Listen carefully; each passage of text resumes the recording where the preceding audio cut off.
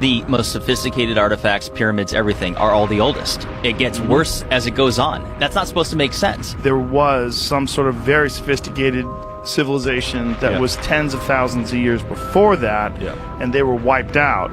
We even see that. You go to the Egyptian Museum and there is beautiful igneous stone vases made of granite. And right next to them, in the same display, because they're found in the same place, there's a rough pottery vase that's not even turned, just put together by hand. And they've painted it with dots to make it look like granite, and it's shaped the same way as the granite vase. That's like that's pure imitation. Like this here, you have a hard igneous stone vessel made with perfection, and right next to what's clearly an imitation of it made from pottery, and they've even dotted it up to make it look like granite. The dynastic Egyptians, they do trace that back 30,000+ years. They have a list of kings and rulers that go back into that time. It's only in our interpretation and our archaeologists that really say, well, you know what, that's just myth and legend.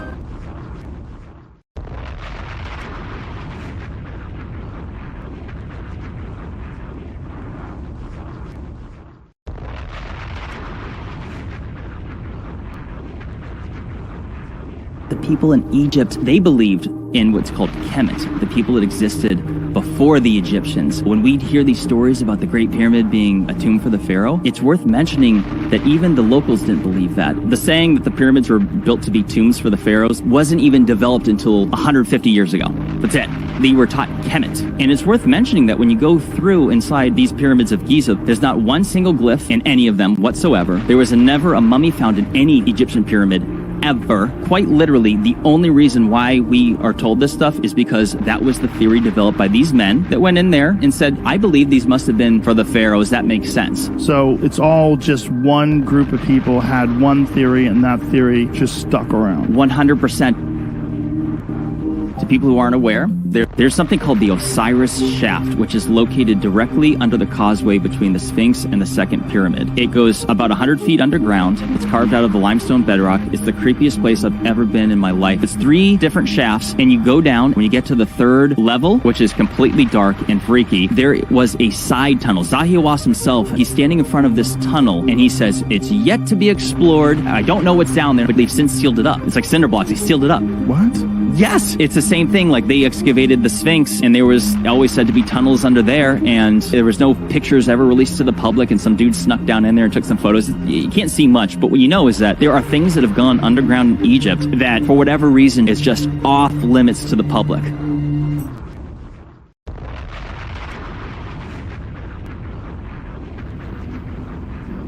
Hotep, Great SABA Tehuti, and Hotep Ra.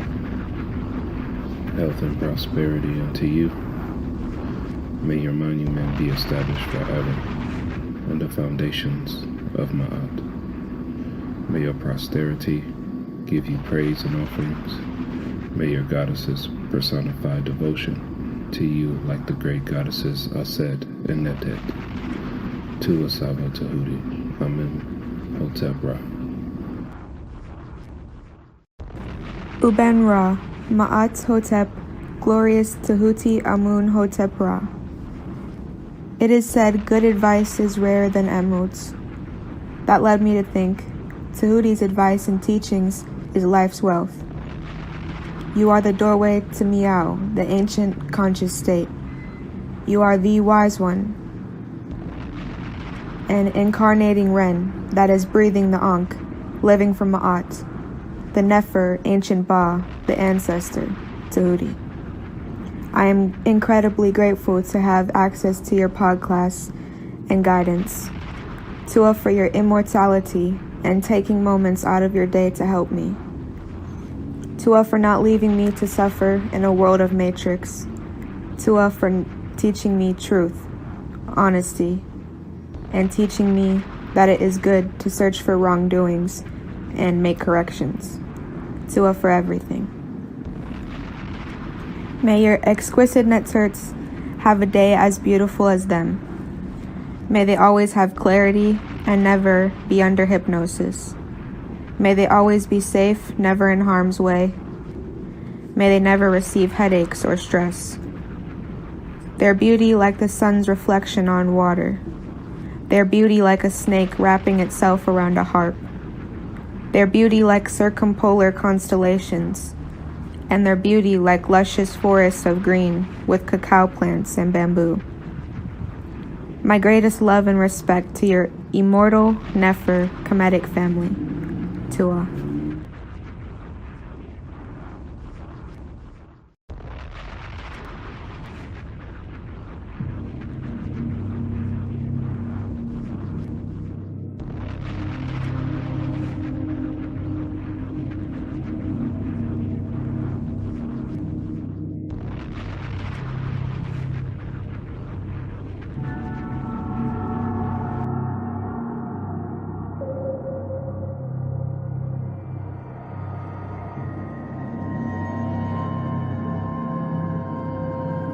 To be very clear, I have never had an official beat with anyone. And there is not, on Sonnetter's platform, Sonnetter announces the winner? And on the people, on the platform. I got to keep it check, right or wrong. So as it stands now, I'll have to go ahead and give the win to Brother Tehuti. And there is not, on Sonnetter's platform, Sonnetter announces the winner?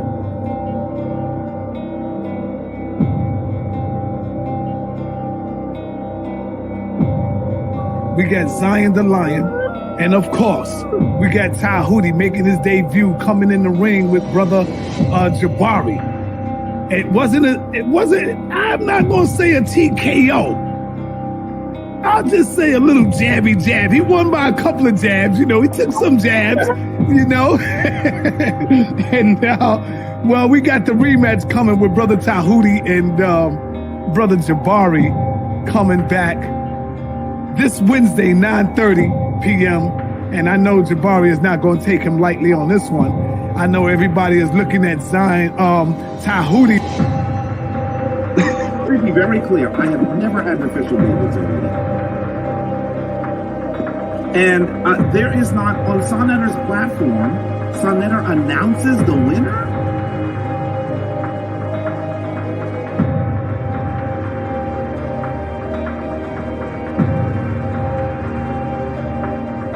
Damn.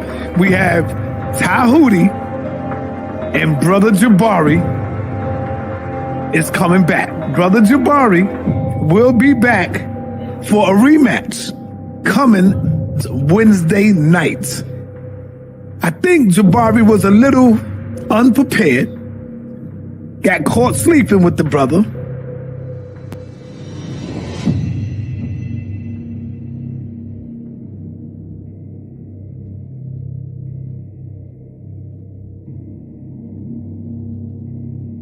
Shout out to HOK. I definitely think it was an upset. I said Jabari did a good job. I just don't think that he won. I said Brother Jabari did a good job, but I just simply don't think that he won. As I told the brother earlier this afternoon, the Brother Tehuti, I told him that I believe that he could have secured that W over Jabari a little better. And there is not, on Sonnetter's platform, Sonnetter announces the winner?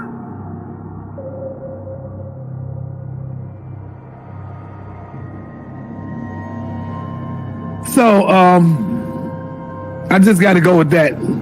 I just got to go with the win. We're going to be giving out some powerful trophies coming up soon. So now.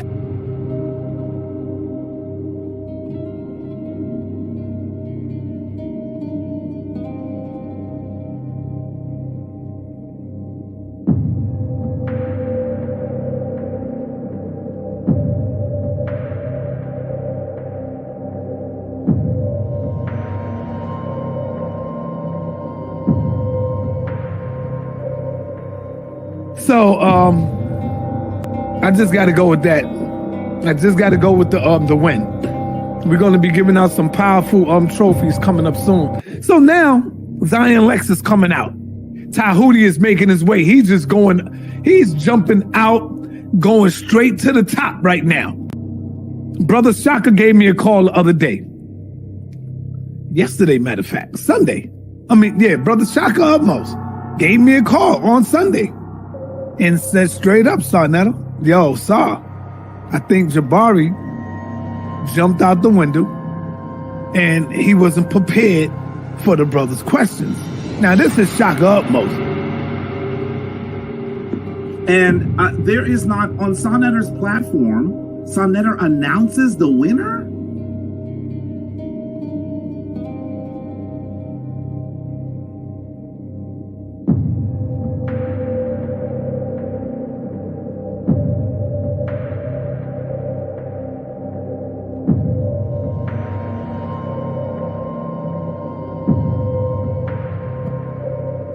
Yeah, we got Zion Lex. We got Zion Lex tonight going up against Tehuti. Could this be 2 for 2 for Tehuti? That remains to be seen.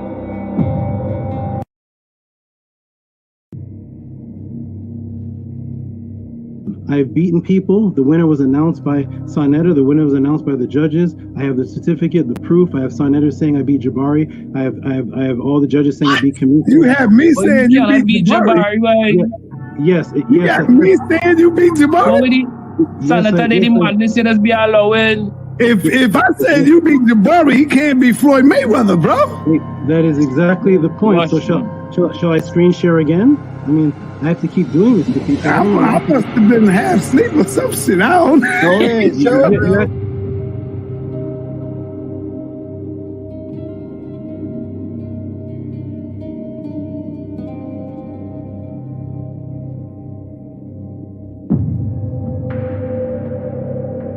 If I said you beat Jabari, he can't be Floyd Mayweather, bro. That is exactly the point. So shall I screen share again? I have to keep doing this to people.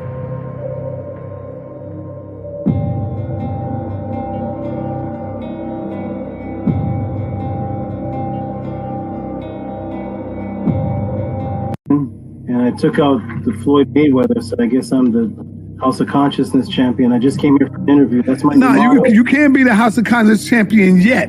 You got to go through some. You can't be the champion from one battle. You got to go through some scholars, brother. And now you face right now with Zion. So I'm sorry. When you beat Floyd, you don't get his title. I'm sorry. Go ahead, brother. I just gave Floyd Mayweather his first loss to this brother.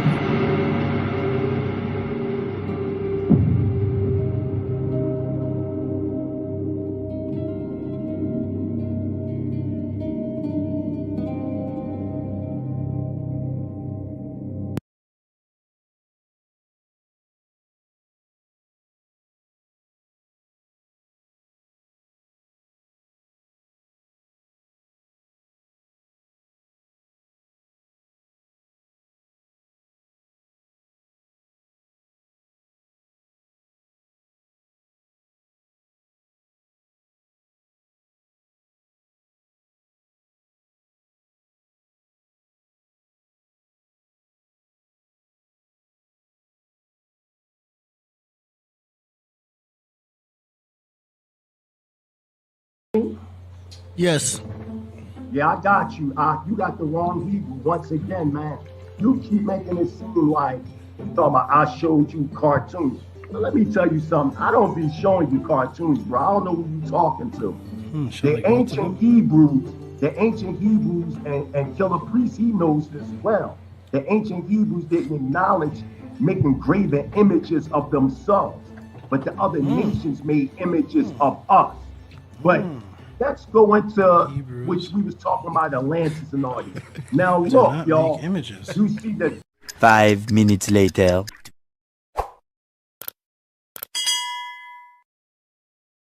All right. His question now it's my time. Yes, I've answered the question, and now here's my time. Okay, so Mighty Hebrew, my good brother, I'm just gonna quote some things that you said in your last time period, in your last round or time frame. You said Hebrews do not make images. Did he say that, Killer Priest? Hebrews do not make images of themselves. And I'm talking about the prophets and the messiahs and the people of power. They don't make images. Okay, so therefore, I should not be able to go to a Hebrew website and find images. Okay, now if everybody can see the screen, Annie also said, I don't make cartoons. I'm quoting him directly. I don't make cartoons, Tehuti. I don't know where you got that from. Did he say that? I don't make cartoons. I don't know where you got that from. Okay, Mighty Hebrew, my good brother. This is your website?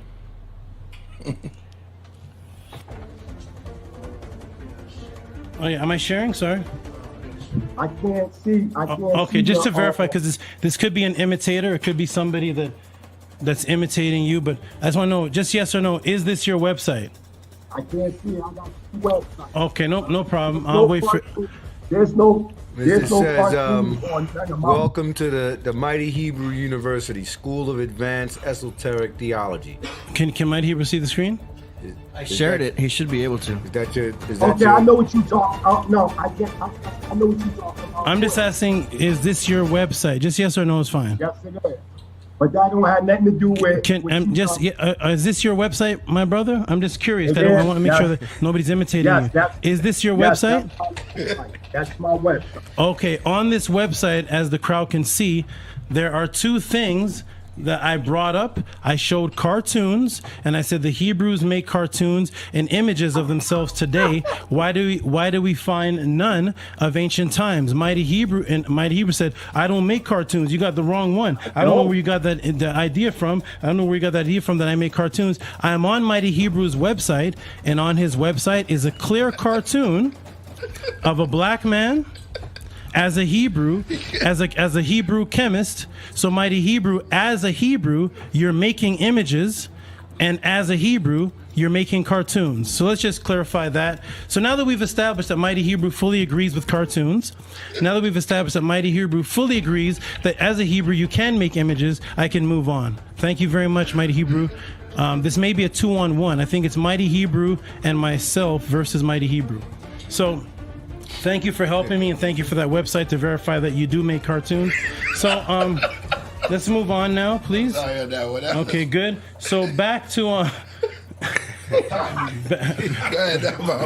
so back to real images. We're gonna go back to images of real African people with artifacts that state their clear teachings. This is Mehi Pere, 1400 BC, the tomb of Mehi Pere, a brother with twisted hair and locks. Twisted hair, as you can see. This is his tomb. This is his body. Here's his belief system that was found inside of his tomb. He believes in the cows of Asar and the cows of Osiris and the bulls of Asar. This is his Book of the Dead, which shows that he believed in the Book of the Dead. Here is his Medinet that he wrote. Here is him, drawn by his scribes. This is the papyrus that dates back 1400 BC.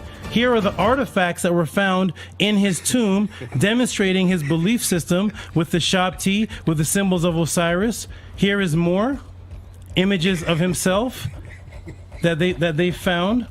This is what I'm talking about. Finding artifacts from people that say that they are Hebrews.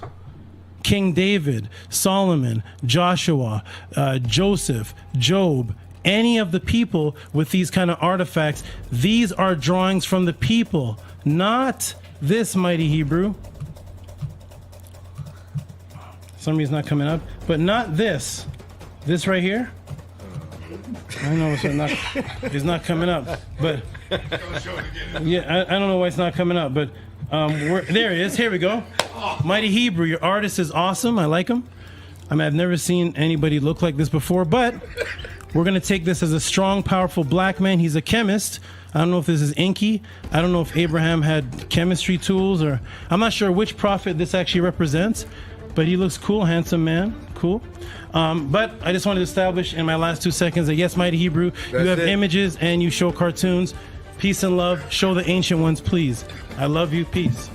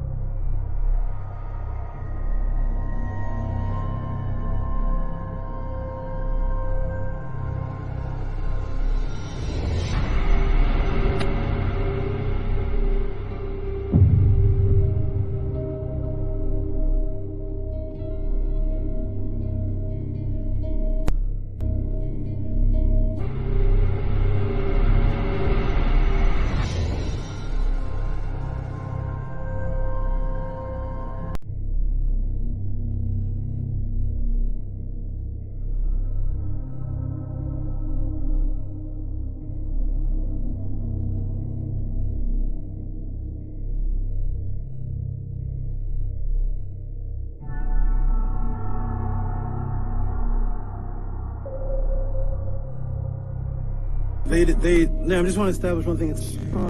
Those who were with him, they did not, according to Paul, not hear the voice that was with him. Yeah, you're right. I remember reading this recently, and I was like caught on that. I was thinking like, that's something that I don't understand because I don't see what, it sounds like a contradiction. Isn't it easy to understand? No, it's not. Wait. Have you ever heard of a liar? It sounds like a contradiction in Acts, doesn't it? Right. It sounds like a lie, doesn't it? No. When something is said and something is said the opposite, both things be true at the same time? If something is said the opposite of something, can they both say at the same time? Yeah, can I be 6'4" and at the same time be 5'11" at the exact same time? You to pick which one is the truth. You can try to make me look like a dummy, and maybe I am. That attitude. I just wanted to know which one. I still honor God above man, and I don't put my trust in man. Okay, I just wanted to know which one was the truth. I want to tell my son which one is the truth. I mean, that's fine. I've been up against the wall before. I know what it feels like. It's all right. It feels strange, right? No, it just makes you stronger. Do you feel stronger right now?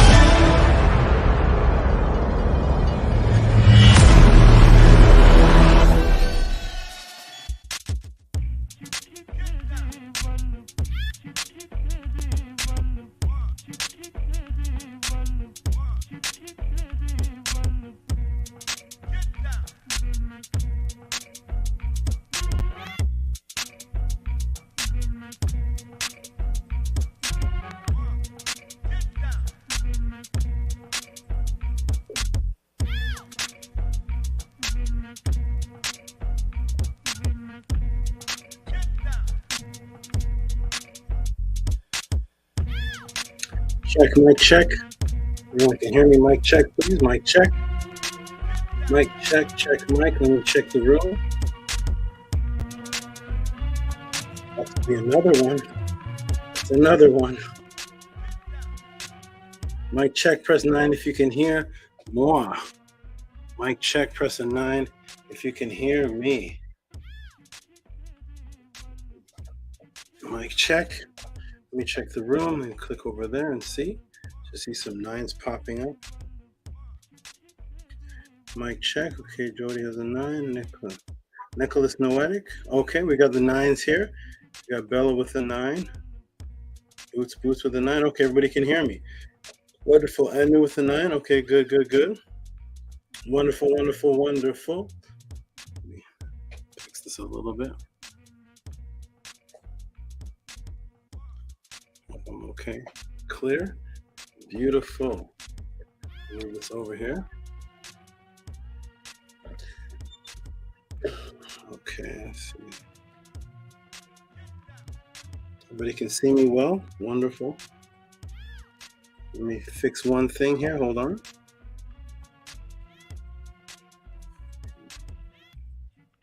Before she moves to the other side.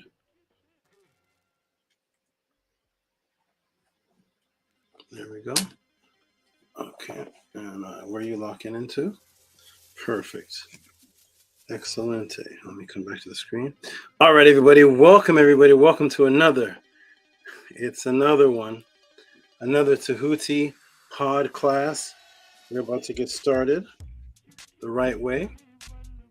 And the right way is starting with the frequency that we need as the foundation. The frequency that doesn't seem to be out there for the other channels, but that is good because we are the example setter. Everybody ready? We'll start on the count of 3. I'll put the affirmation on the room. This is the worldwide affirmation known throughout different parts of America, known throughout the UK, known throughout Amsterdam, known throughout Norway and other places that my students exist. It has even made it to the news. This is the frequency that I begin all of my meetings with, my important meetings. This is the frequency that I begin my day with my Naturts. This is how I begin almost everything that I do. And it is called the affirmation. We're about to get started on the count of 3. Here it is. 1, 2, 3. Ankia ma'at un NS. Nin tet aset en ma'at. Min habapet en ma'at. Per en hukiui per ikut. I live for ma'at. I exist within her.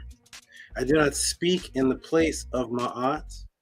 Every day I advance towards ma'at. My being is surrounded in darkness. I come forth as conscious light. Let's get started the proper way. Peace and love, everyone. Welcome to the Tehuti podcast. I see all the great supporters, not all of them, not all of them because only 30 people in the room, but I see a lot of the great supporters of the Tehuti podcast in the room. Shout out to Robert Reyes, shout out to Shannon, shout out to Nania Setmer, shout out to Bella, shout out to Sandra. That's what I can see right now. Let me scroll up. Shout out to Ka. Shout out to Ka of Antu. Shout out to Hika Kepara, who just sent a great support in for a question from a video. Shout out to Harass Did For You Culture. Harass Did. She took out the culture. Harass Did. I Self Lord and Master. Oh, okay. Wonderful. Okay. Harass Did. Robert Williams, another great supporter, I believe, just ordered 3 Medinet classes. Shout out to you. All the great supporters show me that they want the Tehuti podcast to continue. Let me go ahead and do it. Is there any new people in the room? Even if you're watching on the YouTube channel, if you're watching this, let me see that. If you're watching this on the YouTube channel and you don't really want to come in the room much to speak, but if you want to pop in and just press the number 9, if you are new, then I know there's some new watchers. Shout out to T-Bull. Shout out to T-Bull. T-Bull, shout out to you. Can you answer this question tonight? I don't know. My questions, I don't know which question. They're in a sequence. You could send in a question from last week, and I'm just getting into it now. 2 weeks ago, I'm just getting to it now. They're in a sequence and orders because people are constantly blasting and shooting questions over and over again. So when you send in your support, your donation, it pops up. I'll go through it all. You already know T-Bill, but for the new people, it pops up, and then I put it in the sequence of files, and then I get to it as soon as it comes up. So I don't know which question I'm answering which night. It's whatever one is up in rotation and sequence. But thank you for asking. Peace and love to this good brother right here who is incredible. This brother here supports. Even when he misses one, he sends another one. We'll get into that. Shout out to everybody. Shout out to everyone. Let me go ahead and introduce the Tehuti podcast. Peace and love, everybody. My name is Tehuti.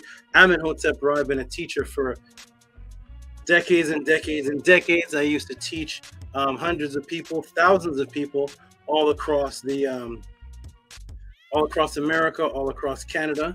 DVDs, CD. Remember DVDs, everybody? DVDs, CDs, and tapes used to distribute all across the world, and then I went into seclusion. So,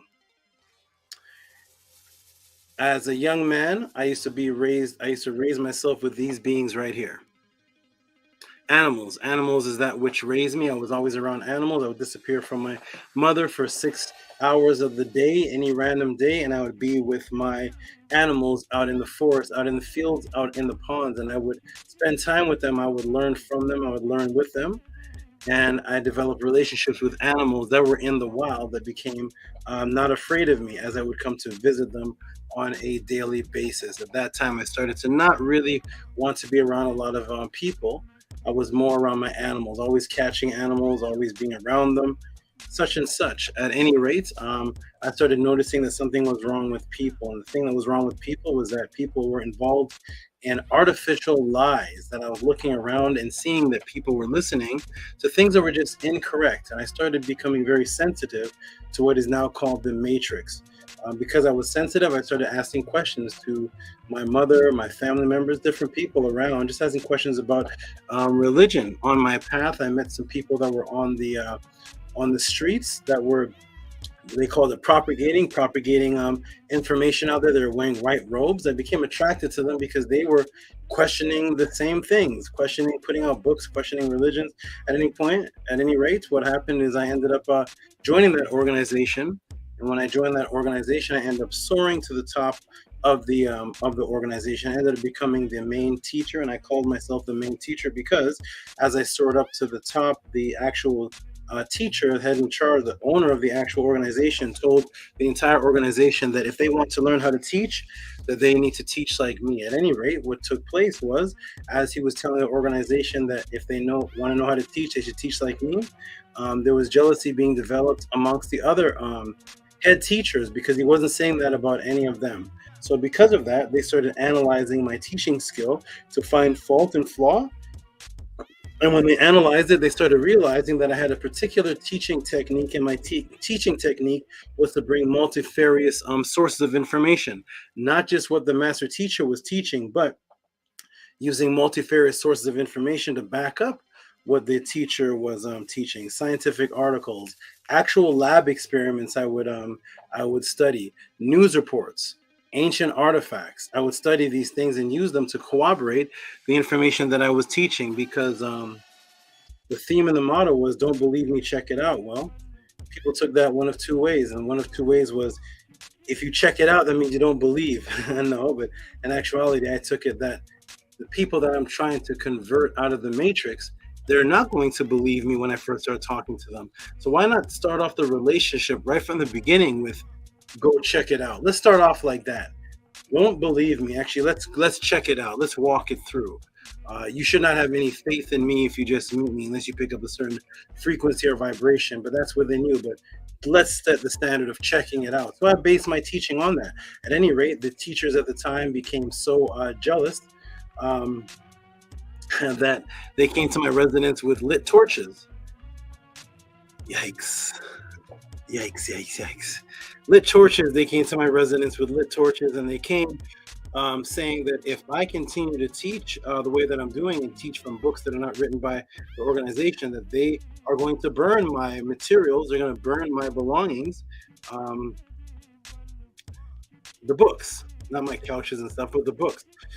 And so at any rate, this was brought to the teacher at the time. He told the whole organization that a student gets to a point where he surpasses the teacher, or at least what he was teaching. And he asked me to ask him in front of everybody one of my snake style questions, of which I went to ask. And as I was asking, he put one arm up like this. He put the other arm up like this. And he put his head to the side. And he said, "See, my student has crucified me." And then he pulled me to the side and he said, "I cannot teach at the rate that the speed that you are in. I can't sacrifice the speed that the whole organization is moving them." He says, "I got to bring them up in baby steps. I have to bring them up the way that I have to do it. There's a method to it." He said, "But you're advanced. I can't move with you and leave the group behind." So he said, "It's safer if you leave." So I left, and when I left, then the psyops began. And the psyops started off with the very first erasing of Tehuti began, because there's a psyops program out there on the internet to erase my existence. And the very first erasing of Tehuti began in 1998, when those videos that I was talking about that were being distributed throughout the world and throughout Canada and America, they photoshopped my head out of it. And this is where the confusion began in the so-called conscious community, why there's so much people that are popular now, and a lot of people don't know me. So they purposely took my head off of the front cover of the DVD, and they photoshopped someone else's head on top of mine and put out the CDs as if it was them teaching. But if you listen close, one of your favorite teachers or people that they thought was a teacher. It's like a Milli Vanilli thing. It's actually my voice. It's my voice that was teaching back on those DVDs in 1988 that were distributed for years. But when you buy the DVD, you see the head looks a little bit odd from the body, and they photoshopped his head on it. So he started getting. This was the beginning of the psyops against Amenhotep Ra. This is how it all began.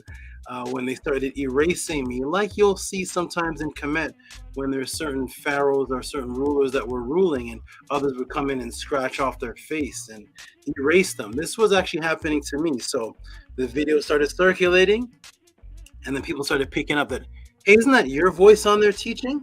That's not the guy that's on the videotape. And I said, I know, but if it's known that I'm the teacher, and the other teachers will disappear, and that's why people don't mention me or speak of me. At any rate, I took my urge to teach information and Kemet and Sumeria and different things of the Matrix, and I took that, and when I left the organization, I ended up placing that into survival mode because I had absolutely no funds, no money, no nothing to take care of my son. I was a single father at the time, and I had to dig in my couch to look for quarters to take care of my son at the time. At any rate, because I was always into health products and fitness and things like that, in a very amateur way. I mean, like curling logs, like go outside in the wilderness, like there's no gym or nothing like that. Just running on the spot and putting your feet under the couch and doing 100 crunches and all those kind of things. But I would every once in a while buy my health products, and then I started to realize, wait a minute, if there's 1,000 people that buy, if people spend $1,000 a month, and whoever's selling those products are making $1,000 or maybe even 500.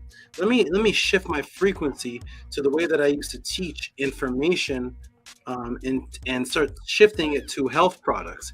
So I took the same diligence that I was teaching up on the stage, and I started going into all the health rooms, different fitness rooms, started breaking down, teaching till the people developed faith in me. And then I put out a fake list to see how the people would respond. It was a list of all these health products that I'm supposed to have had, but I don't have anything because I'm broke digging in my couch for a quarter. So I don't have one health product to sell, but I want to see what the faith is that people have in me. And when I put that out, people say, I want to order from you. And I'm there like, okay, what do I do? Well, let me seek out the most successful person inside of this health industry. Let me seek out the most successful people. And I did. And when I sought out that person, started talking to that person said over the internet, it was AOL at the time, said over the internet, I get a good vibration from you. Keep in mind, this is a man that looks like Steven Seagal with a ponytail, uses words like, that's Fugazi, we're going to whack you. Uses words like that, the blazer. A nice little shiny thing in his belt to blow your head off. He was that kind of a guy, but he was in the circle that knew a lot about the health products. So he would do that on the side. So he ended up meeting me by the river docks. I think it was in Staten Island, one of those islands in New York. It was all smoky, just like the movies. And he met me there, and he told me right off the bat, I will teach you. I get a good vibration from you. I was like, oh, this is interesting. Good vibration. Through the internet on AOL, he's getting a good vibration from me. This Italian Steven Seagal looking man with shiny shoes, and he doesn't look like a man that talks about vibrational frequencies. But at any rate, he says that about me, and he starts teaching me the secrets. And he says, I'll teach you this and you'll learn how to survive. He said under one condition, he said, but basically, of course, I have to get from him first and support his circle. But if I teach people that he's going to teach me the inner secrets of how to make money off of these products and where to get them from and different things. But if I share these secrets with the competition, he pointed to a spot inside of the pond, and he said, we will place you there, but you have to stand in these cement shoes, and then we're going to put you there, and you're going to sink. And so I made a vow and an oath that he'll be my teacher for that, but I won't reveal any of the secrets because he told me his real name and his real occupation, and he does fitness for fun. His real occupation was to remove life. So I said, I trust that you will do that to me. So I did not reveal any of the secrets. And then I went back to the organization and said, you know what? These people need to learn how to make money. So let me teach them the concept of making money without working for the European. And I started teaching them my techniques, not his secrets, but my techniques of how I'm making money through this internet fitness type thing. So I started teaching them that. I started learning, looking at the real estate business, and I started getting them off the streets. These were the people called the Nuwabians. I wanted to help them because when I was a young little man, they helped me. So I went back to them, started helping them out, got them off the streets, housed them in my house, fixed their relationships, all type of things were going on. And then, of course, because money does not buy you ma'at. Money does not buy you a pure ebe. Money does not buy you morality. Money actually takes what you already are and expands what you already are. So if you are already evil or negative in Isfet and you get a lot of money dumped on you, guess what? You just now you have more power now to manifest your Isfet. So by teaching them how to make money, they ended up doing bad business deals, which robbed me of some $27,000, and I plummeted again into disappearance. Plummeted again because now everything is gone. My things are gone. Luckily, because I always kept the magical side, I was always into magic and information. I took the money that I was making from real estate and from the supplement company, tens of thousands. I was not into balling and all those things. I did have a nice vehicle at the time, but I wasn't into, my balling was taking my house and getting designers to draw it to look like an ancient Kemetic tomb. That was my definition of what I was doing with my money. Inside the house, it was painted like an ancient Kemetic tomb with the boat of Ma'at, the boat of a million years, and all the pouts. That's what I was doing with that. So at any rate, I took the money and I put it towards magic, and I started learning from the teachers I found out who the best teachers were of magic on the planet: Chris Angel, David Blaine, Copperfield, the list goes on. I bypassed them and I took the money, tens of thousands, and I went to their teachers and started learning from them, because I knew there would come a time where there's real estate and there's supplement companies, things go up and down, ebb and flow. So at any rate, I took that money, things went down, and I started walking the streets and performing and talking to people at the same time, talking to them about KEMET, talking to them about information, while saying, hey, pass me that fork. Let me show you what I can do with this fork. What do you think of that?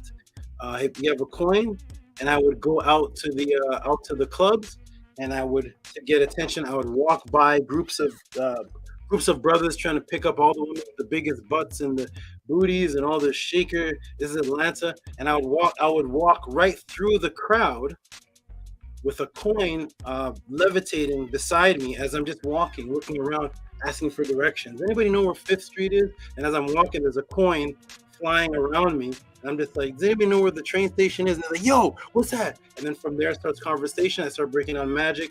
And I started getting people's attention, and people started tipping me on the streets, and that's how I started making my living. I ended up moving to Canada, started making a living off of magic there, took the money and moved to a place I'd never been before, which is right here, which is California. And I didn't know anybody, and took my money and came here so that I could perform every day and teach people in a moderate degree of about 70 degrees all year. And I did that. And when I did that, I came to the streets, started doing the same thing. People were throwing dollar bills at me. I was making enough money to survive, feed myself, because I refused to work for anyone. And then as I'm doing that, I'm teaching people. I would walk around with a big unk like this, do magic with the unk. I would purposely put in front of me a deck of cards forked, and then I would throw a book called Sex Magic on the middle of the streets. And the crowd, people are walking by like, sex magic, a deck of cards, what's this? Sex magic, and then from there I'm starting doing magic and leaving the book Sex Magic just there on the street, never picking it up, never breaking it down. And then eventually I started picking up gigs, shows. I started opening up for the Argonauts football team in Canada, Argos, I can't remember their name. I was the opening magician for the opening of the Harry Potter book when it came out. Started doing all these things. People started recognizing me. My manager was Canada's Got Talent, Canada's Got Talent. So at any rate, I'm performing on the streets and performing on the beaches. And there I meet a good brother named Ahati Ma'at, who was a Hebrew Israelite, who came up to me, started asking me questions with always a skeptical mind, always like skeptic. But as he asked questions, I'm like, just, he never seen anything like it before. He stayed with me every day, would come see me every day, answer the questions. I would leave with them, have one-on-ones with him, teach him, until I developed enough trust where I said, you're allowed to come to my house. He used to come to my house every other day or every Wednesday, come to my house, meet the Naturts.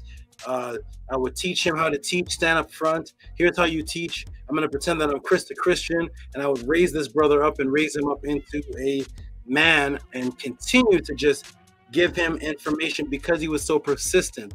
I never called him once. I never went to see wherever he lived. I never went to visit him. I never did. I just said the student will follow the teacher. So wherever I am, he's going to follow and come, and he would do it diligent. If he never called me, I would never call him. It took him about 2 years to obtain a name because he kept proving that he was the one pursuing. You know why that is? Because when you go to the grocery store, the groceries do not jump out of the store into your cart. You go to the grocery store, you feel the apples, you buy the meat, you work hard because that is what you want. And when you want something, that meat and that apple and the peaches just has to stay there on the shelf. That pack of cigarettes you want will never come to your house. It just stays there on the shelf. Because if you want that pack of cigarettes, you'll walk to the store, you'll get in the car, you'll work hard, and you'll buy that pack of cigarettes. You'll buy that bubble gum. That bubble gum will never call you. That bubble gum will never talk to you. You will go get that car, that Maserati, that Toyota, whatever will sit in the lot for 2 years until you go and buy it. And that's what Ahati did. He pursued. And then he noticed that I was only teaching him and my Naturts. And he asked me why. I don't like, I think people are negative, evil, which is chaotic. They consistently change their mind. They can't stay on track, and I would rather just stay away from everybody. I'm not going to teach thousands of people anymore. He said to me on YouTube, my Netters and another beautiful sister said to me, there's these brothers that are on YouTube and they're teaching, and they're nothing like you, Tehuti. They're nothing like you. There's no comparison whatsoever. And I said, okay, yeah, let them be. And one day I got curious and started looking on YouTube to see who they were. And lo and behold, some of them were my students' children, and some of them were people that I debated and beat in a debate, and they ended up becoming my students. And then they became some of your popular YouTube teachers, are actually students that came to crush me that were Christians when I met them. But when I crushed them and built them back up, because that's how you win a debate in my time. You win a debate by speaking to the person's teacher. That's how you know you won the debate, when the person says, this thing I'm teaching is wrong, be my teacher. Ding, ding, ding, ding, ding, you win. There were no judges. The judges was the other person. It was totally different than it is now. The judges is not, nobody could say, oh man, the win was unfair. Yo, the crowd was biased. The judges were biased. The judge was you. Whoever debated, when you lost the debate in front of people, that person would say, you got it. That's how honest it was back in the day. You got it. Listen, teach me more. And these people became some of your YouTube people that are on the internet that were popular. So at any rate, Ahati went out and found a group that was a debate group. Because I told him I would come out and talk to people, but just find me a program where I can talk in a little square box. He brought me to this debate group. I didn't know it was a debate group. He said it was just Hebrew Israelites wanted to interview me. They interviewed me and ended up turning into a challenge of the debate of the great, whoever the Judah Nazareth, some guy that was the champion debater, and he ended up challenging me to a debate. And they told me the rules of the debate. I said, this will be fun. I've never done an online debate like official before, but this will be fun. I'll just teach one of my classes. What's the topic? Ma'at versus the Bible. I've taught that class since the 90s. So, okay, I'll enter the debate. What are the rules? There's 5 judges. Who are the 5 judges? Oh, 4 Bible believers and 1 not. Oh, sounds fair to me. Yeah, that sounds great. 4 Bible believers, and the debate is called the Bible versus Ma'at, and 4 of the judges are for the Bible.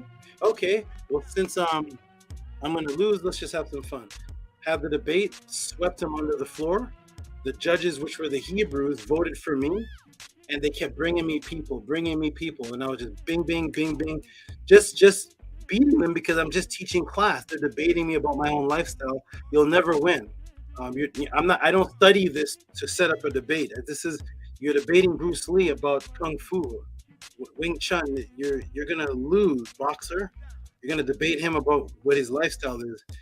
You can't beat a Taoist arguing about Taoism, and he's a Taoist, and you studied it on Google. So they were just getting beat one by one. They said, we're going to bring you the big names, the Unk West, the Zion Lex, the Jabaris. I was like, I don't know any of these people because I'm from an era where these people were on the streets when I was on. I don't know who these people are. So they brought me them, boom, boom, boom, started winning. And then I went on to Sonetter, and when I went to Sonetter, the brother Jabari saw me, challenged me to a debate, and I said, I want to do this debate a little bit different. I don't want to do it as the regular debates that I've been doing. Let me do something different. Let's have a discussion debate where the crowd will actually choose who wins the discussion. There doesn't have to be any time.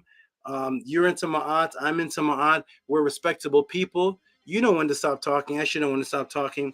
And we'll just present our points for a couple of minutes, ask some questions. It'll be a conversation debate. Very first time that was ever done on Sonetter TV.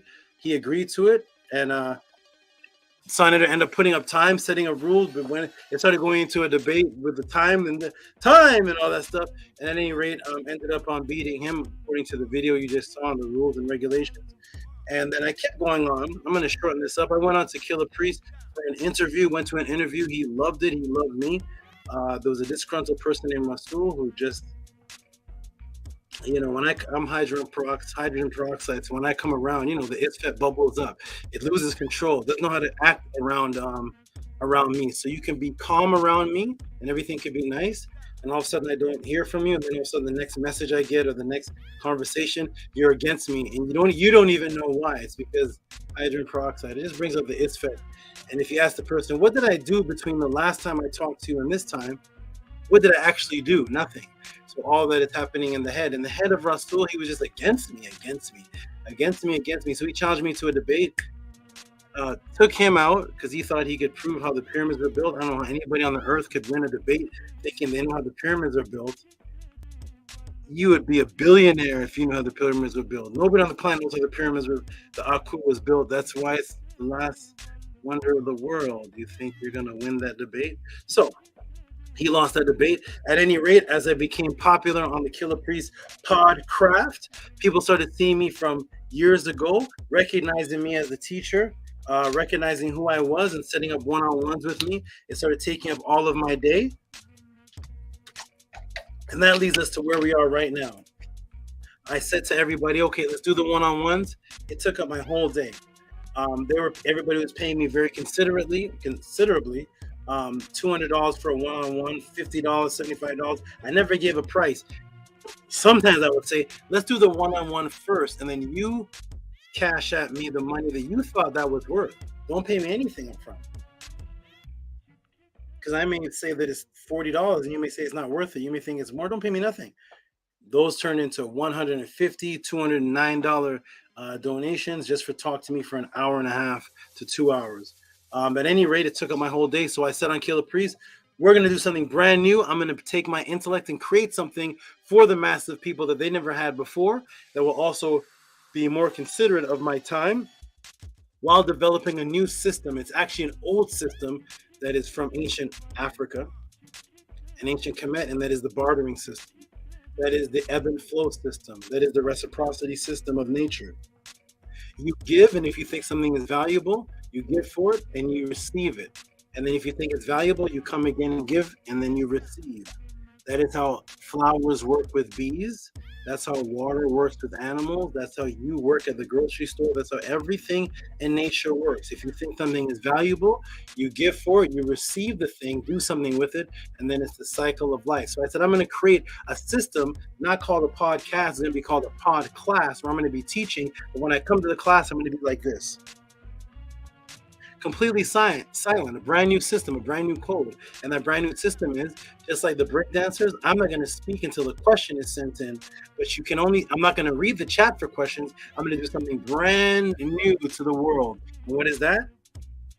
Forget super chats. No, I'm not going to do super chats. I'm going to do something else.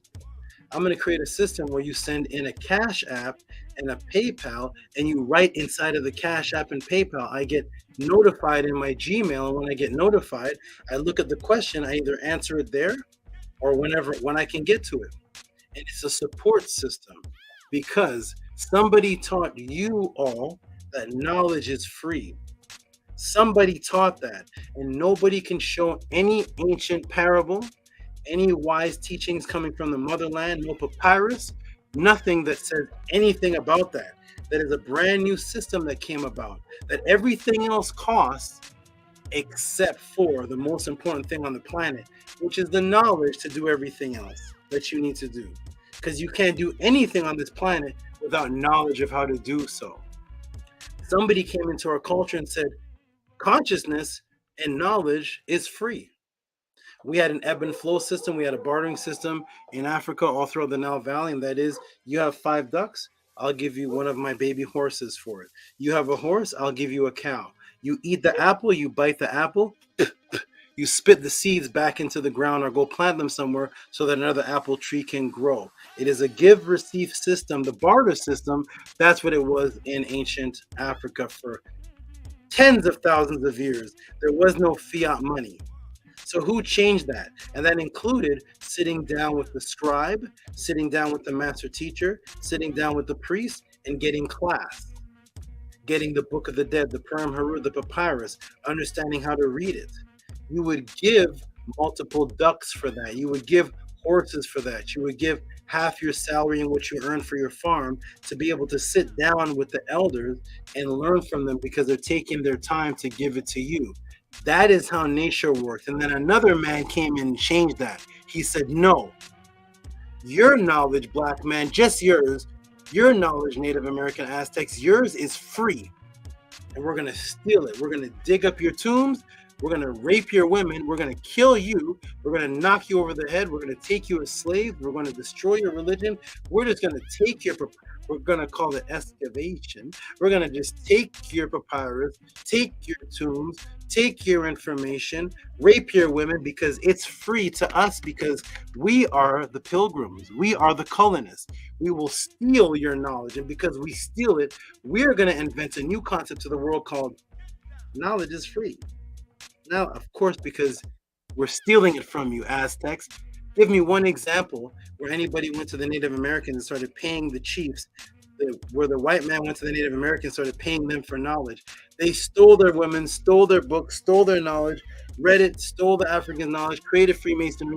Everything was free to them. And let me tell you this, ladies and gentlemen, they never believed that knowledge was free because the same pilgrims, the same excavationists, the same grave robbers, the same people that would knock the African over the head, the same slave master that would steal the knowledge, who's from Europe, who's from Germany, who's from America, who's from Britain. Guess what they had? They had things called PhDs. They had things called masters. They had, they would go back to their country and they would pay their tuition to their universities and to their colleges, and they would pay for the knowledge, and they would get their PhDs, and they would get their certificates of archaeology, and they would get their certificates to be this and be that, and everything that it took to make slavery go, they would get their certificates from the school system that they respected amongst their own culture, so they would pay for it. They would pay for their school system. Pythagoras, Aristotle, Socrates, the men of today, everybody pays for their school systems. They didn't set up the school systems for free to people just walk in, la la la la. But when they came to this complexion, they said, F you, we're going to create a new parable, new wise words. And those wise words are, your knowledge is free. And now black people are quoting the same thing. Saying knowledge is free. So how do you get a PhD if knowledge is free? How do you become a dentist? How do you become an architect if the knowledge is free? How do you get the certificate? Hey, don't you have a school tuition? Yes, you do. So the Europeans would have school tuitions and pay for their college and then come to Africa and rape people and take the knowledge for free. And that's where the concept came up that knowledge is free. There's your first lesson of the day. Now we're going to get into the fact that if you respect the time it takes to put together the knowledge and the information that you're about to see for the first time, if you're new, the way that I break it down, here is how you support. So I developed a system, a supportive system that you can actually send in a question, get the knowledge and information, and when you send in that question, it would come through Cash App and it would pop up just like this one is, $43.72 from Owen Hyphy, who asked about the Nicene Council. And his question about the Nicene Council, the way that I broke it down, he knows that I wouldn't break it down the same as anybody else, and that's why he would send in such a donation of support. Owen Hyphy again sent in Anunnaki or Reptilian. Anunnaki versus Reptilian. You can ask any type of question here, the Tehuti podcast. The way that the PayPal works is you actually have more room to write. So now, the way that it works is this brother here sent in, he wanted to learn about having out-of-body experiences, and then unfortunately his mother passed away, Medinet in peace, and then when she did that, he wanted to be able to communicate with her, and he set up one-on-ones with me and questions in the podcast, and then ended up teaching him how to communicate with the deceased. Me personally, I don't do that with individuals that I knew. I may do that with ancient ancestors, but not individuals that I know. There's a particular reason for that. But if you want to learn it, I'm obligated to teach. If you're going to support the Tehuti podcast and support what is that I do. So people give donations. When they give donations, they can write a question. This one's Higa Kepra asking about genetic memory.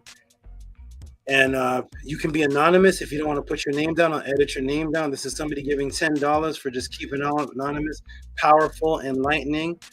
These are the kind of donations and support that I receive. This is VIP Clothing sending $22 for amazing breakdown. I'm trying to find one of Sharika's questions. Who's this? This is this Chris Harris one time came in, donated. The brother Stranger saw the way that I had been answering questions for 2 years.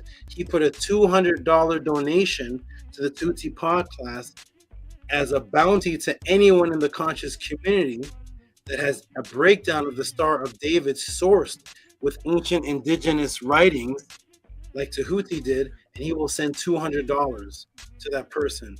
Stranger put out a bounty to any teacher. So if you have one, put their name in the room, and we'll send them a couple questions from the Tehuti podcast and see how they do. This is the most, this sister here is the highest, most continuous, consistent donator of the whole Tehuti podcast, Sharika. Look at the questions that are being asked. Please explain on an internal level while each of us experience time on different rates. Many claim time is speeding up and everything is happening fast. However, for me, I feel the contrary. Each moment is growing in the present, slowing down. And all those who remember that answer about is time speeding up or slowing down, it was an explosion. People gave donations on top of hers for that kind of answer. You can ask anything. This brother here sent in $11.55. Your donations do not have to be $50, $60. If all you have is $15 or whatnot, you can send that in. He asked about pole splitting. And that was that people loved that more than the other questions. So it's just whatever you feel. This brother named Rigo wanted a breakdown of the Matrix movie. He sent in 4 installments of $111.11 for 4 breakdowns of me explaining 5 to 10 minutes of the movie. My 5-minute explanation, 10 minutes of the movie was an hour and a half class of the Tehuti podcast. So this brother, knowing the length that I would go to, he sent in $111. You do not see this happening on any other YouTube channel. Why? For the same reason why somebody would buy a Bentley, a Ferrari, whatever they think is of higher quality than a regular Toyota or a regular car that anybody can get. Why are there certain people that buy a certain type of diamond and they know what type it is? The regular guy just says, well, that's just a diamond. I got one too. And he says, no, this is a VS such and such. He understands the quality difference. And that's something that you can't pay for when you understand the quality of something and the question is internally coming from you. There's no price on it. Whatever that question is worth to you, that's the price. You can't ask these other people on YouTube these questions. please, somebody, I've been asking for 2 years, can please somebody make a video of one of you going into any of these something forevers and studio, wherever you go, and send in these questions to the people and videotape the breakdown, please, for me. I want to see. But nobody asked these questions on YouTube because they know they're not going to get what they get here. With that understood, Rigo also sent another $100 to break down the Mandela effect with Johnny Carson. That was incredible. That was kind of scary and funny at the same time. So shout out to Rigo. Shout out to $50 sent in from Primordial Thought.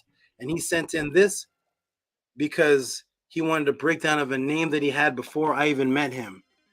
I did an hour and 10-minute breakdown on his own name that he chose from his subconscious, and it blew him away. He was almost in tears. I don't even know if he's in the room right now. Shout out to you. Also, every Monday at 1:30, we have the Medinet Mondays. I can't even explain what these classes are. I can't even explain what they are. Just email me, ask how to join. You can come in live or you can get the video. We're on class number 50 or so by now. I can't even explain what these are, but we'll show an introduction video. It's beyond explanation. Now they're going into magical levels. It's going into the breakdown of Hika. So everybody, support the Tehuti Pod class. With that understood, let me look in the chat to see what's happening. Rigo said he still needs to know more. You already know, Saba. What I'm going to do right now, are you all ready for the first question of the Tehuti Pod class? Is anybody ready? Shout out to the new people in the room. Rob Lowe. Rob Lowe used to be an actor. Whatever happened to Rob Lowe? He was like, all the women wanted Rob Lowe. But shout out to Rob Lowe. He says, he's speaking another language. Re, A, A, Rahubat, Yasar, Pa, Amun. Shout out to the brother for speaking another language. Any other language other than English, I applaud you. Shout out to that. Who is ready for the first question of the Tehuti Pod class? Shout out to this brother here. This brother's been asking a lot of questions in the comment section. I'm not sure. Self-motivation, shout out to you. He's very excited, but the questions, you know how this runs. You send a question to Cash App TTM. Let me go ahead and put it on the screen so you all know how to even send in your questions. I apologize. I didn't even tell you how and where to send it in. It's Cash App TTM and PayPal at Rocky SB. I actually have that scrolling at the bottom. Look at the bottom very closely. Donate to Cash App $ TTM and PayPal at Rocky SV. That is how you support the Tehuti Pod class.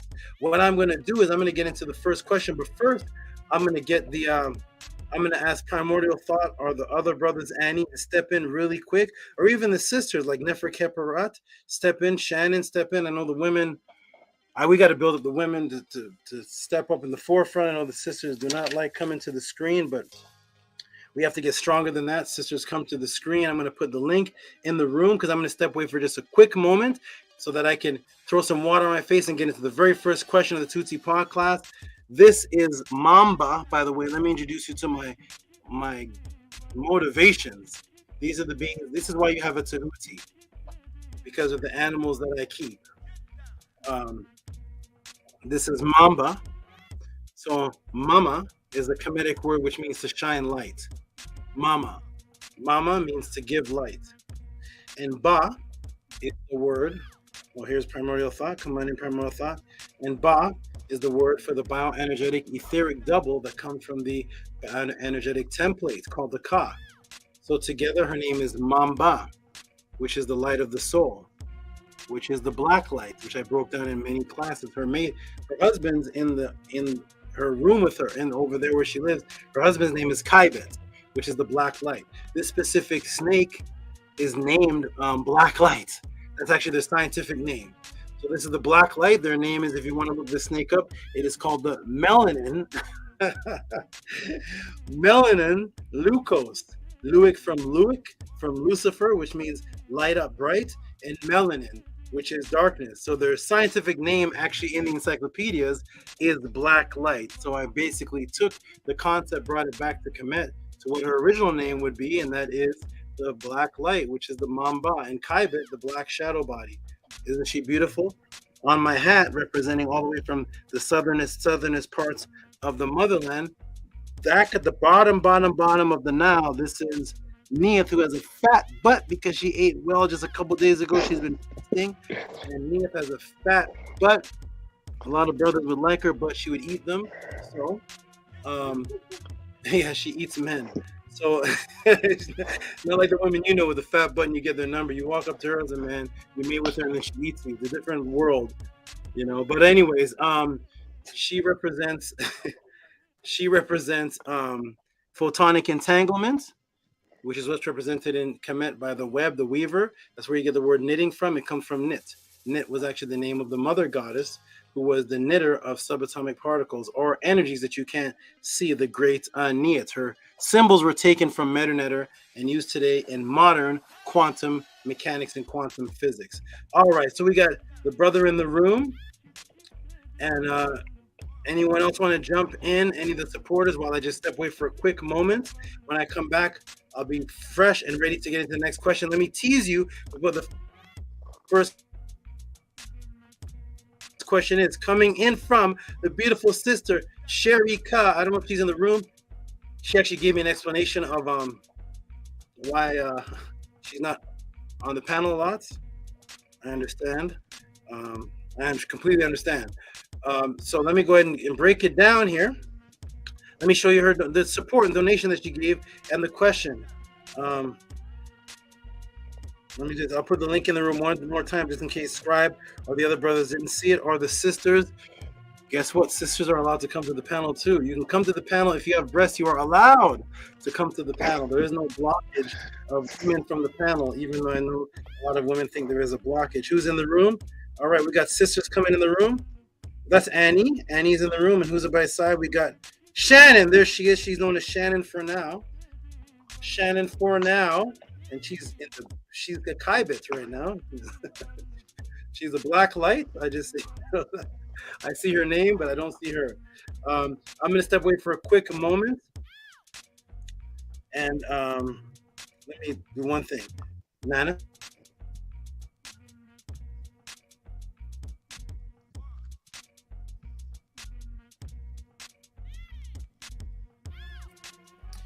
Okay. Can you hear me? Shannon must be having some technical difficulties. No problem. She'll get that fixed. And okay, I'm gonna step away for a moment, and I'll be back. The question came off. Let me reload this. Hold on a second. My hard drive pulled out. Let me go ahead and pull this back up. Yes, you can go through. Let me go ahead and pull this back up on the hard drive so I can put the question on the room, everybody. Here is the question. Where is it? This is from the beautiful sister. We're going to give her some noise. She is the top most consistent supporter of the Tehuti pod class, her and Bella. The highest donators of the Tehuti pod class that are consistent, because consistency is the way of life of Ma'at. Anything other than consistency is actually Isfet. And let's see who's I have two Shannons in the room, and I can't let them in. One of hers is in, yes. Is she in? Yes, she's in. Peace. Shannon, can you hear us? Mic check. She's on mute. I see her now. She's on mute, though. She'll fix it up. She'll experiment. Okay, here's the question. Everybody.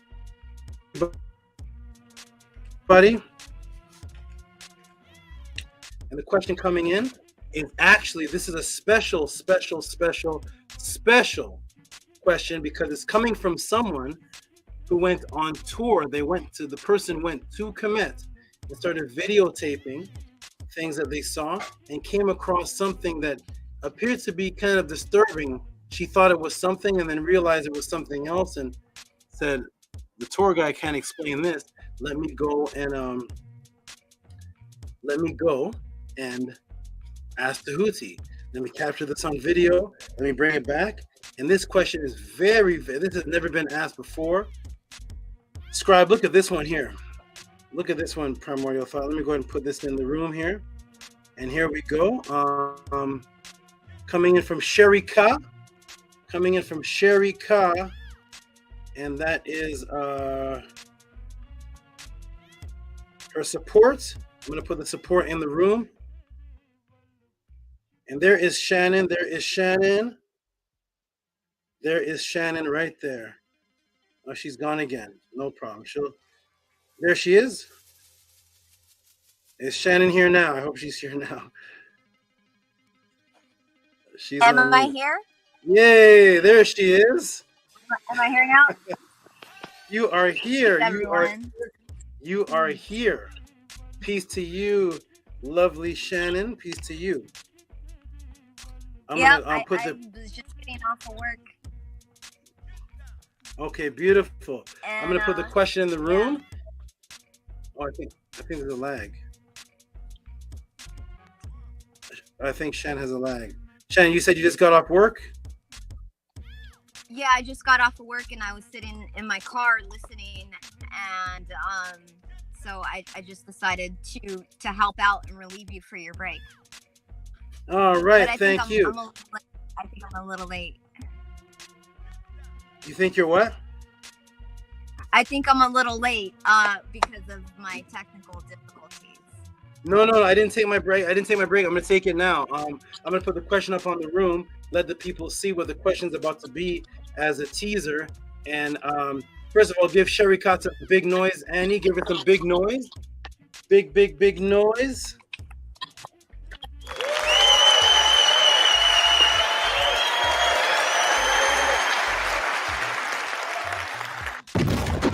Okay, beautiful. Look at this question, everybody. Primordial, have you ever seen? No. First, you're gonna have to see the pictures that go with it. There's pictures and videos she sent us that goes with this. So she said, SHARIKA on a question. I was surprised to find these images in KEMET of punishment and striking with an echoed man. Being in awe of the ancestors makes it easy to assume no one got out of line. Please explain the role of discipline in KEMET in the absence of jails. What did we do to keep each other accountable? Then can that guide us today? I'm going to do something that I've never done in the Tehuti pod class before. Guess what that is, Annie? Guess what that is, Primordial? Guess what that is, Shan? I'm going to do something I've never done before. You know what that is? I have no idea. I'm not going to answer any of these questions. So that's exactly what I was gonna say. I would say the only thing you ever done is not answer a question. The suspense. You see these questions? The suspense. I am not going to answer any one of these questions, and you're going to see why. The beautiful thing about this is that she went to the Nile Valley and saw images, and they're interpreted by the tour guide as something. And when you see these images, you think they're something, but they're actually not. So then you end up basing a question on what they appear to be. And I would rather answer the question of what SHARIKA actually saw, which is deeper than to explain disciplines in KEMET, because we're going to see that it appears to be disciplines in KEMET, but there's going to be a major twist. And because there's a major, and it's only a twist on our part, the Kemetians, it wasn't a twist to them, because if there's a major twist on the onlooker's view, because when you look at things from the Nile Valley and Ma'at, they sometimes, in most cases, don't look like what you think that you're seeing. Like the image behind Scribe. Scribe, move to the side. There was no man in front of a tree with a woman that was green who was standing up bigger than him, offering him anything, with a little bird with a human's head standing in front of that tree. So when you look at that image, you may say, hey, can you tell me why this man had a pet bird? Why do you have a green pet bird? And why this woman looks kind of sick. She looks nauseous. She looks like she's turning green. Tehuti, can you explain why this woman is sick and why his pet bird isn't flying away? And then I say, I'm not going to answer any of that, but I'm going to tell you exactly what the picture is. So that's what we're going to do with this. And Sharika is going to be dancing, shaking, and having a large reaction behind the scene when we walk through her tour of KEMET. I'll be right back, everyone, in a moment. You all build for a moment. When I come back, we're going to blast off into these images that Sharika saw. I don't know if Sharika's in the room. Peace, Freddie Cali. This is a great brother right here. Freddie Cali is I won't call him a consistent weekly or monthly supporter, but he does support every once in a while, and his energy is beautiful. And when I go and see him in other rooms, he's defending me. I watch you, Freddie Cali. I watch you. And when he's in other rooms, he's like, these brothers don't have anything on Tehuti. These brothers are no. I'm like, go, Freddie Cali, go. So shout out to Freddie Cali. He's a great supporter. And I appreciate when you do give donations and support. Good brother. He's into nature. He raises his fruits and vegetables. He has a little farming type system going on. I very much respect that. Shout out to him. He stays in the sun a lot, getting his vitamin D and his melanin stimulated in nature. Shout out to Freddie Cali. Let's give you a big shout out, good brother. Wonderful. So Nicholas Noetic already knows it's going to be a great breakdown, mind blowing. Rigo's already hailing Sharika. Shout out to you. So that is the question right there. I'm going to step away, everyone. I'll be back. You all build. And when we come back, we're going to not answer any question that's on the screen, but you're going to be blown away. Scribe, you're about to... Scribe has a... Scribe is a little more advanced than the average person in class when it comes to KEMET, because he actually was full KEMETic from before he came to the pod class. He was actually just interested in that. So he has a great appreciation for the true mind state and symbolisms that can help him in his immortal quest. So when you see this, Scribe, you're gonna start dancing. I'll be back, everybody. Peace and love. When you see the breakdance, I call it a breakdance. When you see this answer, you're gonna start breakdancing. I'll be back, everybody. Peace and love. Welcome to the Tehuti Pod class. Nothing else like it. I'll be right back. Peace. Yes, absolutely. Peace, great brother. Primordial Thought 9. Hey, and new to you, Ani. I didn't know you rap and dance. You a superstar. Oh wow. That's what we all are striving to be, right? You know? Most definitely, sir. Yes, sir. Absolutely, yes. First, let me do a mic check. Do I sound clear, or do I sound like new? Hey, phenomenal, sir. You sound great. Annie, you sound great. Also, Annie, while I'm gone, put on the Medinet class intro. Break it down. I'll be right back. Okay, absolutely. Yes, sir. Peace and love, everyone. Hotep Ma'at. Peace to all the great people in the chat, the wonderful supporters who consistently, support this information that you won't find anywhere else. That can only come from Tehuti. So Hotep and Hinu to everyone who just consistently show support. It really makes me feel amazing to see and know great brothers and sisters who appreciate this information and show the reciprocity that you all do, because this information here is something that will travel with you for as long as you want it to. So it's infinite. So peace and love, everyone. Hotep. I will show the Medinet video. I'm gonna also show the Pathways to Awakening event that we are having October 28th. Here, let me show this and put this link in the chat for you all. So we are having a beautiful physical celebration and event for our great SABA Tehuti, the Teachings of Ma'at organization. So in Los Angeles, California, October 28th. So go ahead and get your tickets. I'll put the link in the chat. And you can also just go to teachingsofma'at.org/events and go ahead and get your tickets. If you want to become a vendor there, you're a business owner, you can do that as well. We're having a live talent show with, guess what, y'all? $250 first prize winner. So you can enter the talent show and perform, do your talent, present your skill set, and you can walk away with $250 cash in your hand. So as an artist, that would be a beautiful thing to be a part of, you know. So if you all are, you know, poets or rappers or painters, you do pottery, any type of skill set that you do, bring it forward. Come to this event, perform, and you can walk away with $250 cash. So hotep to everyone for that. Inu to everyone who have already purchased your tickets. So those who are ahead of the game, you want to go ahead and get those as soon as possible. Go ahead and start making your accommodations. All right, next I'll show the website teachingsofma'at.org, and there's where we will watch the Medinetter promo. So if you all are not a part of that, you're missing out. But you can still receive the classes. So if you want the recordings, just email SABA Tehuti, mysticaltelevision@gmail.com. Okay, let me make sure I'm sharing here. Okay, I am sharing. teachingsofma'at.org. Come join us. teachingsofma'at.org. In the great words of Tefrim Kim Ma'at. All right, so I want everyone who have not already done this, you can join the Discord community here. Click the link here. Become a part of our Discord community. We hold monthly public meetings there where everyone can come and share your thoughts, share your ideas, and we build here in Discord. And I also started a Ma'at Wisdom Wednesday class for the Teachings of Ma'at members.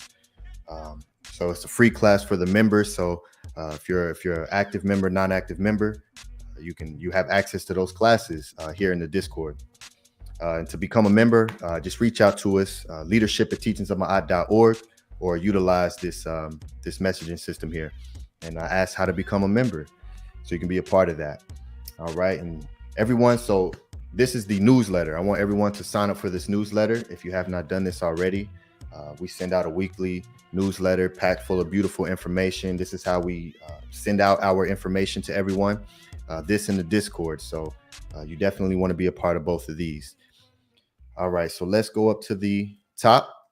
We can go to more and then go to the Medinetter section here. And here's where we'll watch the promo. Let me stop the background music for just a moment.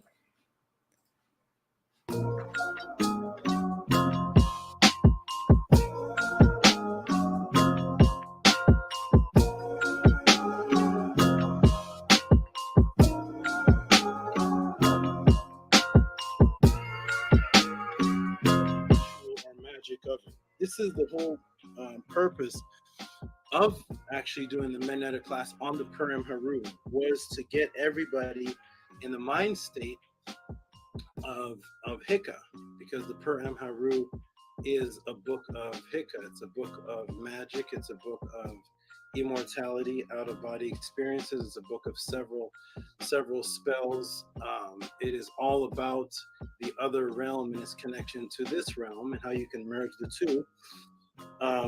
So I just never allowed the questions of actual ritual or magical practice other than the one-on-one.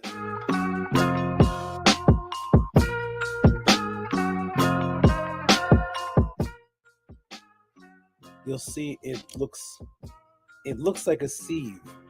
Everybody know what a sieve is? No. A sieve is like a strainer. You can pour rice on it, and only the water will go through, or you separate. It's like a screen. You pour something on it, and it separates things. Thinner aspects can go through the.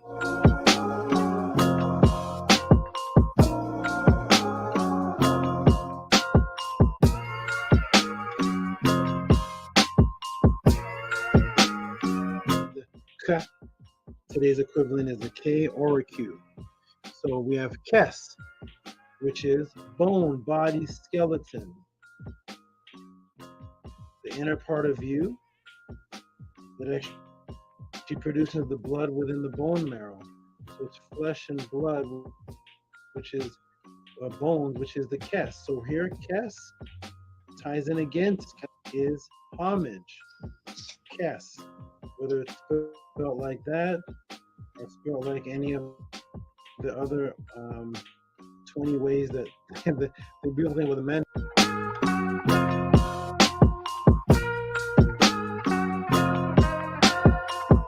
This came from, and how Venus associates with an actual shining planet, and how that became the Lucifer of Christianity, which is the Luic cipher, the encircled light, which sometimes can be Venus, and sometimes can be.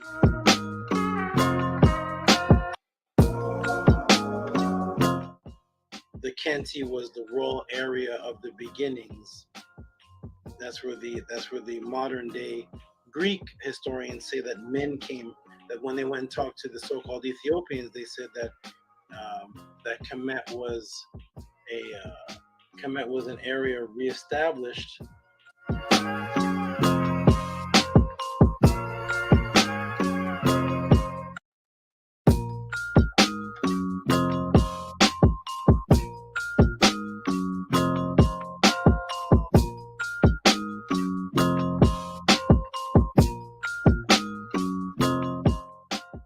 There is no spoon.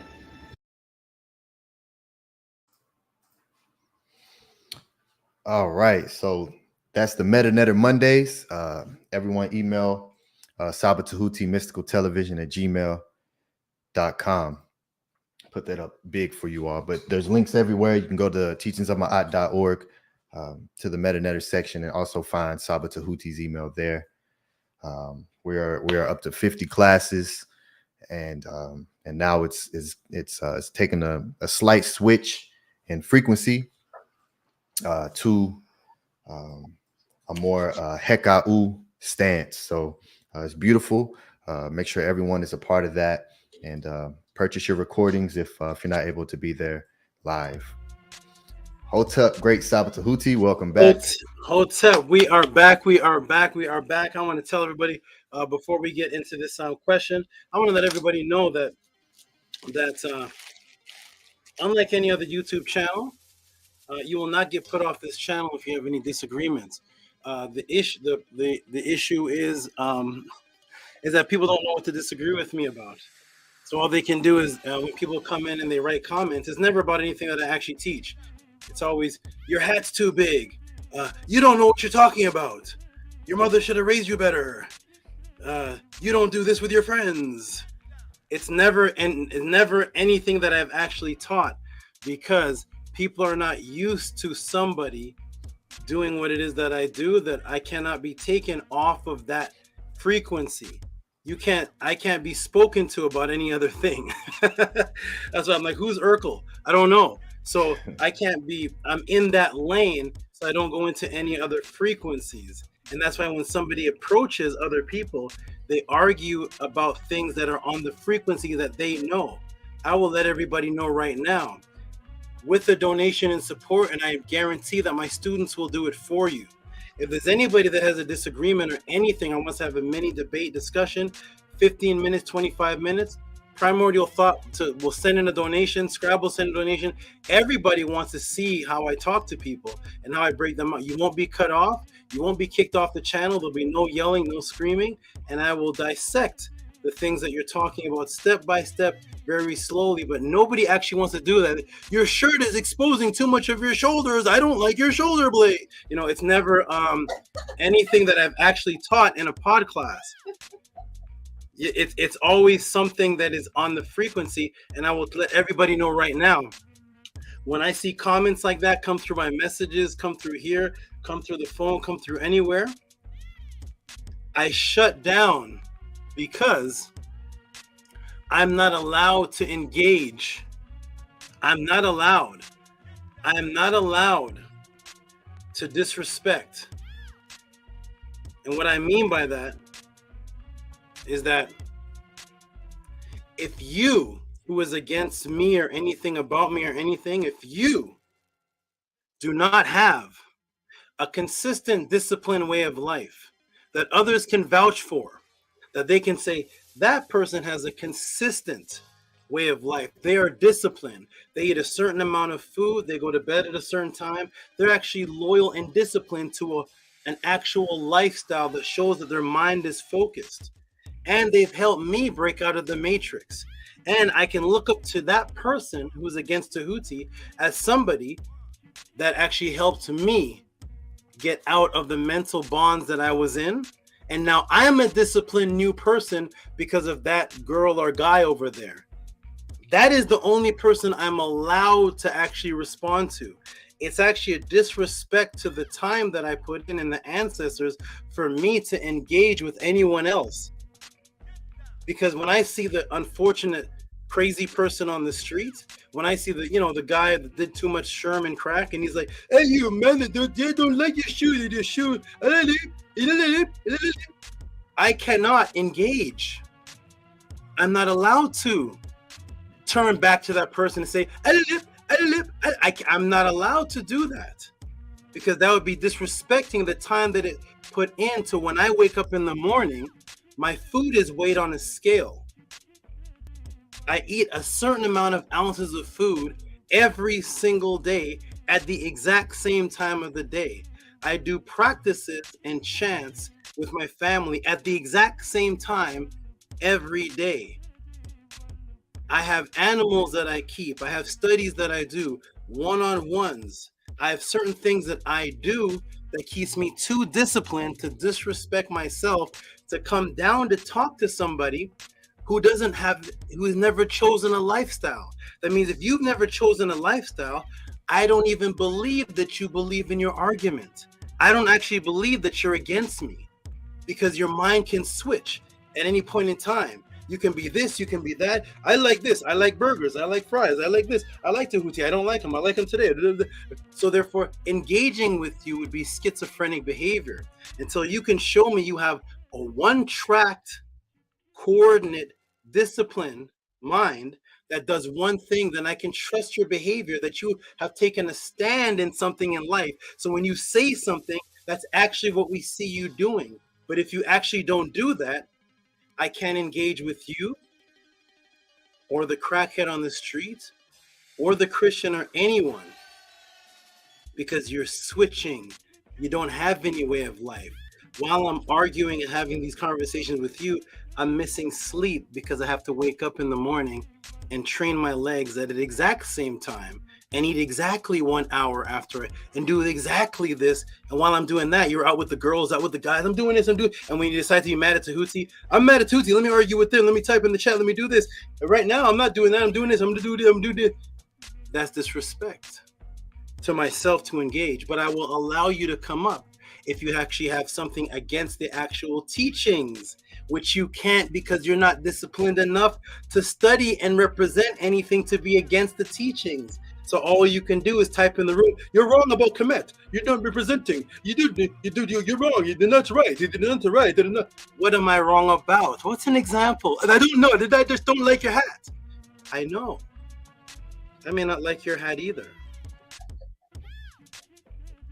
So with that being understood, we're going to get into, I'm going to put Sharika's question on the screen right now again for another, for some hand claps and some noise. And we're going to get into the first question here of the Tehuti podcast. We are about to break it down. Everyone else get mad because, and another thing, Primordial Thought Scribe, nobody knows what I teach that they're against, because nobody has a thought on it until I teach it. Tell me somebody that has a breakdown of what the boat is in mental conscious, the sectet boat is before Tehuti came. Where's their video or book on that? Where's the book on the sectet plane? And the things that I teach about, the bioenergetic template. You've never even heard of a bioenergetic template to disagree with it. Where's your teachings on what it is that I'm talking about to be against it? You don't have any because you're too lazy to set forth to be dedicated to anything. You don't stand on anything. So it's easy to disagree when you don't stand and agree with anything consistently. It's more difficult to dissect it and break it down, because that takes a disciplined thought process that doesn't have much emotion in it. All right, let me go ahead and put this in the room here. Beautiful sister Sharika. We're going to begin off with her trip that she took, and I'm going to put give her some noise one last time. $55.72, Sharika. I was surprised to find these images of punishment. Woo! Striking with an echoed man being in awe of the ancestors makes it easy to assume no one ever got out of line. Please explain the role of discipline in KEMET in the absence of jails. What we did to keep each other accountable that can guide us today. I'm going to do even better than that. I'm going to actually explain what you saw. What's that? No, Venus isn't in this one. No, Venus isn't in this one. Okay, everybody, here we go. Thank you, Shannon. Shannon says, how can you trust someone who never chose a lifestyle? That's amazing, Saba. Exactly. I'm not going to argue with anybody. You think Mario Andretti is going to argue with me about car racing? Listen, Tiger Woods, I don't like the golf club. You have the golf club. Listen, a little bit too shiny to the left-hand side. And Tiger was like, okay, got it. And goes and makes another $1 million. Okay, here we go, everybody. Yeah, they're just gestures in the Matrix. Here we go. Okay, brothers, jump back in the chat. We're going to get into the answer. Welcome to Tehuti Podcast, everybody. Here we go with a breakdown of this. This is a beautiful thing. Thank you, Sharika, for asking this beautiful question.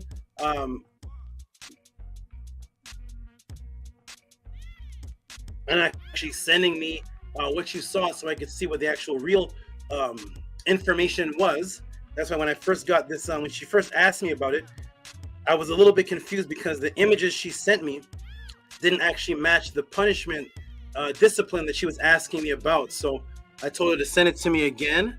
And I said, okay, let me explain the images. Here we go, everybody. Welcome to Tehuti Podcast. Here we go. Are you all ready? Press a 9 if you can hear me because we're going to get into it. Let's go. Are you ready? Press a 9 if you can hear me. Let's do this. Welcome to the Tehuti Podcast. I'm very happy about this question. Never been asked before. I scurried the whole internet to see if anybody ever answered it. I can't find anybody even addressing what this is that I'm about to show. Press a 9 if you can hear me. What's up, Maharu? Peace and love. Peace and love. Peace and love. I'm looking for the 9s. While I'm looking for the 9s, I am Kadzani, who sent a nice. Wait, is he custom tees? Somebody sent a nice donation. I think it was him. Not gonna lie, it's challenging to stay consistent. The times the shows are live very early and late, but I try my best. It is challenging to stay consistent. That's why I can only trust somebody who is consistent. Because if they're not, they've never been challenged. If you haven't been challenged, you live in a baby life.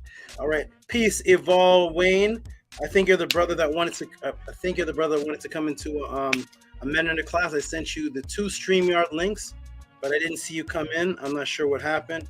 But I sent you 2 StreamYard links. If you want the recording, send me an email. You will get the recording. Okay, ready, everybody? Are you ready? Here we go, everybody. Boom. Welcome to Tehuti Podcast. This is it. One of these answers are going to be 2 parts. But here we go. Ready? Boom, boom, and a boom. Here we go. My favorite part. The part everyone hates.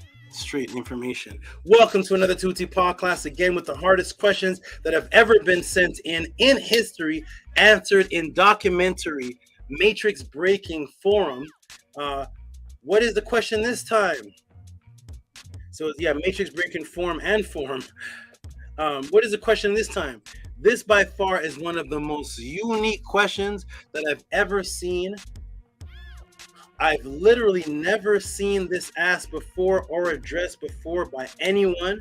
This question is about what appears to be punishment in KEMET, witnessed on a live visit by SHARIKA, where she saw what appeared to be punishment on a man who is apparently echoing something unexplained by the tour guides, unaddressed by anyone.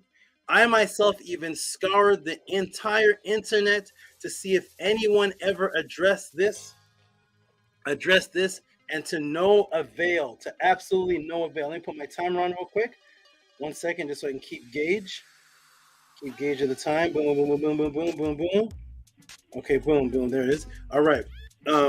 She saw an echoing man, apparently echoing, being punished. This was unexplained by the tour guides, unaddressed by anyone. I myself even scoured the whole entire internet to see if anyone ever addressed this, and to no avail. So what is this? a KEMET punishment scene? Is there anything deeper and symbolic than what you can see with the naked eye really going on? And let us put on a video. Let's put on video number 1 and to the live footage and 2 live footage videos. Actually, there's 2 of them, 1 and 2 live footage video by SHARIKA, who was there live to witness this on the walls herself. So she witnessed this on the walls herself. She sent me live footage of what appeared to be Kemetic punishment, and some men had their hands behind their back, and then there was one who was echoing, who appeared to be what looked like he was having an out-of-body experience. Let's go ahead and put that on the screen. Video number 1 and video number 2. We'll go ahead and look at them and see what is this that SHARIKA saw. And does anybody in the room, have they ever seen this before? Did they have any explanation of this? Have they ever seen anything like this before? So here's video number 1. I'm going to put that right there. Press pause. This is beautiful because this is actually her live in the Nile Valley, which is I love to answer these questions. One day I may be a tour guide. I may take the pod class out there when I can get that situated. Okay, here we go, everybody. Boom, boom, boom. And let's see if Tehuti is representing KEMET. Let's see if he knows anything about what's happening. Not KEMET, but with the followers of Ma'at. KEMET is the country. Again, everybody, KEMET is the country that the followers of Ma'at built. We are focusing on the people. KEMET was just one of the great things that the people built. KEMET itself didn't build anything. KEMET was a country that was built by people with unified thought. Let's get into it, everybody. Welcome to Tehuti Pod Class, and here we go. Are you ready? We're going to go for video number 1, and here it is right here. Boom. Everybody see that?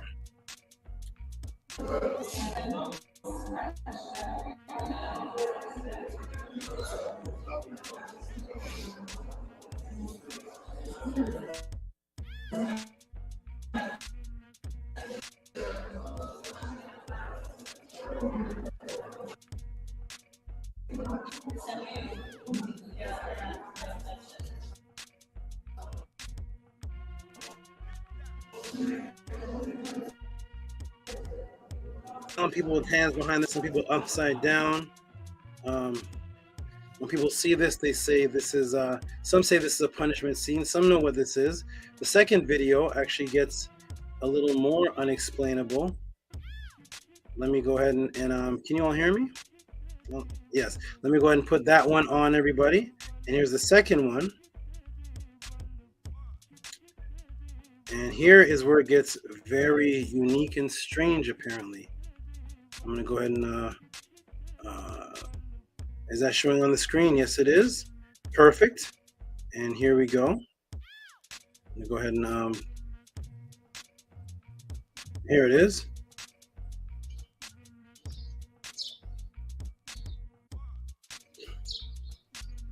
What is that? What the heck is that? And we'll play it again. Can everybody see that? So it looks like a Netzer over here with the sun on his head. There's a man right here. It looks like he's, according to SHARIKA and others, punishing or striking or doing something to someone else who looks like they're echoing out of their body. Everybody see that? I'm going to show this image when I come back larger so you can actually see the details. But that is SHARIKA actually doing live video on KEMET. When you ask the tour guides about this, they have absolutely no clue. I've never seen this explained. Tour guides don't discuss, why does this look like this? What is happening here? Is this a Kemetian person being punished? Let's get into it, everybody. Welcome to Tehuti Pod Class. Let's break it down. Let's break it down. Here we go. Very interesting, right? Here we go. It looks very, very interesting. Annie says, I've wondered about this image. See, Annie's advanced. He's already seen the image. I've wondered about this image on Enfu Temple. To a SHARIKA for asking the wonderful question. Let's get into it. Oh, and Annie Pata, have you ever seen anybody answer what this image is? Robert Ray says, very good observation. Very good observation. That's right. Some people just walk by it. I've never even seen a video point to the direction of what's going on here. Like as if it's just a regular image. Let's get into it, everybody. Welcome to Tehuti Podcast. Here we go. Ready? Boom. And let me get back to it. Everybody can see. Like Rigo said here. Okay, we're back. Very interesting and uniquely designed imageries. Where is this? And what is this? And is this anyone in KEMET who was out of line receiving punishment? So here's the first image right here. What is this? What's actually going on here? Definitely looks like somebody being subdued, somebody who's not in a comfortable position.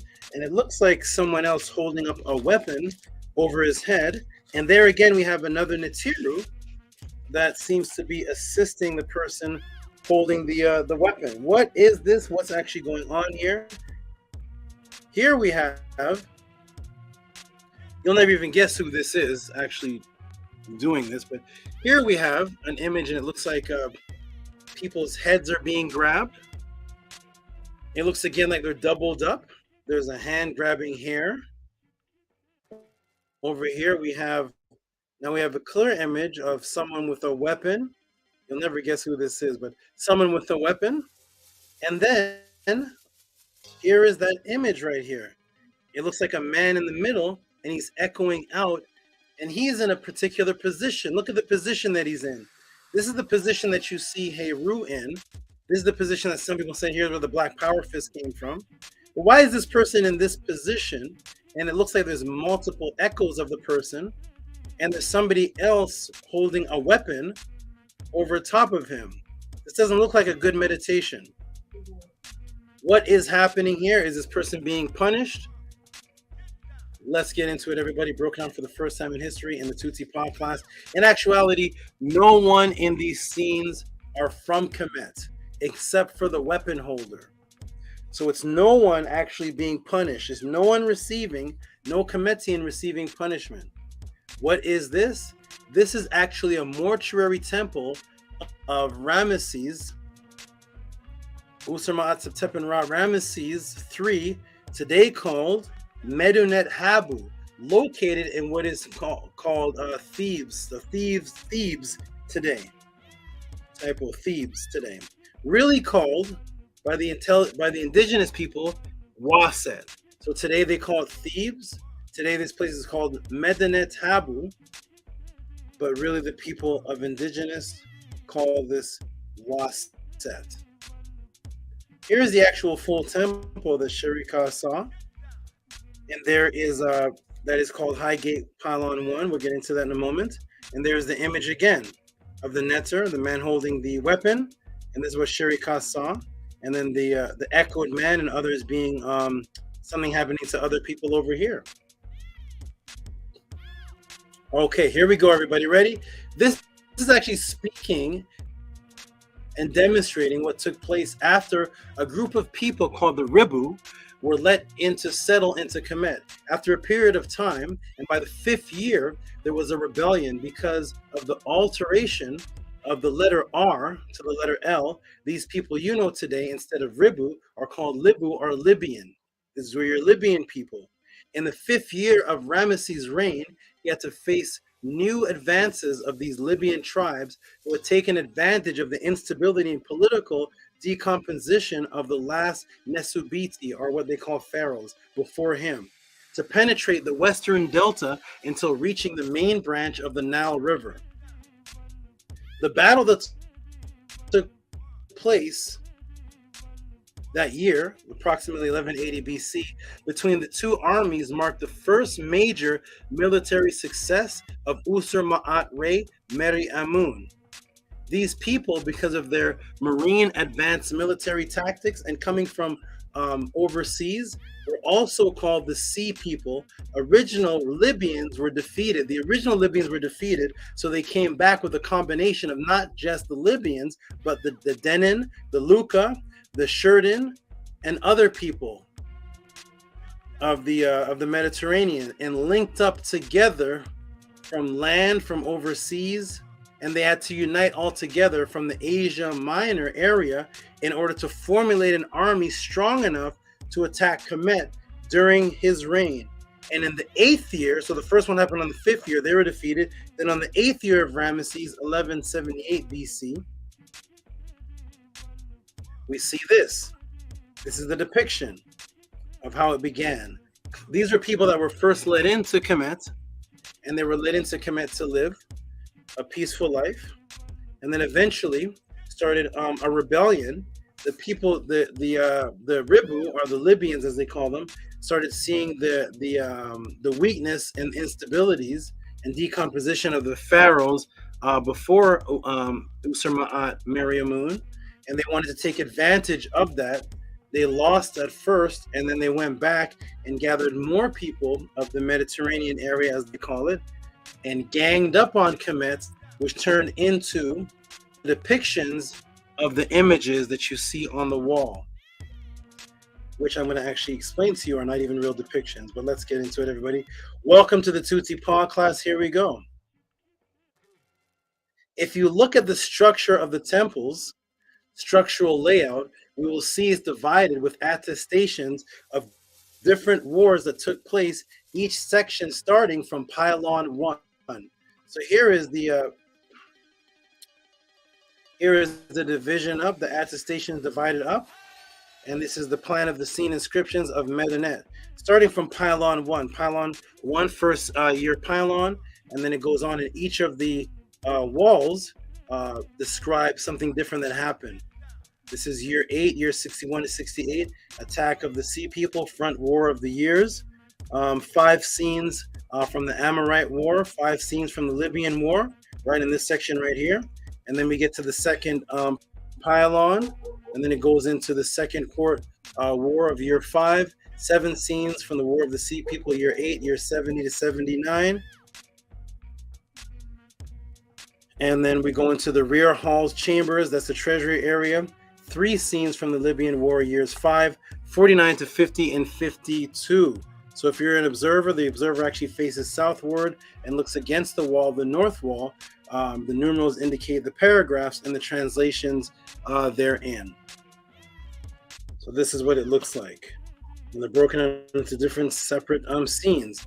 The most intriguing areas of interest, which led to the question, which shows images of capture, where the artist draws capturees, those who were captured, in a form that looks echoed. This is exemplified in the scene in the Eastern High Gate. So here it is right here. So this is the Eastern High Gate. I'm going to blow it up right here. See echoed people over here. This is an old image. Echoed people here. And we see echoed people here, all with their heads being grabbed. So what's actually happening here? And this is the Eastern High Gate as it looks today. Eastern High Gate before the excavation, exploration, restoration. And here's how it looks like now. Same scenes are there. And here's what it looks like now in the different pylons. That's what you see today. So that section that is of most interest is in a section called the Eastern High Gates area. And this is where we see one of the most unique and apparently unexplainable images of what appears to be sea people or Libyans captured, which, as I've explained, is not anyone being punished here in Kemet or anyone who follows Ma'at being held accountable, but in actuality, a group of outside enemies being caught and vanquished. And here's the image. Look at this, everybody. This is on the first pylon. Can everybody see that? Look at how interesting that looks. What is happening right here? This is why people say what they say about the Tehuti podcast, about myself, because whoever it is that's talking that's against Tehuti, are saying go get some help, or you don't know the KEMET. Okay, explain this for us, please, and we'll turn the Tehuti podcast over to you. You have absolutely no explanation of this because you're not disciplined enough to put time that it takes to even understand these images that are drawn by the KEMETians, but you only have something against it after I teach it. Somebody raise their hand and tell me that they have a conscious teacher that has explained this image. This is one of the largest images that you first see when you walk into the temple of Edfu walls and into the Medinet Habu. It's this big thing staring at you. Has not anybody taken anyone to KEMET before? Has not anyone done a tour to KEMET, or haven't any of your teachers been there and saw this strange image? They're gonna say, "Oh, this is war. This is what war looks like. This is what World War II looked like. What war looks like this?" So let me come in the room real quick and just ask everybody real quick. I'm actually just curious. Actually, is there anybody in the room that has had any of their Kemetic teachers ever address this? It's the largest thing you see as soon as you walk into one of the most popular known temples of multiple Ramesses and Seti. And when you walk through this big, large image, larger than a house, of an echoed man is staring at you. Has not any of the conscious people seen this, the KEMET teachers? But when Tehuti teaches this, watch this. There's going to be a lot of people saying, Tehuti's messing up there. He got out of place. He didn't do. What was your teachings on it before I mentioned it? What was your video or book written about this exact image? You wait for me to say something on it, and then you look for flaws. No. What's your teaching? You don't care about this image. You don't care about this image. Let me show you how deep this actually is. Seka Kepara says never. Nefer Kepara says no. Annie. Nicholas Noetic says nope. Exactly. Nicholas Noetic says this is how teaching should be. Henu. Absolutely correct and wonderful. Thank you for appreciating and constantly supporting. Here we go, everybody. Welcome to the podcast. Here we go. Let's get back into it. Let's get into the image that nobody has ever mentioned, but everybody's going to say that I'm misteaching it once I teach on it. Yeah, here we go. All right, everybody, get a good look at it. What is this? Does this look like a war to you? Have you ever been on a fight on the streets and the man turned into this? Have you ever seen Call of Duty? Have you ever seen Full Metal Jacket when they're at war and people that get shot turn into this? No. What is this actually? Well, why did they look like this? Do you think they posed for this picture? Does anyone actually think that Ramesses III hand itself is larger than all of these people accumulated? Is this an actual image that was snapshotted in the war and drawn and put on the wall? Or is this, as many other things done by the followers of Ma'at, a microcosm symbol with a higher meaning that is beyond a punishment or a war itself? This will be answered only here at the Tehuti podcast. Let's go. Welcome. So first, what is this temple? Is it a war strategy temple? It seems like every time it's brought up that the focus, its name, it seems that that's the focus. Is the name really called Medinet Habu? Is this a temple really all about wars? Is that what this temple was designed for? Actually, no. The earliest attestations of Medinet Habu are ones of European cartographers of the 17th and 18th centuries. Its actual name was KEMET Nehi, which means united with eternity. KEMET Nehi, united with eternity, and it was called Hut Net He'em Rempuet, which means temple of millions of years. So it's a temple about uniting with immortality or eternity, and it's a temple that represents a timeless period, not a war temple.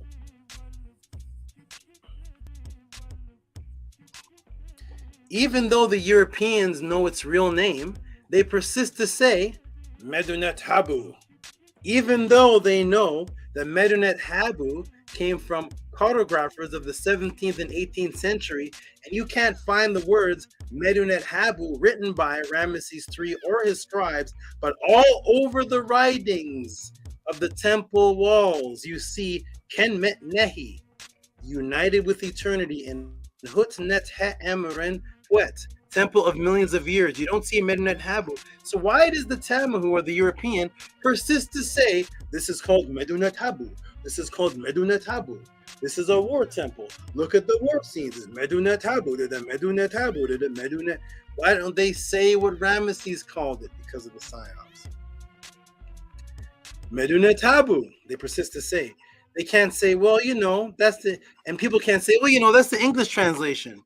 That's a Greek translation. No, this word can't be found in English or Greek or Arabic. The psyops is so deep and sick that they would rather call this temple a word that doesn't exist in any language instead of calling it what the indigenous people did. That is a spiteful, Isfetian, evil intention to call this temple something that's not a translation, it's not a Greek word.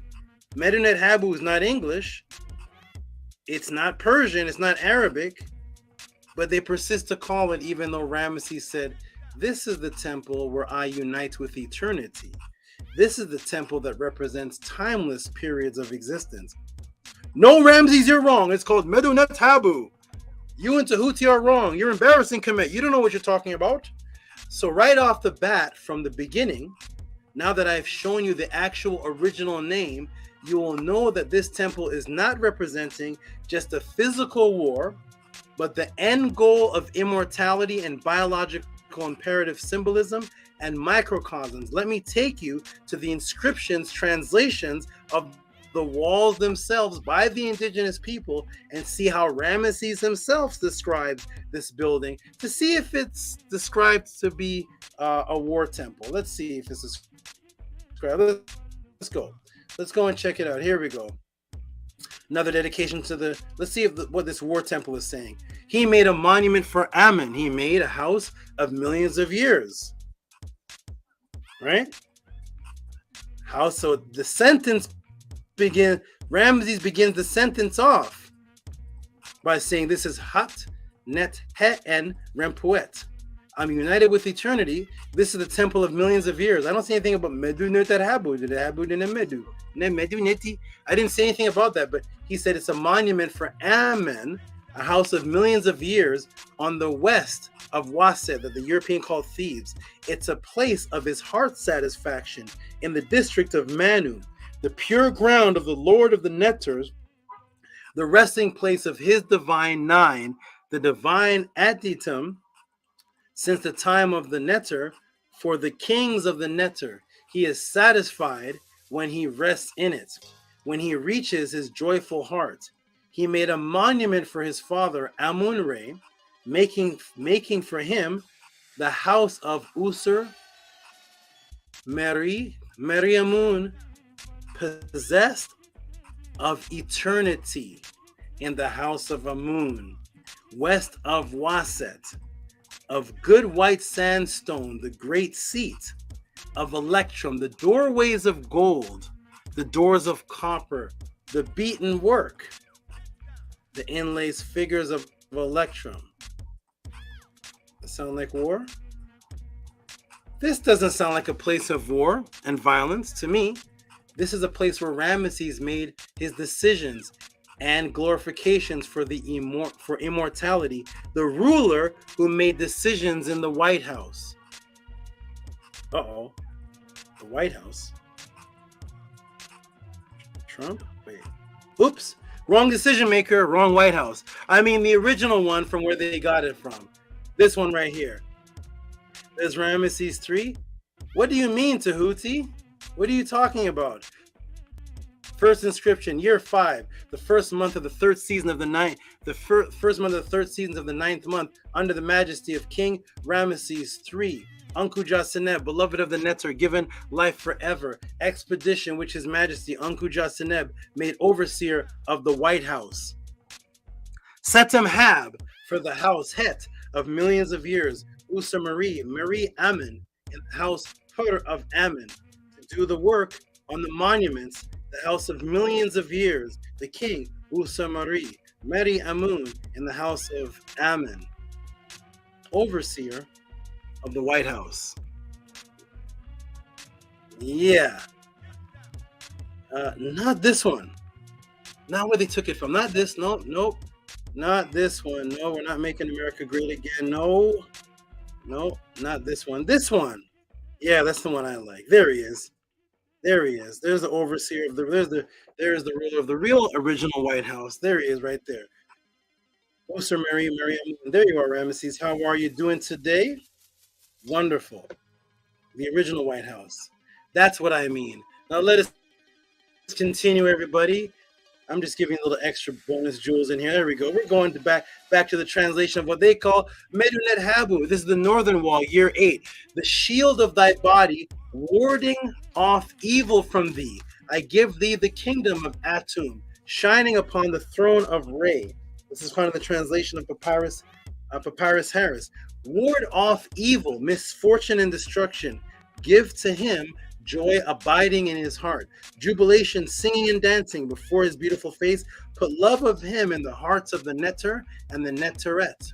His kindness and his terror in the hearts of men. Complete in Nefer things, of which thou hast told me on earth for my son, who is upon my throne. Warding off evil. So we see by the symbolic theme and artwork is about restoring order, restoring ma'at, and removing chaos, which is why the characters were not drawn realistic, but artistically symbolic with scenes that could have never have taken place in an actual war. With scenes, again, that could never have taken place in an actual war. So why the apparent echoed image seems to be in a particular synchronized pattern used to depict the enemy after being conquered. Why? Why is the image like that? That is the mystery that SHARIKA wanted to know about. Well, what was the opposite of Isfet, everybody? Which is chaos. What's the opposite of Isfet? Everybody knows what it is. The opposite of Isfet is Ma'at. Ma'at is the opposite of Isfet, drawn with the ostrich feather. And when you all heard me for the first time in history, because which I'm shocked. I'm not shocked because people don't take the time to know, but I don't know if there's any other Kemetic teacher that's ever broken down why an ostrich feather, why that particular bird. But we did a whole class on it, to a netter, and we see that the image that is the opposite of Isfet is Ma'at, the woman with the feather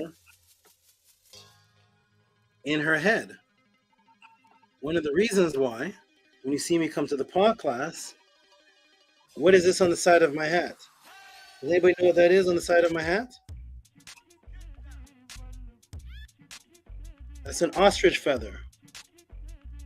That's one of the gifts given to me that is an actual feather of an ostrich in the side of my hat. So when I turn to the side, what do I echo? Because I live this lifestyle, what is it that I echo?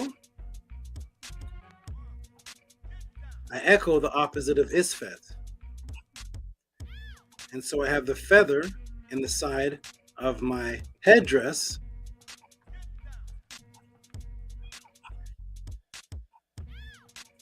Because that is how I raised my family. As in the side of Ma'at's headdress, she had the feather. So let's look up Ma'at, everybody. What is Ma'at? One of the definitions, personification of law, order. Remember how I introduced the class? That's why I did that big introduction. There's no such thing as evil. There's only Isfet. Isfet is when things have no order. You could do a little bit of this, a little bit of that, a little bit of this, a little bit of that. I don't train my body, but I want to argue. I don't have a particular diet, but I want to argue. My brain waves are not focused in any coherent thought, but my mouth wants to run off. So if your brain isn't organized and your body's not organized, nothing that comes out of your mouth is relevant. because everything that comes out of your mouth represents your unorganized brain and unorganized body. So there's no order. There's no order. Do you know what order means, everybody? Let me come and explain a little other jewel for you. Do you know what order means? Order is when something is structured, right? When your mind is structured and your physical body is disciplined and structured and your life is structured, then you're in order. What comes next? You know what comes next? Then you're allowed to speak. That's why I don't speak and argue with people. I do it on the shows for debating purposes to bring you guys in the truth, but you won't see me arguing with people that are not in order. You know why? Because if your physical bodily structure in your mind has no order, you're actually not allowed to speak. Why? Because speech, medu, the word medu, is to say something with command, authority.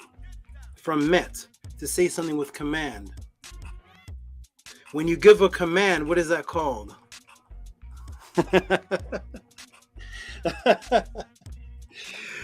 What is that called, everybody, when you give a command? Come on, help me out. I need some help. I need help. Help me, please. You mental organized person, help me. What is it called when you say something to somebody, an instruction with a command? I give you a what? Type it in the room, go ahead. What's it called? What's it called, everybody? What do you give somebody when you're in authority and you're telling somebody what to do? You're giving them an order. Do you see how that works? Do you see how the Masons did it? Because in KEMET, you were not allowed to speak with authority that was respected unless you were in order, unless you were organized, disciplined, mind in order, body in order, structured life. Then you're allowed to speak. Listen to. Anybody's allowed to talk, but your speech now has order in it. So thus you can give command. Maharu, you can now give command. Give command because now your intention is going through your disciplined body and disciplined mind into the frequency and coming out and commanding the world, creating things with tongue from your Ebe. Now you're allowed to give an order because your body is in order and your mind is in order. That's why you won't see me arguing, debating with anybody. I'll just look at you like this. What's your diet like? What do you do when you wake up in the morning? Do you have a particular time when you wake up every morning? Do you have a bedtime? Do you have certain people that you don't? Is there anybody that can vouch for you that you've saved lives? Can anybody say that you have saved their life without talking to them? That means that the life that I live, when I walk into stores, into pet shops and stores, people run up to me. People talk to me about doing things for their life that I don't talk to. By watching me and watching my way, they change their life. That's when you have order. Now that I've changed their life, guess what? Now they're going to listen to me speak because my words have order in them. When your mind is all over the place, you don't know what to be mad about, what to argue about, what to be angry about because you have no structure. You have nothing that you stand on every single day. So because you stand on nothing, your emotions can go up, down, happy, depressed, happy, I don't like it. I'm sad, I'm good, I'm happy. I don't know, I feel kind of weird today. Something's over me. I don't know. Because your hormones are out of order. Your mind is out of order because you have no specific lifestyle. This temple is about order. Let us continue.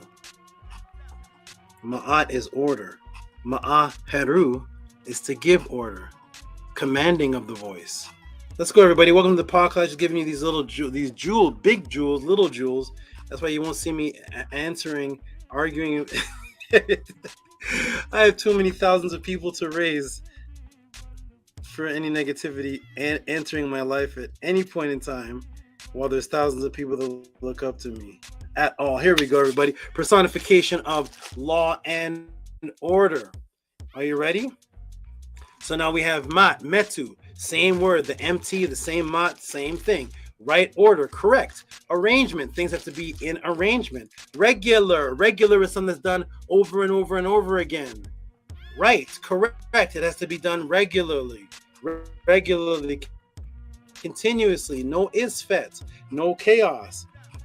Right disposition. Some people see me in debates and they say, Tehuti, I don't really agree with what your point is, but your disposition, you won that debate just off of that. I'll give you the debate to you just for your disposition.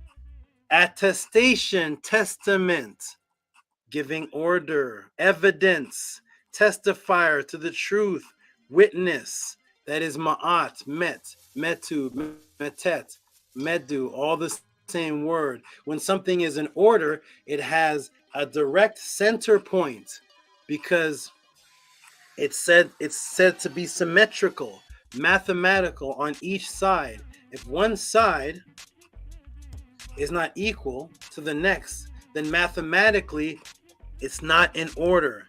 Guess what else ma'at means? Met, page 332 of the Egyptian Hieroglyphic Dictionary. Met, meti, middle of anything. Metet, the middle. Meti, the middle, because of course, if you have something in order, if something is in mathematical order, it has to be in symmetry. It has to equal the same. That's why when they build you a cell phone or anything that you find attractive, one side of it isn't round and a big horn sticking out and a big jaw over here with an arm. It's square over here and it looks the same on this side. Your car looks the same on one side as it does on the other. It is symmetrically designed that is appealing to the eye, while we find people attractive. If you see somebody who's like this, one side of the face like this, you say, something's wrong. We like symmetry because that is order. But in order to have symmetry, you have to have ma'at, you have to have the middle point. Then things branch off to each side. Welcome to Tuesday Pod Class. Support. Cash App TTM Moon, PayPal at RockSV, if any of this information is affecting you at all. There it is, ma'at, the middle, boom, the middle center, aka symmetry, which is order. What is the most ancient structure that is built with perfect symmetry that has a direct middle causing an apex at the top? Of course, it is the Aku, the pyramid.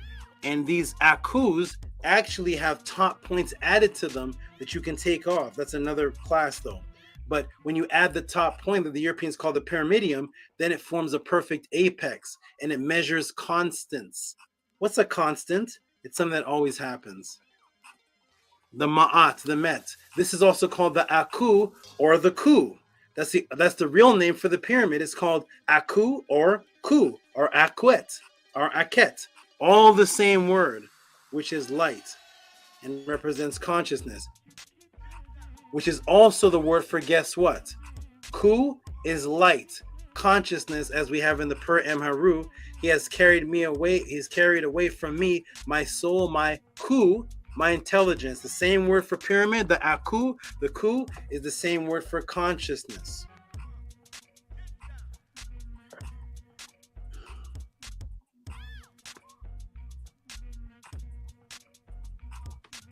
Let's go, everybody. Welcome to Tuesday Pod Class. Here we go.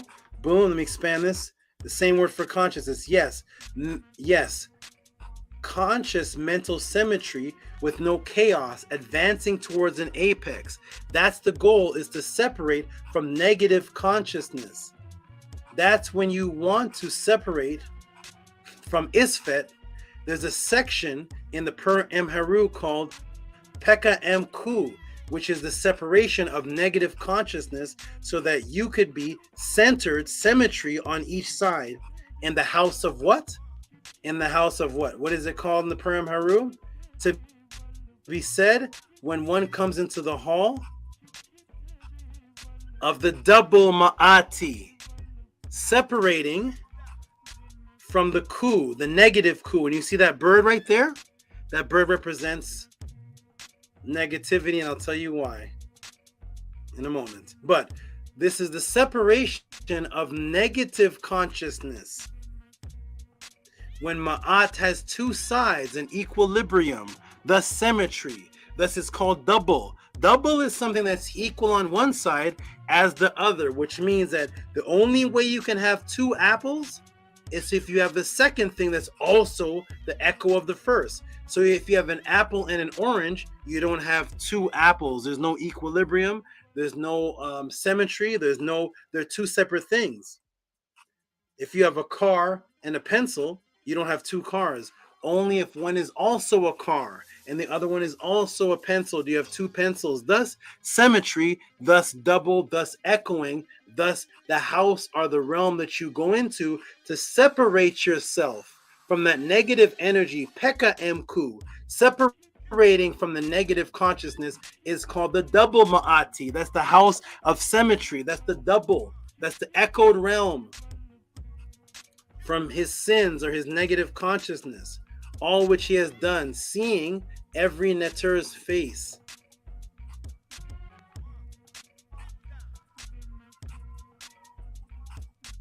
The double Ma'at, that little bird, it donates the evil because it represents excessive. The Ku is not in symmetry balance, thus you want to separate from the excessive burden Ku, the Aku or the Ku, and get back to the Ak or the Ka or the Aku, which is the state of symmetry. Let me explain something that I've taught you all before. Those little birds, the Imsek birds, the birds of indestructible, they're massive. So the Kemetians looked at them as something good and evil, because something that's a lot cannot be symmetry. If you have a lot of something, it's overflowing, it's too much. It's not balanced. You need just enough. When something is, if you eat your meal, my body changes if I change 10 calories. If I change 10 calories, my body changes the next day. My body's so used to eating a certain amount of calories that it knows the exact amount that's too excessive. If I am 40 minutes or half an hour late for a meal, my body goes into almost catabolism. Weak, my body goes into dizziness. It knows the exact time. It is in order. My mind is in order. But yeah, you have people that go to buffets. Let's go. What you want to eat tonight, girl? What you eating? I don't know. What you eating tonight? I know. Ask me what I'm eating October 20th at 6 o'clock. Ask me what I'm eating January 18th at 3:30. And I will not only have the answer of what I'm going to eat the next January at 3:30, but I'll tell you what each thing weighs that I'm going to eat at that exact time right before it. Ask me what I'm going to eat Sunday at 11 o'clock and I will at 12 o'clock. If I overeat, then I'm excessive. Thus, the little birds that massive swarm around, they represent a non-equilibrium, non-symmetry, because there's too much things happening, as opposed to, what do they call a good diet?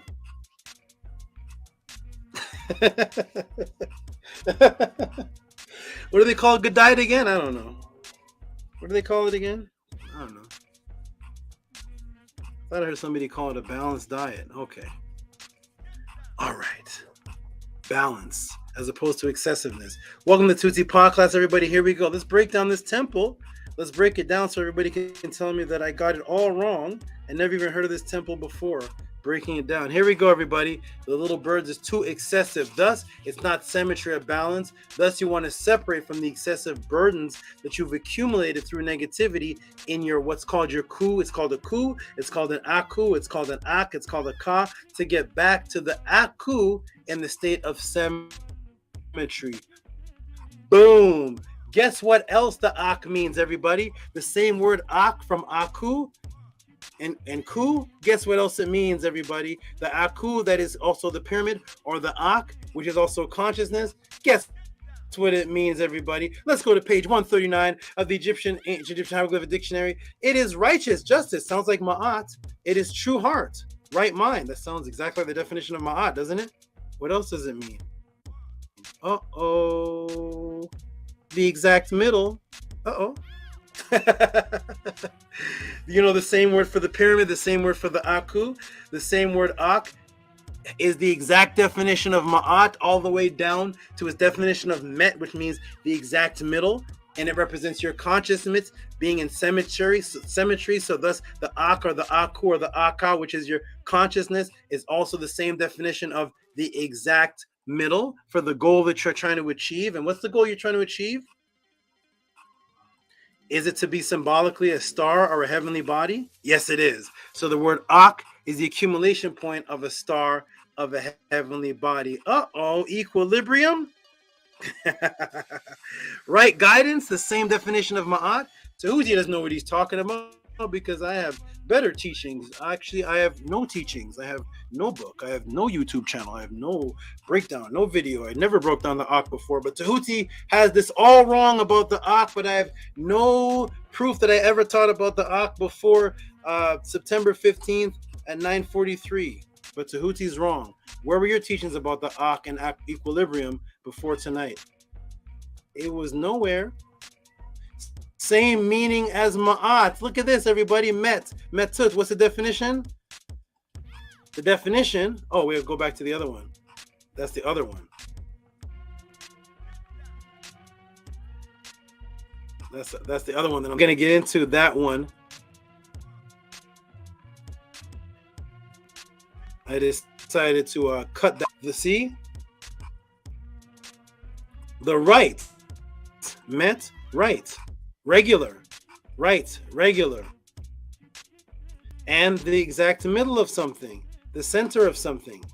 The middle of anything. So the word mat, met, which means right, and it also means the exact middle of something, is the exact definition of Ak, which is the same word for the pyramid. Ooh, here we go. Now remember, the Neter symbol of the axe Ramesses raises family is used in war. This depicts the temple walls of the House of Eternity. Here he is right here, and here's the image again with the Neter symbol. There's the Neter symbol right there. An axe used to protect your family, and the axe also representing something else dealing with consciousness and the defense against Isfet. And there it is again. Ramesses' sixth hand. All the Ramesses, the Setis, have this Neter symbol in their hand while they're either grabbing the head of people that are obviously not midgets. So these are obviously not real people. And this Ramesses is like 9 feet tall. And he has the head of somebody. Statue of Ramesses. What? Smiting the Libyan. But the axe Neter originated, they say it was physical violence war weapon to behead. The divine principles. It's not divine principles, but it is the beheading of negative energy because they're using it in real wars. But there's also axes that the ancient Kemetians used that never went into war. And that is why the name for Neter is that same axe right there. Here it is right here. Boom. Which the Neter symbol is symmetrically going through the Aku conscious axing away at Isfet. So the symbolic understanding is the Neter symbol, which is the axe. It is cutting the negative energy, going in the center and balancing out the Aku, cutting away Isfet, because that's what the real war is actually about. The war that is taking place inside of you with the Isfet within you, that you must divide from Pekah Mku. So even though a physical war took place, the followers of Ma'at took the war and drew it on the walls as symbolic symmetry, equilibrium, the re-obtainment and reuniting with your immortal self in the Neter Kurt. Thus the reuniting with eternity, the real name of the temple itself, was about reuniting with eternity, separating yourself from Isfet. Oh, and remember the name of the so-called war temple was actually called KEMET Nehi. Do you remember what it means? Yes, the temple to unite with eternity. And what was the eternal realm called, everybody? What is the eternal realm called? Let me come into the room. What was the eternal realm called? Shannon says, this is fire. What was the eternal realm called, everybody? What's the eternal realm? Starts with the letter N. What's the eternal realm called? The realm of the dead, as they call it. The afterlife world. What is it called, everybody? Go ahead and type it in the room. Ooh, this is a big breakdown. Oh my goodness. This is going to be in two parts. What a breakdown. The Netter Kurt. That's right, Robert Rays. That's right, Big Vapes. That's right, Hikakepara.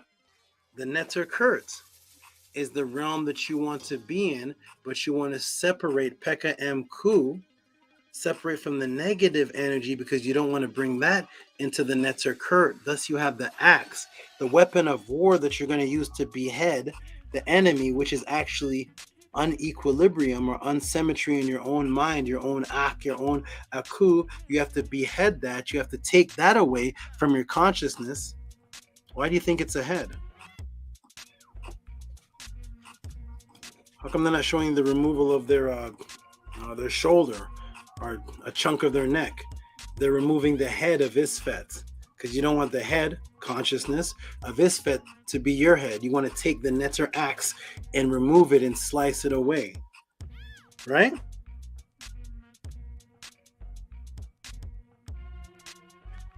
You want to slice it away. So thus, when you see me Tehuti, which is why I have no time for negative energy, no time to be arguing with people that can't teach a pod class. How am I arguing with you? Your mind is not right. You'll see me with the feather as the gift of Ma'at, and also under my pillow from the other gift from Menkora, which the team has,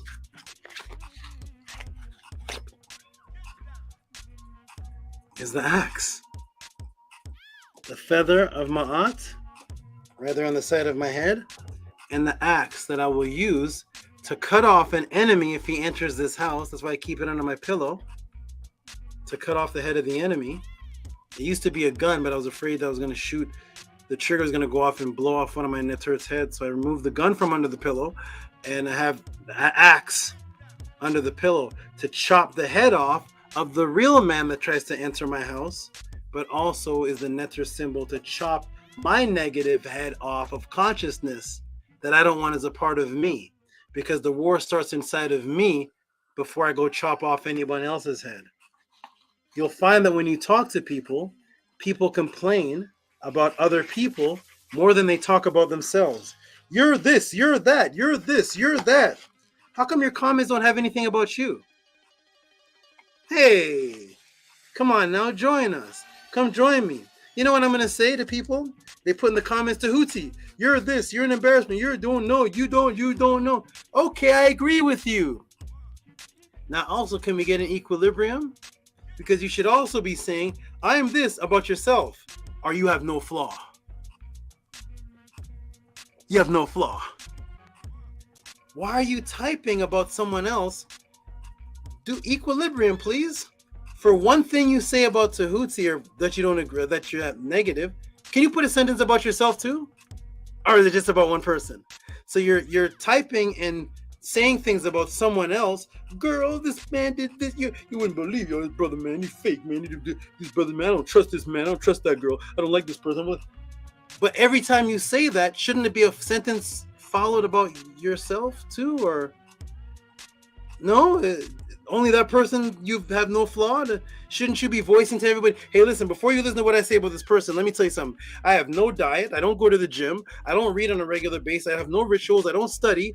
I don't have any breathing techniques that I do daily. I don't drink the necessary amount of water. I'm kind of out of shape. I'm fat. I got all kind of visceral fat in me. I got something wrong with a little cyst over here, something going on over here. Okay, now that I've said all this about myself, now listen to what I say about this other person. Wait a minute. Hold on. Wait a minute.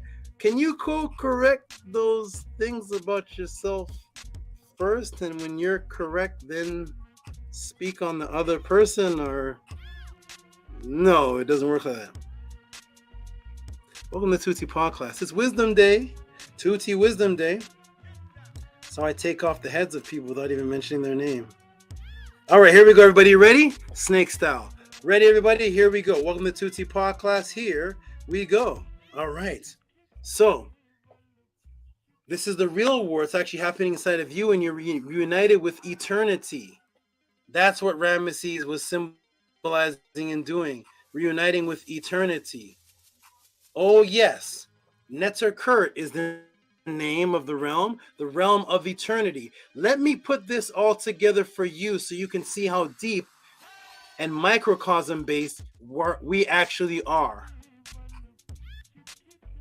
So what happens when you take the Netzer symbol with the feather of Ma'at, which is the middle, and put it directly in the center of consciousness, the Aku, making decisions with Ma'at because you are Pekka Mku, separating yourself from Isfet Aku and centered yourself within the Aku of Ma'at with the feather. What would that look like, everybody? Here's the feather. Oh, guess how you spell Netzer Kurt?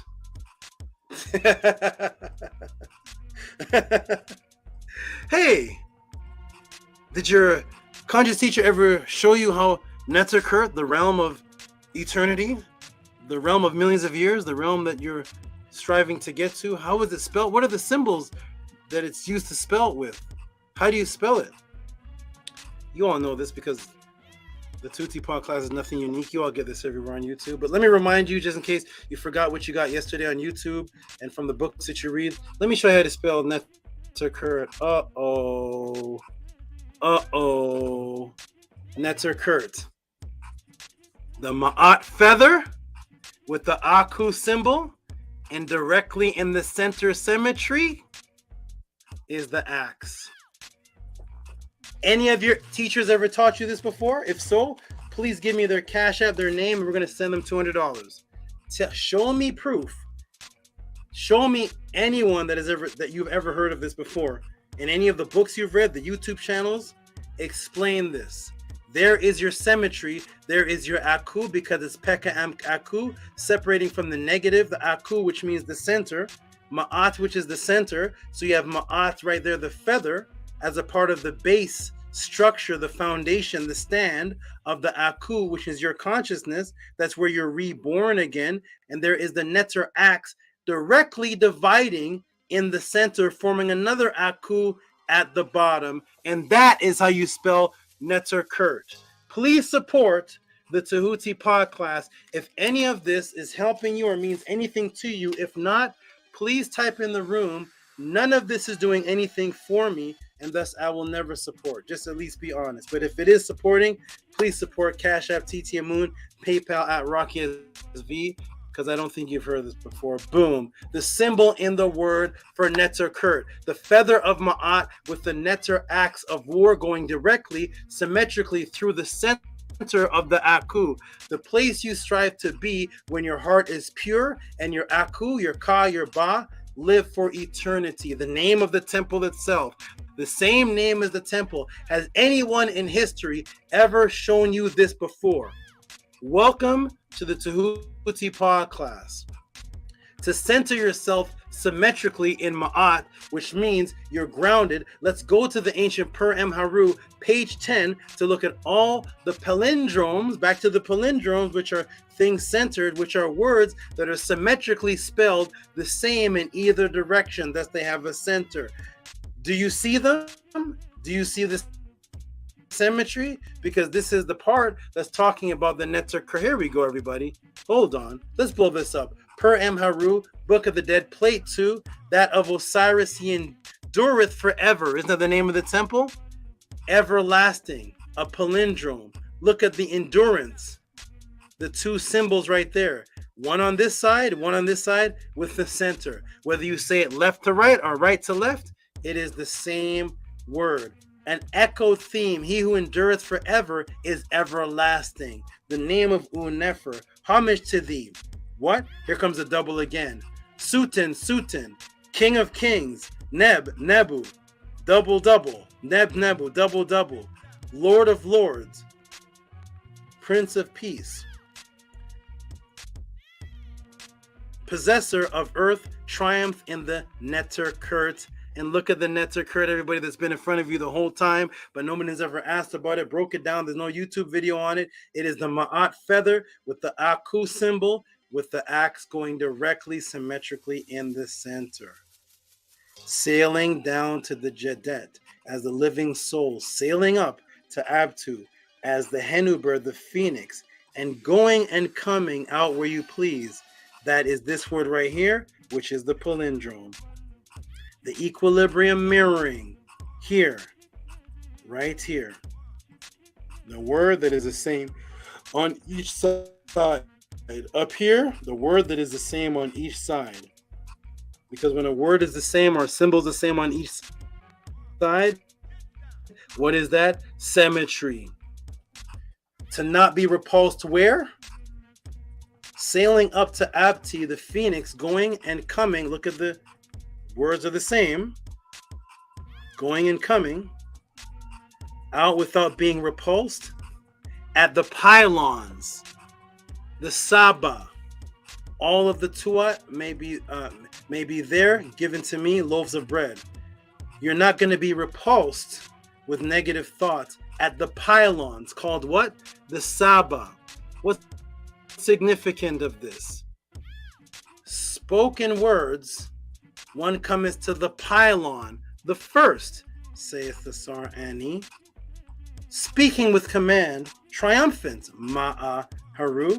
Lady of terrors, lofty walls, sovereign lady, mistress of destruction, disposer of words which repulse destroyers, delivering from destruction.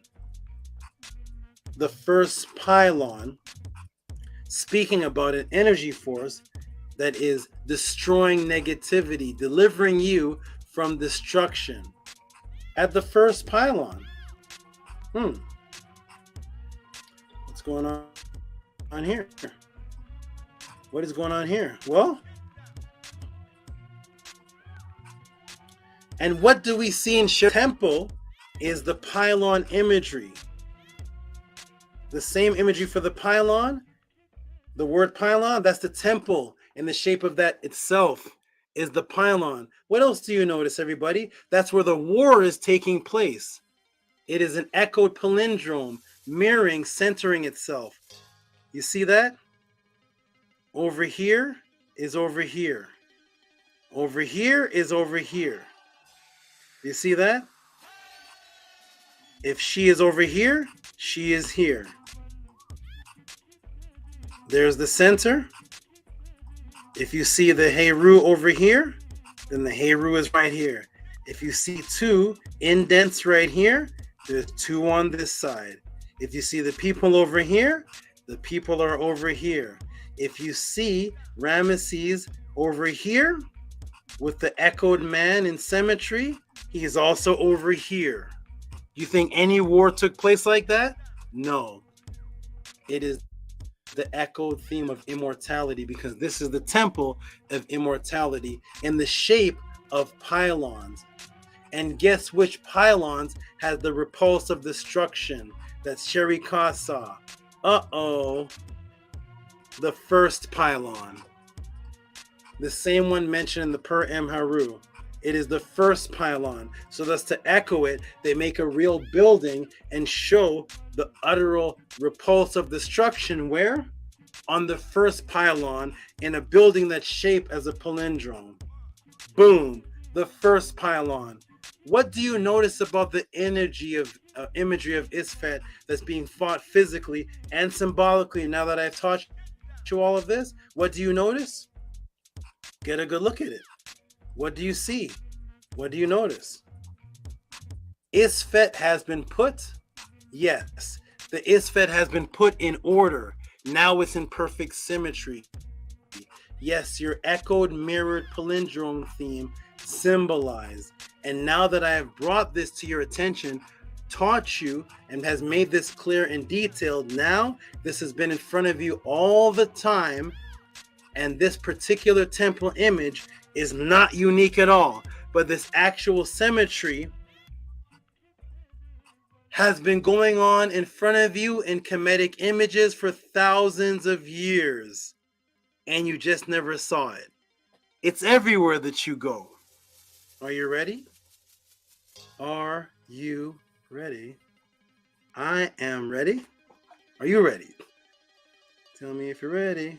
I am. It's been in front of you all this time. Uh-oh. Really, Tehuti? It's been in front of me all this time? This echoed image here? SHARIKA saw it and was like, what the heck? What in the world? What is this? It's always been there. Let me open your eyes out of the matrix. Uh-oh. Uh-oh. Boom. There it is again. Boom. There's Ramesses II before Ramesses on the temple wall, bringing the war enemy Isfet back to Symmetry. Hey, what's this over here?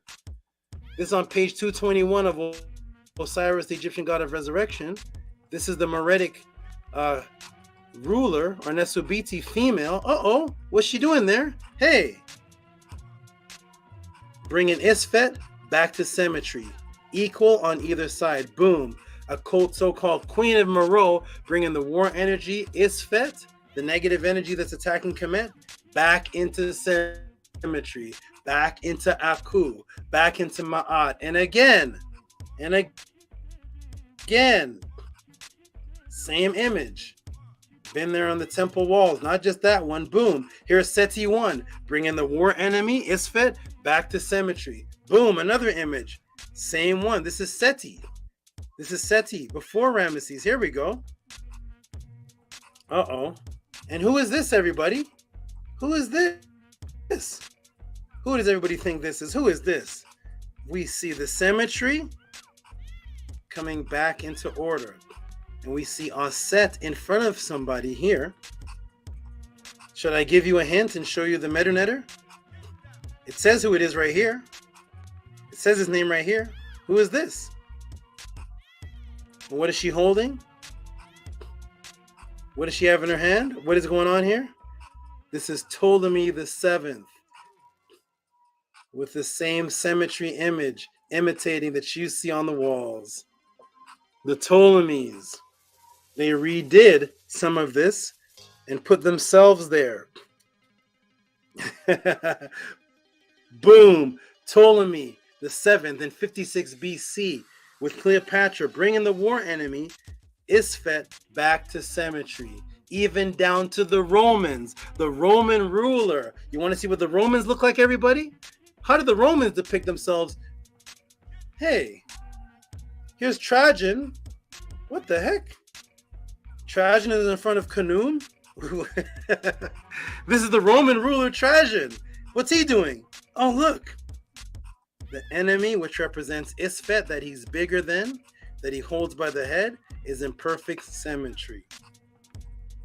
Do you think Trajan ever fought a war in Rome that looked like this? Absolutely not. This is talking about the war that's taking place within you, echoed by real wars.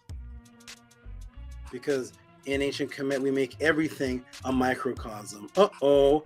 Back to Ramesses. The height of this granite statue would be around 20 meters for the total weight, estimated weight, of nearly 1,000 tons. Y'all want to see it? You want to see it? Look at that. This is a 1,000-ton image of Ramesses, the same family that we're talking about. Oh my, everybody. Please support the I'm not even, you know what? Let me go. I'm not even going to say. Do you notice anything interesting here? Anything interesting here? Let me zoom in for you. His face is divided into perfect meter symmetry. 1405 on one side, perfectly going down the center of the nose. 1405 on the other side, right to the cheekbone. 1405, 1405, 13.76, right to where the cheekbone starts to slim.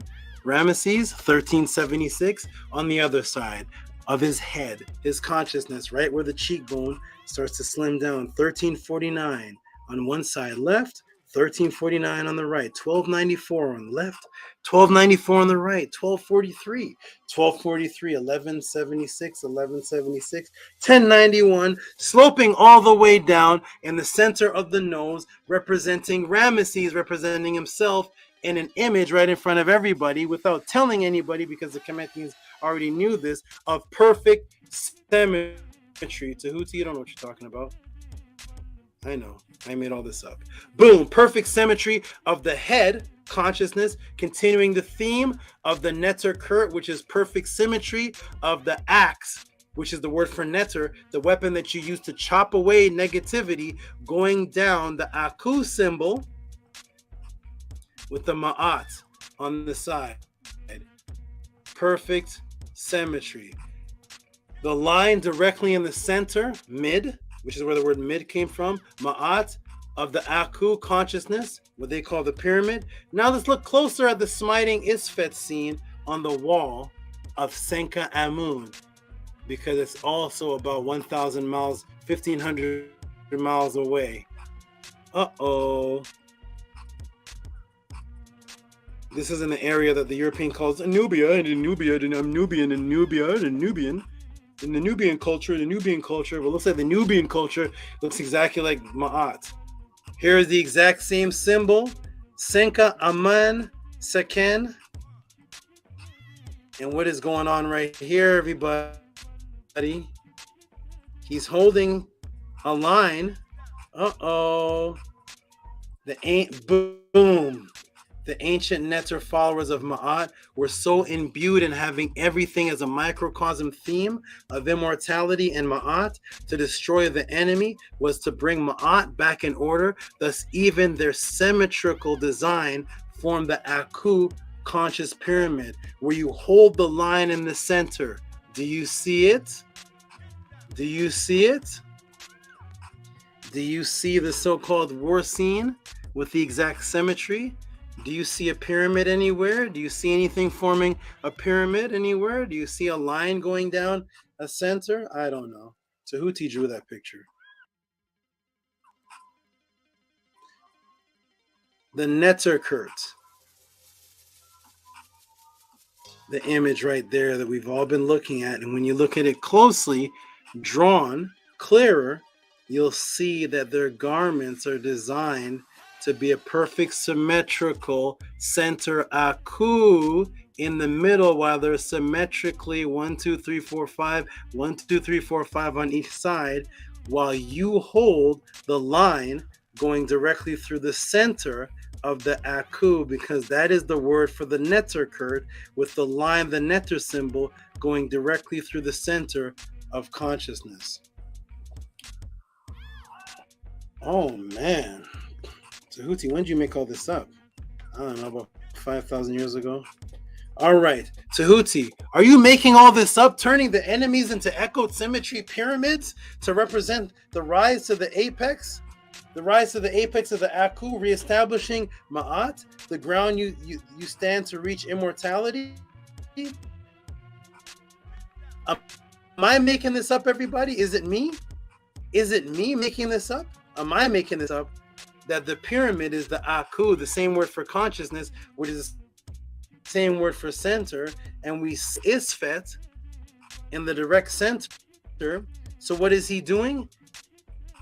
He's turning his enemies into pyramids, into Akus, into positive consciousness, taking the Isfet away, because when the Isfet is there, it is chaos.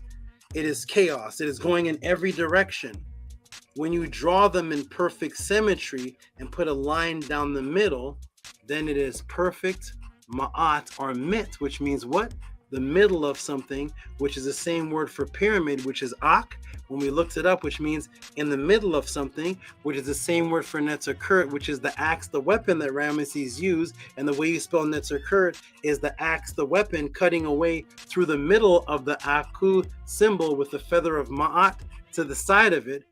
So he's turning the enemies into Akus, into pyramids. Has anyone in their life ever heard of this before? Is Tehuti making this up? Has any of your conscious teachers ever told you that symbolically the ancient people turned their enemies into pyramids? Show me that. One of my students will cash app you 500. Show me that any of your teachers taught that, because Tehuti must have made this up. Tehuti must have made this up.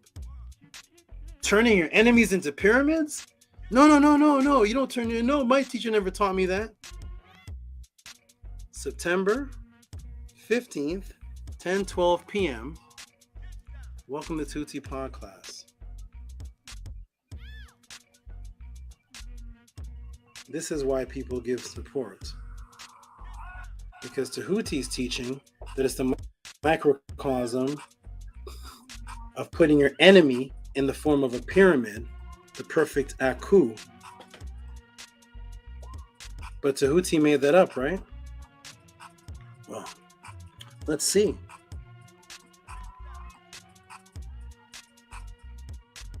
Tehuti, you're making all this up, turning your enemies into echoed symmetry pyramids to represent the rise to the apex of the Aku, reestablishing Ma'at as the ground you stand on to reach immortality. Let's look at the translation of the temple walls themselves. Their loss is heavy without number. Behold, evil is amongst them. To the height of heaven is fed is amongst them. To the height of heaven, bound are their mighty men. Upon a place of slaughter, they made into pyramids upon their ground. By the might of the king, valiant in his limbs, the sole lord, mighty like Montu, King Ramesses III. What's that? What's that? Bound are their mighty men upon the place of their slaughter. They are made into pyramids.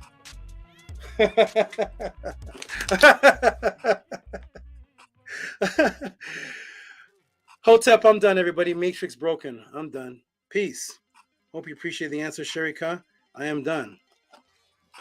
That is a Tehuti answer. 1 hour and 16 minutes. I'm going to check the chat to see who liked that. I'm going to check the Gmail to see who liked that, who's supporting. And again, if anybody ever has seen anyone explain the echoed man, I personally, Tehuti, will take every donation from the pod class today and donate it to your teacher. If not, please support the Tehuti pod class because you're getting something that you've never gotten before. This is why I have no time to argue. There's no more debates coming from me. Let me check the chat. There's the link to the team to jump in. Sharika, I know somewhere is like this. Sharika is somewhere dancing and prancing. And I never answered one question in her $54 donation.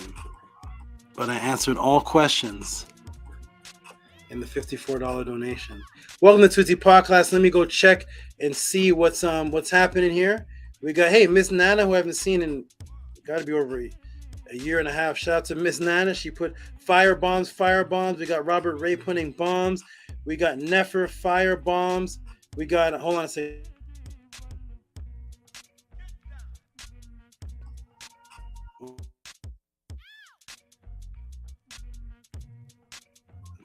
We got Nefer fire bombs. We got we got Higa Keprab putting up fire. Primordial Thought's always the first one in. We got Anu saying beautiful, unique breakdown. Kav Antu saying wow, so beautiful. Tua Netter. We got a Tefrem is in the house. That was absolutely amazing. Menkura is here. Rigo screaming wow. That is my answer. I had to jack that off of Ron Ephraim and Jabari real quick. Just steal that answer there. So if y'all are wondering where I get my information from, just go ahead and head over to the Shrine of Ma'at and it's all over there. Hey, what's up, my good brother Primordial Thought? How you doing, brother? Is the screen locked? No, Saba, you good. Everything's good. Okay. I got two questions, Saba. 2 questions for that question. Hold on. No. Go ahead, go through. Trying to sneak in quick. Hold on. What is it? Primordial Thought is slick. Y'all watch out for Primordial. Hey, Saba. I'm gonna be honest. Hey, Saba. Hey, straight up. I already sent the cash app for these 2 questions for that question 1. Okay. Check the cash app. I've never seen the man jump on the panel. I got 2 questions. Hey, Saba, tell Nanny to check the cash app. I know she screens them and sends them to you. Tell her to check the cash app. I'm telling you right now, I already sent it. Okay, cool. I want to see. I'm asking this. The first question is the echo that you were saying that they was putting the ISFET back in order. Is that kind of like when Neo was fighting Agent Smith and it was multiple of him, but he's kind of fighting him as one? Yes, and he's fighting himself. Yes, and he's fighting himself. Okay, Agent and Agent Smith, Oracle, and Neo were all the same being. Yes, sir. All echoes of them, of themselves. That's exactly what that. That's exactly what it is. That's why The Matrix is my favorite movie. That's exactly Okay. And then question number 2 is, I seen that on certain images that when they were holding them by the head, they were different images, different skin tones, the whole nine. So if I can put this in kind of like the best way I can kind of break this down is, if I was hanging around 3 people who taught me 3 principles of ISFET, and then me coming forth as conscious light, realizing that I learned 3 principles of ISFET from these people, is that me symbolizing holding them up and cutting that off from my consciousness? The symbol, again, that's a good observation. So once again, what you're seeing in these imageries is actual wars. So when I showed the wall temples where it showed different scenes, the Amorites, the sea people were several different people combined to work against KEMET. So it wasn't just one race of people. There were different complexion, different looking people, and they were all coming in bringing ISFET. So if you look at the temple walls, you'll see they depict the actual people. Each one of those complexions are also under the shoes of the KEMETian. The shoes that the KEMETian wear has the same image of those different people, and he's stepping on them every day. As he walks left foot towards Ma'at, he's stepping on them. So they all represent, you're right again, they all represent different forms of ISFET, but the KEMETians are going to show them all because they're also saying that it took all of them. There were several different tribes. At first, in year 5, it was just the Libyans. So you're just going to see Libyans. They're all going to look the same. Then as it gets into year 8, you're going to see a conglomeration of different people. And that's why they're holding the head. It's showing different races of different looking people that represent what literally happened, but also represent, yes, different forms of ISFET were brought in for those different races, because some of the people the KEMETians trusted and they turned on them. Some of them came as just open attackers. Some of them represent opening your trust for somebody and they turn on you. Some of them represent the jealousy. Some beings came in jealous for wives. Some came in for gold. All different types of ISFET. So yes, they each represent different ones, and they're under the shoes of the KEMETians, stepping on them. And it's a clear image. You can see individual races, and then they're named, and their name of them represents the different ISFETs that they brought to. So New to you, Saba. That's why I'm happy. I'm start that trend right now, Saba. When I got a question on top of the question, I'm sending the Cash App already so I can ask you the question in my art. So it yes, proves sir. that it proves that I can answer questions live. I just make Yes, them sir. pretty for you all. It takes me 5 to 16 hours to make that pretty demonstration for you. But all of this I can answer live, just like I didn't know you were going to ask that. I didn't have anything Yes, prepared. sir. And Yes, sir. for example, one of the ISFETs is a light-skinned being, and he's called a Namu. And the Namu represents, the Namu is somebody who's constantly moving, who doesn't have a home. So that's ISFET because he's not established anywhere. So he's just going from place to place, taking from different culture. He's called a Namu. It means when you're moving around from place to place. So even though they were actually doing that in real life, it represents ISFETic chaos of not having established ground, because you can't build a community, a society, if you're constantly moving and traveling from place to place. So the Freemasons took Namu, and guess what word they invented? That means the same thing that you use. Namu. Nomad. Yep. And that's what we have things for. Nomad today. And a nomad is somebody who constantly moves from place to place, because nomad is from Namu, which means somebody who moves constantly from place to place. Like your mind constantly moves from place to place, so you can't have it coherent and focus. It's constantly moving. Nomad. Like a vagabond in a way, they call that. Right. Don't be a conscious nomad. Yeah. All right, fellas. What you thought of that answer, man? What did you think? I know Sharika somewhere trembling. Man, that was groundbreaking. That was absolutely fine. I was stuck. I couldn't move. I was like, wow. Like, how much deeper can this go? Like, I'm tired of these people playing with you, man. I really am. I'm tired of this foolishness, this fete that's going on out there.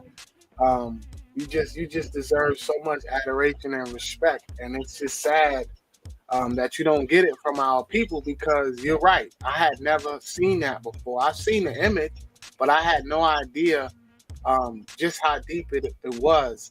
And just knowing our ancestors, what they left for us, the treasure, and how valuable it is. And, you know, week after week, your consistency of breaking us out of this matrix and just teaching us, and you just don't get the adoration that you deserve. So hinu to you, Saba, for being the Saba. And just, man, I just appreciate you. My family appreciate you, and I appreciate all you brothers up here for representing this energy. And it's a process to get to that point. So the dedication that you have is definitely to be admired. So tuak to you, great Saba. Thank you so much, my good brother. I'm glad you appreciate it. I named you a Tef for a reason. And because you are what I consider a great father, because you're taking the consciousness, and you're only a great father because your children and maid are listening to you. You know, if they didn't listen to you, you wouldn't be a good father. It's them listening. It's them listening to you that gives you the ability to exercise your fatherhood. If you have a bunch of ruckus and chaos and nobody's listening, you can't even show anything. So you're the Atef, which is the fast striker. You're the fast striker, which is what a Tef is. And by the way, everybody, if you notice, I broke this down before, but in the introduction, let me just show something really quick, just in case Rigo or anybody, or you a Tef, may want to see this, and then I'll step away for a moment. But you'll notice in the introduction here, in this.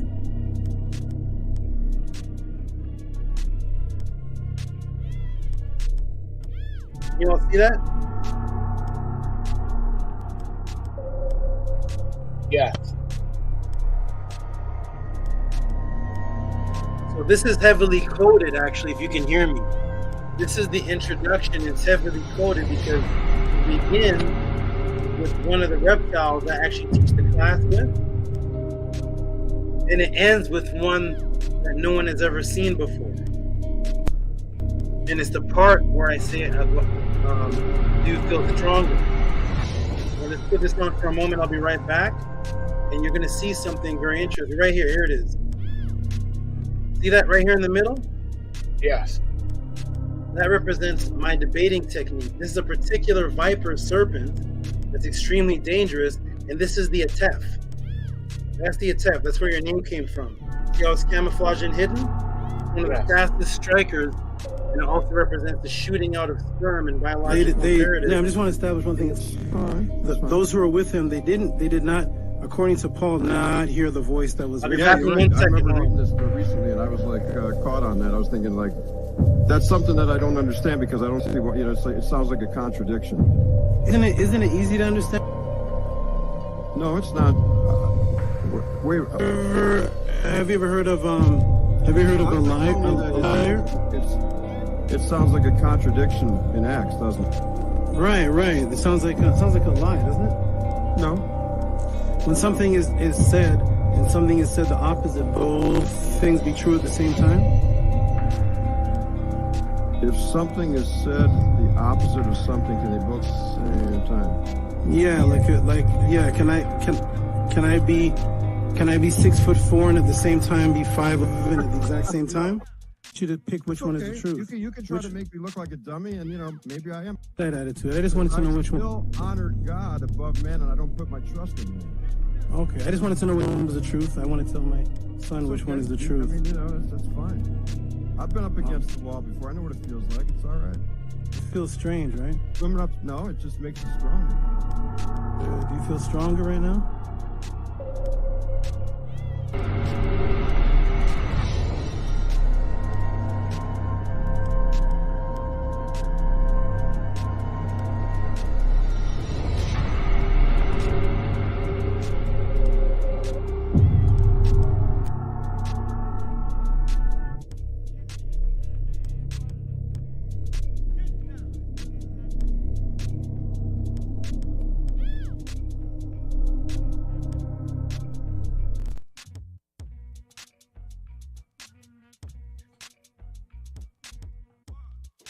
Got him.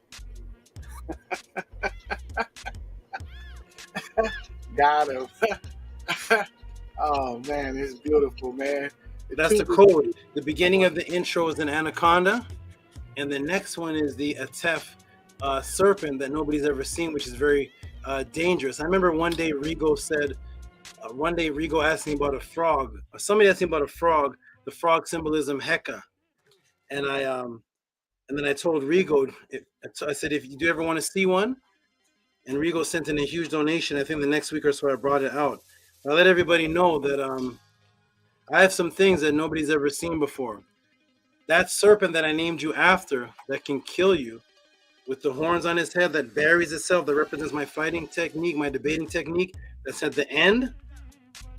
I'll let everybody know right now. If anybody in the pod class ever wants to see that, send in support, and one day, if I feel like it, maybe I'll bring that out. The one that I named the Tef after. Okay, just want to let everybody know that. Hey, SABA, and you're talking about like holding this, like how you do everything else. And this is the just let me know. Maybe Rigo want to see it. I don't know, but let me know, and I'll see what I can do and see if I can make it to the end of the pod class. All right, everybody, I'll be back. You all build, tell people to support. I'll be back. Peace. This is you can't write this. This is so precious, so sacred, so mind-blowing. The Heka is real. Hindu to you, brother. Oh, Saba, you just keep ascending. It's so beautiful, it's so powerful to witness. I was talking with Ani during this week, and he said a statement. It's so interesting to be in the middle of the magic while it's happening. And so I was thinking the same thing. I was just now thinking that, about to say that. Just now as you're saying that, I was just thinking that, saying to myself, no one has ever broke this down, ever. Yes. No one has ever broke this down since it was written on the walls. Yes. No one has broke this down in public. So yes, we are living this magic right now in real time. We are in the midst of this right now. It's a beautiful thing. I was just thinking that, man. Well, go ahead, brother. I didn't mean to. Oh no, it's the synchronicity. Right there, brother. Let me see your bro. Hold it up. Beautiful, beautiful. I got this when I was in LA. I got this when I was in LA. When I got my Ren, I got this. Beautiful, brother. And then I gotta. The ancestors are proud of our SABA Tehuti. They are rejoicing that his obedience, his discipline, his commitment, his dedication is to be applauded. Like it's if I really understand for the teachers not want to maybe, I think they want to learn from him, but if they learn from him and have to share who they're learning from, they probably afraid they would lose their followers. If I was really, really trying to teach, I still would find a way to be learning. Talk to him. From SABA Tehuti, I would be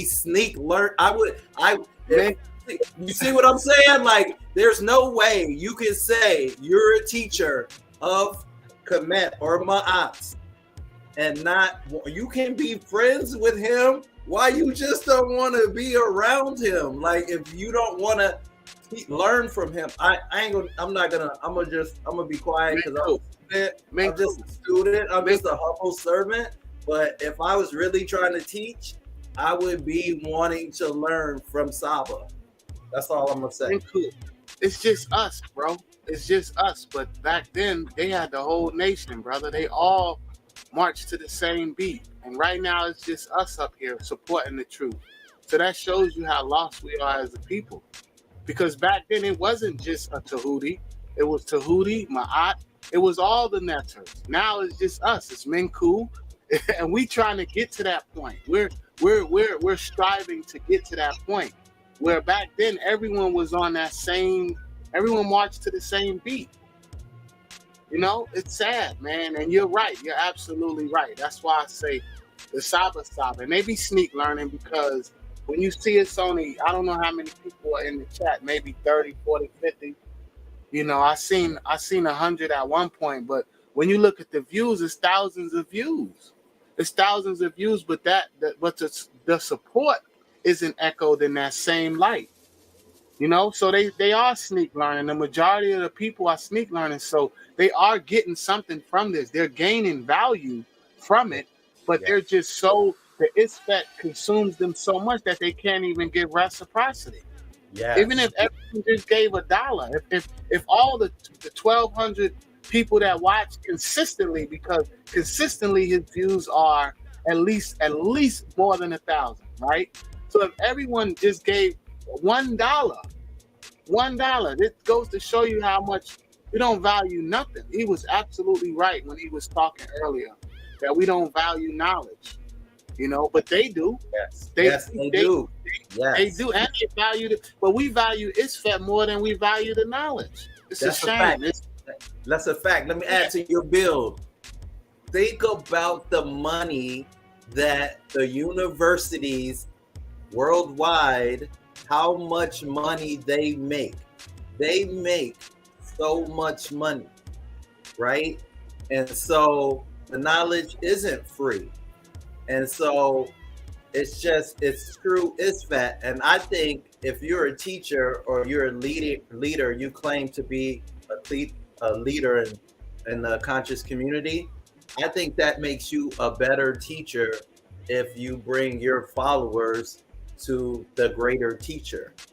That makes you a real follower of Ma'at. If you can let your ego allow you to do the thing that is Ma'at, is bringing people into Ma'at. That makes you a greater teacher by admitting and wanting to follow the greatest teacher of Ma'at. Facts. Totally. And that shows you that they don't value Ma'at. They don't value Ma'at. They value Michael Jordan sneakers because they'll stand in line for them for hours. They value the PlayStation because they'll stand in line for that. They value everything that's destroying us and that's detrimental because they stand in long lines. They stand in long lines to destroy themselves.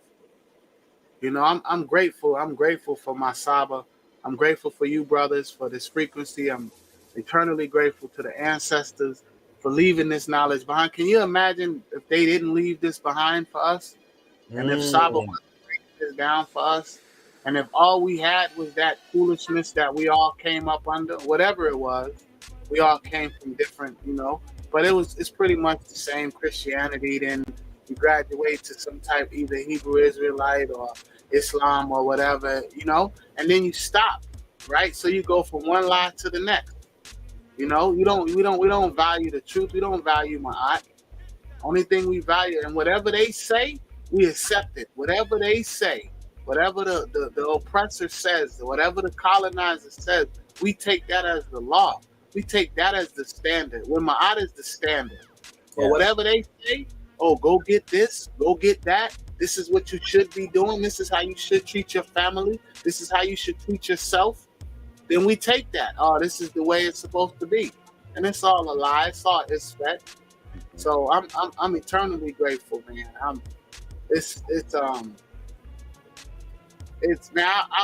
was in awe watching the breakdown because it doesn't change. The consistency is always there no matter what question you ask. Yes. No matter what you ask the question about. The consistency is there, right? Yes. And it's every week. And how long has this been going on? For 2 years? Yes. At least for me, it's been 2 years, right? From Killer Priest, right? Mm-hmm. And you right, brother. If they all came together and just recognized what it was, because it's no arguing here. It's no ISFET, but they need that though. I think they need that. Like the cancer needs the weak cells to thrive. I think that they need that in order to whatever it is that they're trying to do, which is hustle backwards and destroy us and just echo the energy of the colonizer. That's what they do. because it's no way that you can't value the truth and not, give our Saba his props in real time. Can I say Go one ahead. more thing? Welcome back, Saba. Welcome back. We're gonna listen. Oh, go ahead. Go ahead. Tour to you, Saba, for bringing forth the ancestral artifacts over a religious opinion and showing us the White House, where that come from, the pylon, which they use for sports, and the NFL, and then Prince of Peace, King of Kings, Lords of Lords. The Rastafarians use that, the Christians use that, and they claim it like it's theirs, and it all comes from Ma'at and Kemet. Stop lying, stop stealing. The Ishfat, this needs to stop. It just needs to stop.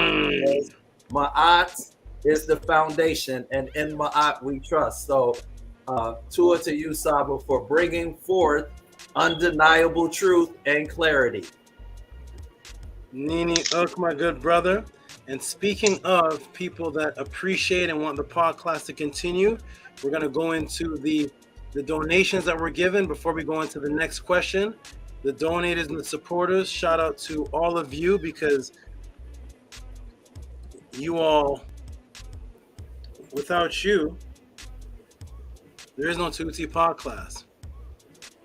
I can create realities out of anything. I can create existences of realities out of anything. And if it doesn't come from the Tehuti podcast, for all the years that you never saw me online, because I was doing something else. And now that I've been put in a position where people respect this to the point where it is actually causing a survival for me, I wanted to see if is it possible for people to, every other, and Atef, I know you'll like this, every other career, every other position in existence can survive off of what it does. So if you're a plumber, you can survive off that because people want their house plumbed, right? You can survive off that. If you're a gardener, you can survive off that. If you're a doctor, you can survive off that. If you're a poet and book writer, you can survive off that. If you're a tennis player, you can survive off that. A comedian, you can survive off that. A crack seller, crack dealer, you can survive off that. A pimp, you can survive off that. Why is it the one thing you can't survive off in this society is raising people's minds out of the matrix? Why is that not a survival? How come there's nobody surviving off of that? Everybody that does it off YouTube, they're not surviving. They're getting views by talking about who's in court, who raped who has this, and who do you all see actually surviving off of answering the people's questions in Earth's history? Has anybody ever seen that before? Is there anyone in Earth's history, whether you're in the chat, whether you're watching, whether you're on the panel, who is surviving by answering questions that are uplifting people into Ma'at? Anybody typing in the room? Anybody? Is any, and Jabari, is Ashar Quay, anybody? Nobody? No? You can survive off taking people on tours, yeah. Make a quick 20,000, taking people to KEMET and saying, look at the black nose, look at the black nose, look at the black nose, look at the black nose, look at the black nose. Okay, we're gonna get into it, but who's surviving off of teaching? Before I pass, I wanted to prove to the world that there's a handful of people that will create an environment where a door opener, matrix breaker, can actually be appreciated enough to survive. That means that I don't have to skip any pod classes because I got to work at Denny's now. I am surviving off of questions, and that's never been done in Earth's history before. And it's not just answering questions. You see the level that's being answered. That's never been done. I want to prove to the world that this information and people's lives changing are actually cared about more than... There's guys up the street that survive off selling tacos. Beside gas stations. There's Mexicans right now. There's gas stations with the fumes. And there's Mexicans right now at the gas station selling a taco. What's that thing they yell out? Tamale. What? Elote, elote, elote, elote, elote, elote, and they're surviving. They have houses and cars and everything off of, and there's no water to wash their hands. The guy selling the taco to you, he never washes his hands. You know that, right? I hope you know that. The guy pushing the taco cart, he doesn't have a toiletry system with him. The same dirty hand that he touches the money with is the same gas fumes in the air. And he's surviving off of that. I wanted to see if people cared about Ma'at as much as a toxic taco sold by dirty hands. Yes, you can come through. We're gonna go over some support now. Yes, you can. And there's brother Bijan Pharaoh, one of the greatest supporters. Who, if Bijan Pharaoh, you can come through, please. If Bijan Pharaoh doesn't give $50, he actually sends me a message explaining. Sorry, he actually apologized for sending 30. There's some people in the pod class that don't. There's some people in the pod class that don't support for weeks. They don't support at all. This man sends more money than the average person in the pod class and apologizes for it. Everybody meet Bijan Pharaoh. How you doing, good brother? Hotep, Saba, Hotep. Peace and love. Hotep. Good to see y'all. Peace and love to everybody on the channel. Peace, brother. Chat. Good to see y'all, man. Good to see y'all. Peace, I wanted to come. Hey, I had to get it, Saba. Personally made. You see it? What did you get? Would you say it again? Look what's on my head. Oh, nice. You got it made? Yeah. Beautiful, my good brother. Yeah. Beautiful. When people see you from people see you from the front, they think you're a Muslim. You turn to the side. They think I'm a Muslim. They see the Yeah, they see the blood, the water, and the spirit. So, you know what I mean? Exactly. Yeah.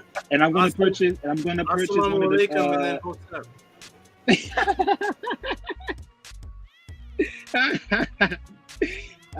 Saba, you funny, man. You funny.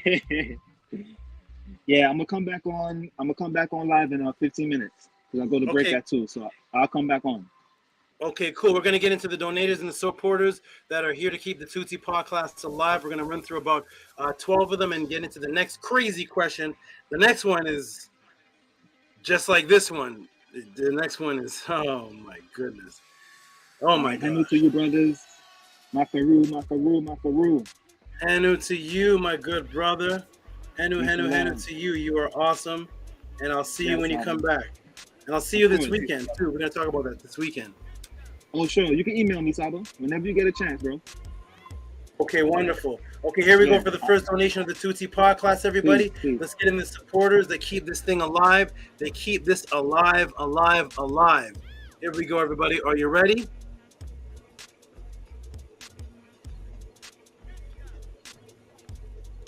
Here you go. Yes, and some people, and I want to say too that some people put that one of the reasons people don't donate and support this is because and this is a good point too. This is interesting. But we're gonna dematrix this because hardly anybody can apply this knowledge to normal life in modern day society. And the beautiful thing is that I created a system where there's no such thing as this knowledge. There is no this knowledge. The Tehuti pod class is based on the question that the person is asking personally. That knowledge and that knowledge. Everything from, did somebody not send a question in here about how to get rid of strokes? Was that ever sent in to me? How to get rid of heart attacks and strokes? Because that applied to that applied to their life that they wanted to ask. Somebody else asked about the Nicene Council. Somebody else asked about fitness. Somebody else asked about out of body. Somebody else asked about contacting their ancestors. Because I don't set up the questions. So there actually is no such thing as this knowledge, because there's hundreds of random questions that come in from here to Amsterdam, and they can't be all categorized as this knowledge, because the guy in Amsterdam wants to know something completely separate from the guy in Denmark that sent me a question, from the guy down the street that's sending me a question, and they're all questions that people want to know. So there is no this knowledge. I did that purposely so that nobody could say that. but Invest subconsciously in yourself. subconsciously in the matrix, they make you think that all of these questions are something called this knowledge. All of the variety of questions that people asked about how to get good blood flow, how to get good blood flow in the body, how to properly eat, how to do a diet program, how to change your body. The aliens exist. The president do this. How do you have multiple wives? How do you breathing techniques? How do you do? There's so many questions that the Matrix actually makes people think that all of those hundreds of topics are a thing called this knowledge. Hey, that was just a live breakdown from a comment. That was a breakdown in itself from that comment right there. That was because that was a fantastic comment. Yes. It was a fantastic comment. Yes. And then he broke down that comment. Cass, homage. I did this purposely to wait for somebody to say that there's something called this knowledge. And let me tell you how the European does it. There's people that study mathematics like pi ratio, right? And they can't apply it in life.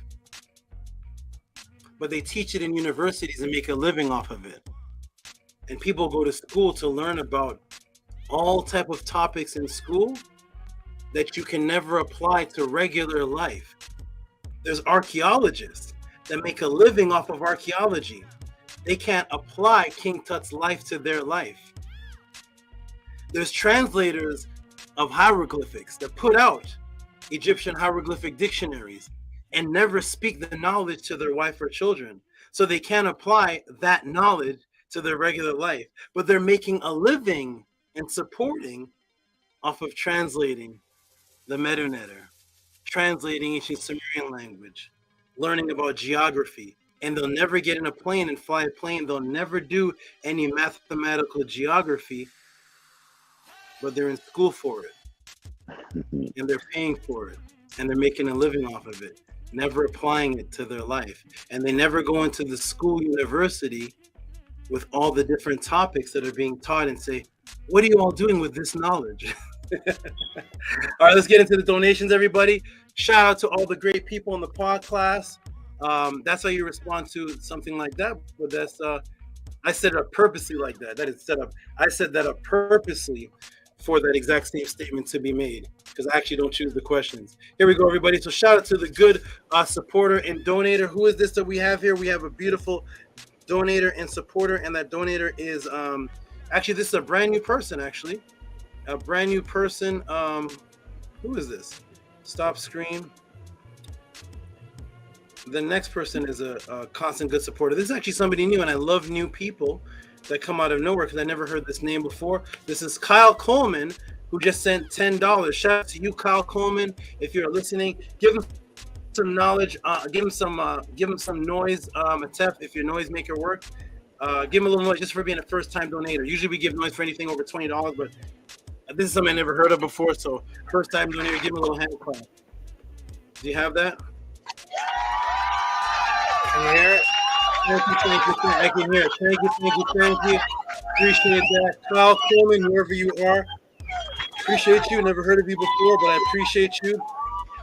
Now this is now we got a brother named Nicholas. Is this the same Nicholas that's in the room? Nicholas Savenden. He did something very honorable. Appreciate you, good brother. What is this? He said, for the pod classes, it's actually last on my account, but I want to give you what I can for you to continue teaching. It's absolute honor. Great SABA Tehuti. Because of time differences from Norway, here I don't always catch the live classes. So I want to say Tua for the 3 Medu classes, Hotep. So I don't know if the brother's saying that this is like the last money in his bank account, or if this is the I think he may be saying that he's down to his last, but he's gonna donate the little that he has to the pod class. Shout out to you, Nicholas Savenden, all the way from Norway. We have supporters. Give him some big noise if you have. If you don't, I'll put some noise in there. Shout out to you, Nicholas Benden. Shout out to you. Shout out to you. Here's someone else that. What's that? I think that's Nicholas Noetic. Okay. Shout out to you, Nicholas Noetic. If he says it's him in the chat, let me know because I can't see the chat. Yeah, in the chat he Shout out- says, "Yes, that's me, Henu Saba." Yeah, all the way from. We're affecting people all the way in Norway, family. Can you believe people are getting these teachings all the way in Norway? I mean, you couldn't do this over the internet at all. I'd have to travel to Norway and walk the cold streets to see if anybody wants to listen to this. Shout out to this brand new person too. I don't know if I heard of this name before. Khalil Barney with $25. Shout out to you, Khalil Barney. I don't remember your name from anywhere, but shout out to you. And I appreciate your support. Give him some big noise, Atep.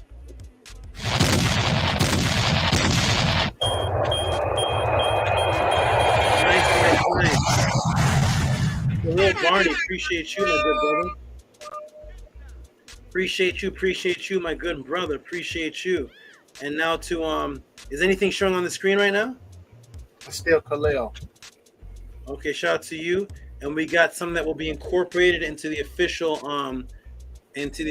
membership and official lingo of the organization, which I will announce in October. One of the announcements of the organization's name and why is this phrase right here, invented by this good brother Sal Vega. He invented the term tuition, $33.33. Yes, people will be paying tuition. I love that play on words. Give him some big noise. Shout out to you. Thank you so much. Appreciate you. Thank you very, very much. He said, and what did he say? He said for tuition. Simple. Okay, now we have what's this? Now the monsters are coming out. The monster supporters. This is one of the truly most appreciated brothers that have ever entered the podcast from the very beginning. This is Hika Kepara with the biggest donation so far of the night. $72.72. Give him some big noise, please.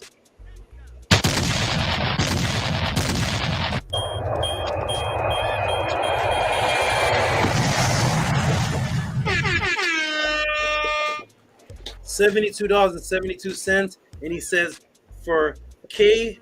Oh, this stems from last week I did the class. Somebody asked about the pyramids, the Aku's being made out of geopolymer, and they came from this movie called K 2019, and he says he wants the K 2019 breakdown. Of course, that movie, just the geopolymer part was about 4 minutes of the show, and I gave an hour and 20-minute breakdown, maybe hour minute. So obviously the whole movie is like an hour and 50 minutes or something. So I cannot do a breakdown of the movie. So he sent in a clarification of me choosing from September 15th. And let me go ahead and read his email for the clarity here. Where's his email? His email is what is his name? Fitz something. Where is it? How come I don't see it? Where is he? He's where is he? He should be. Everybody who saw that answer.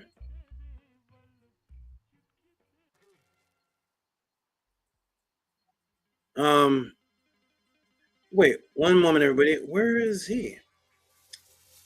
He did send a clarification. I don't see it. If you want to email me again with the same thing, Higa Kipra, if you can hear me. For some reason, I don't see it anymore. It was clarification. I don't see it. How is that? That's very strange. Huh.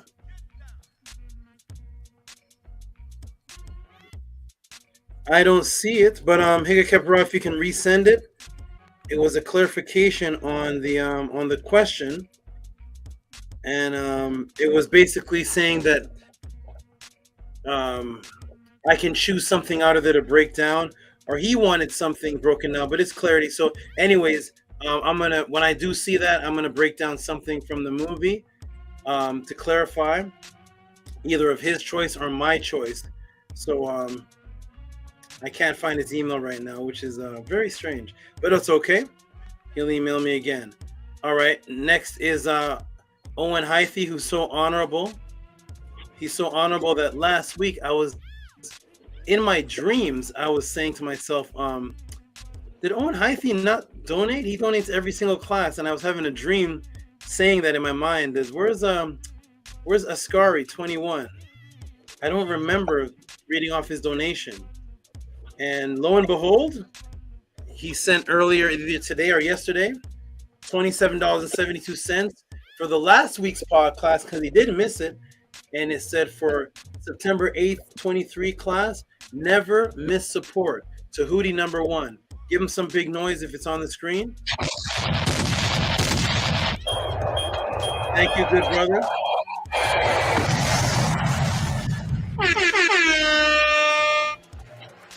Appreciate you. Thank you. Tehuti #1. That's an honorable man. He missed a donation, and he literally sent. And I see another one from him today. So literally on his record, he's never ever missed a donation. Shout out to that good brother right there. We'll do a couple more. Oh my goodness, the monsters are here. Stranger who never gives a small donation. What is Stranger? Is this the highest donation of the day? What is this? Stranger supports $85. Please explain. I love his questions too. Please explain the correlation in it's always mathematical. The number 3 between Cometian architecture, the Holy Trinity, and magic. Freudian psychology, not included but not omitted. The self, the ID, and the other. Okay, I'll read it again. Please explain the correlation between the number 3 between Kemet architecture, so how the number 3 is interwoven into Kemet architecture, and the Holy Trinity and magic. Wow, Freudian psychology is not excluded. Look at these questions. Where are these questions asked anywhere on the internet?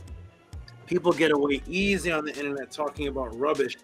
I would love to see strangers send this question in to any of the other channels. I would love to see the response.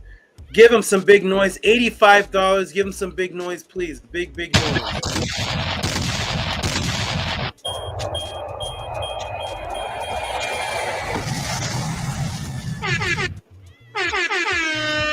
Beautiful. Shout out to you, stranger. That is I think that's the biggest one of the night. Shout out to you. And we have Sarah. I'll do about 3 more, then I'll get into the next question in the Tehuti Pod class. Abu, what does it say? For the Abu info. Oh, I love this. Wow, she went, wow. Give her some noise for this. Let me tell you what she did. Sarah is going back to pod classes from a year ago. She's going from a year ago to pod classes that she missed, finding something that she appreciated, and sending a tip because she wasn't there for that one. She's going back to what is this?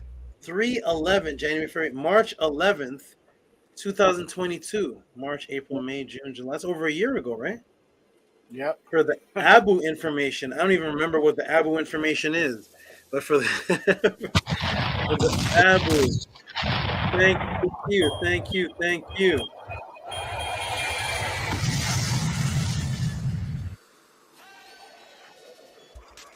Thank you, sir. This gets people very upset, but we're here for Ma'at and truth, and because people have never seen this before. They don't know how to react to They don't know how to react to who is this crazy man getting all this support? How come? If you ask them, the people that dislike me and say negative things about Tehuti in the pod class or whatever, if you ask them, forget about what Tehuti's teaching, forget about that for a moment, put that aside. If you could do the same, would you do it? That's an important question. You have a YouTube channel. So if you could come on and you talk for 8 hours on the other channel anyway, and the next day you see the same faces arguing for 8 hours for free, everybody, giving their opinion. No, let me interject on that. So what you got it wrong is what you need to know, what you're left out of the story. Most people, you're there teaching for free for 8 hours a day, your opinion. If Sonnet or any of those other channels would say to you, okay, brother, your turn to speak. And before you speak, everybody give this man a $25 to $50 donation. Would you do it? Of course you would. Of course you would. You're on your YouTube channel. Judah Nazareth has YouTube channels for 10 hours. 10-hour shows of screaming about other people. If you could get donation by answering questions, would you do it? Yes. Once you say yes, forget about what Tehuti teaches. If you agree, disagree, if you think it's pseudo, whatever you think,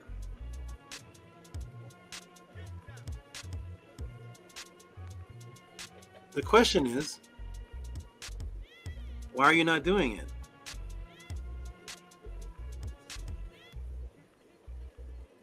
You telling me you wouldn't like to get an $85 donation to answer one question? You don't like that, but you work at Wendy's? All right, next donation, everybody. Thank you, Sarah Jean. Appreciate that. Thank you so much. The next person here is Octavia Sly, who gave $15. Oh, give him some noise for the 5 breakdown. The breakdown on the number 5 in the Venus orbit. It's not shown. Okay, no problem. Let me go ahead and fix that. I love it when people go back and watch old pod classes and they appreciate it. So we have back to back here. We have Sarah giving an extra tip for the Habu breakdown, and then Octavius giving an extra tip for the 5 breakdown. Let me go ahead and put that on the screen. That's my new question to all the other people that say that I'm pseudo, say that I'm crazy. Why aren't you doing it with the correct answers? Why are you going to work? Because you have to. Because nobody would pay you 2 cents for your answer. Here we go, everybody. So the next person here is Octavia Sly. Appreciate you, good brother. $15.51 for an old answer, a past answer that I gave, breaking down the significance of the number 5, the pentagon angles, the 108 angles, the 5 branching off into the Fibonacci sequence and doubling with the golden ratio and the Mandelbrot set. Shout out to you. And almost some people here don't know what I'm talking about, but go back and watch Venus orbit and you'll see the mathematical breakdown of the number 5. Appreciate you. Here we go, everybody. I'll do 2 more, and then we're going to get into the next question of the Tehuti pod class. Nito Campbell, who always supports. Always supports. Let me give him.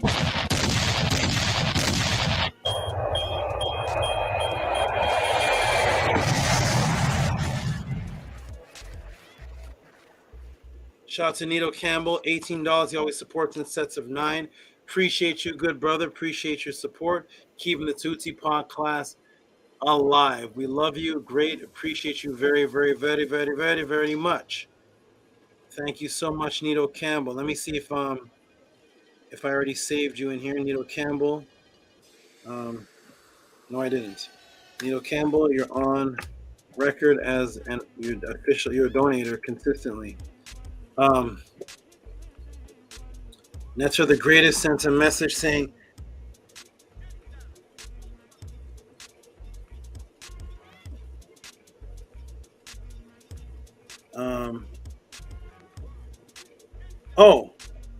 one second, everyone. Nets are the greatest sent a donation, but the question came first.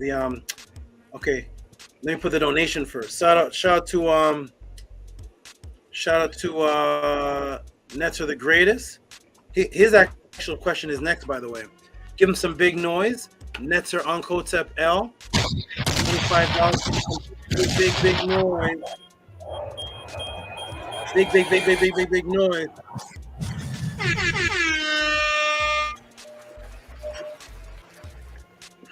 And he says that the donation is in the email. So let's go ahead now. So here's the question is in the email. So here's the question. Here's the question, and the question is, Ankuja Seneb or SABA Tehuti? I've been wanting you to break down something for me for a while now, and after watching your matriarchy class, I thought of it again. About a decade or so ago, there was this teaching a lot of people were promoting, that teaching, and my question to you is for the origin of, and also the truth about, was there ever a time when only women were on the earth with no men? Yes, there was. I know exactly. I definitely have heard of that teaching. Peace to the best pod class in history and the followers of Ma'at Ankuja Seneb. I'm going to re-edit that. Peace to the only pod class in history. And he meant to say peace to the best class in history and the only one. This is the only pod class in history. Shout out to you, my good brother. Netzer the greatest. I'm going to put this question here from September 25th. Question. I remember those teachings very, very well, actually. Very, very well. And Owen Hythe, here we go. Last donation I'll read for right now. I'll read the next after the answer, next answer. And here is Owen Hythe, who says, spiritual and mental liberation #1 Tehuti. Thank you, Owen Hythe, for this donation and being honorable and sending one when you missed the class. He does that. Who else does that? He does that. Give some big noise. Do some hand claps. Give some noise.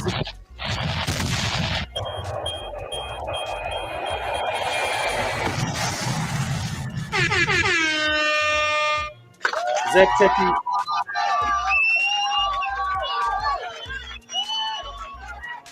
Tepi Slim does that, and so does XA Salvega. They'll actually send a donation saying, this is for the date that I missed. Very, very honorable brothers. Appreciate you very much, because you could literally sneakily watch a pod class and I would never know it. Oh, here is Higa Kipara's clarity of the donation question, and I'm going to go ahead and put that on the screen. And it says here, Henu SABA Tehuti, I hope and trust that you and the pod class are filled with warmth and love of Ra. Ankuja Seneb, please thank them for allowing us to benefit from your knowledge and time. Naturts, if you can hear me, Higa Kepara says, thank you for allowing them all to benefit from your knowledge and time. I must admit that I have used the K219 video in the past, mainly for the creation of measurements and the mathematical equations in the Aku, and would appreciate greatly if you would break those down because of the psyops, or whether you feel, or whatever you feel is a beneficial for our Ka. I'll leave that up to you, your divine wisdom, and more than capable hands. Tua for all that you do, and the astronomical sacrifice. Oh, man, only if you knew. The astronomical sacrifice that has been bestowed upon you. Eternally thankful and immortally grateful, Higa Kepara. Okay, Higa Kepara. So you want me to break down either the truths or the falsehoods on the mathematical equations? Okay, good. Or pick something else out of it. Okay, I'll put that down. Okay, we're gonna call this September 15th question. Okay, good. That is a question, and Thank you, good brother, for that support. And let me scroll up and see something here.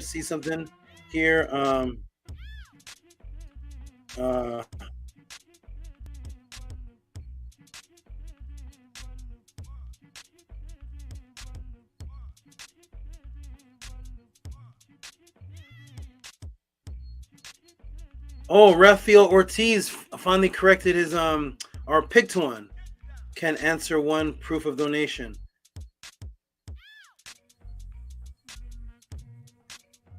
It's blocking something. Rafael Ortiz, if you can hear me, please. I don't know what's going on. I'm going to show the pod class. I've never seen anything like this before. So it's a part of the donation that you gave. This was a brother that asked about 3 questions for $20. I told him to pick one. I told him the ejaculation one is a one-on-one, and he could pick the other ones as a pod class. But it came like this. This message seems dangerous.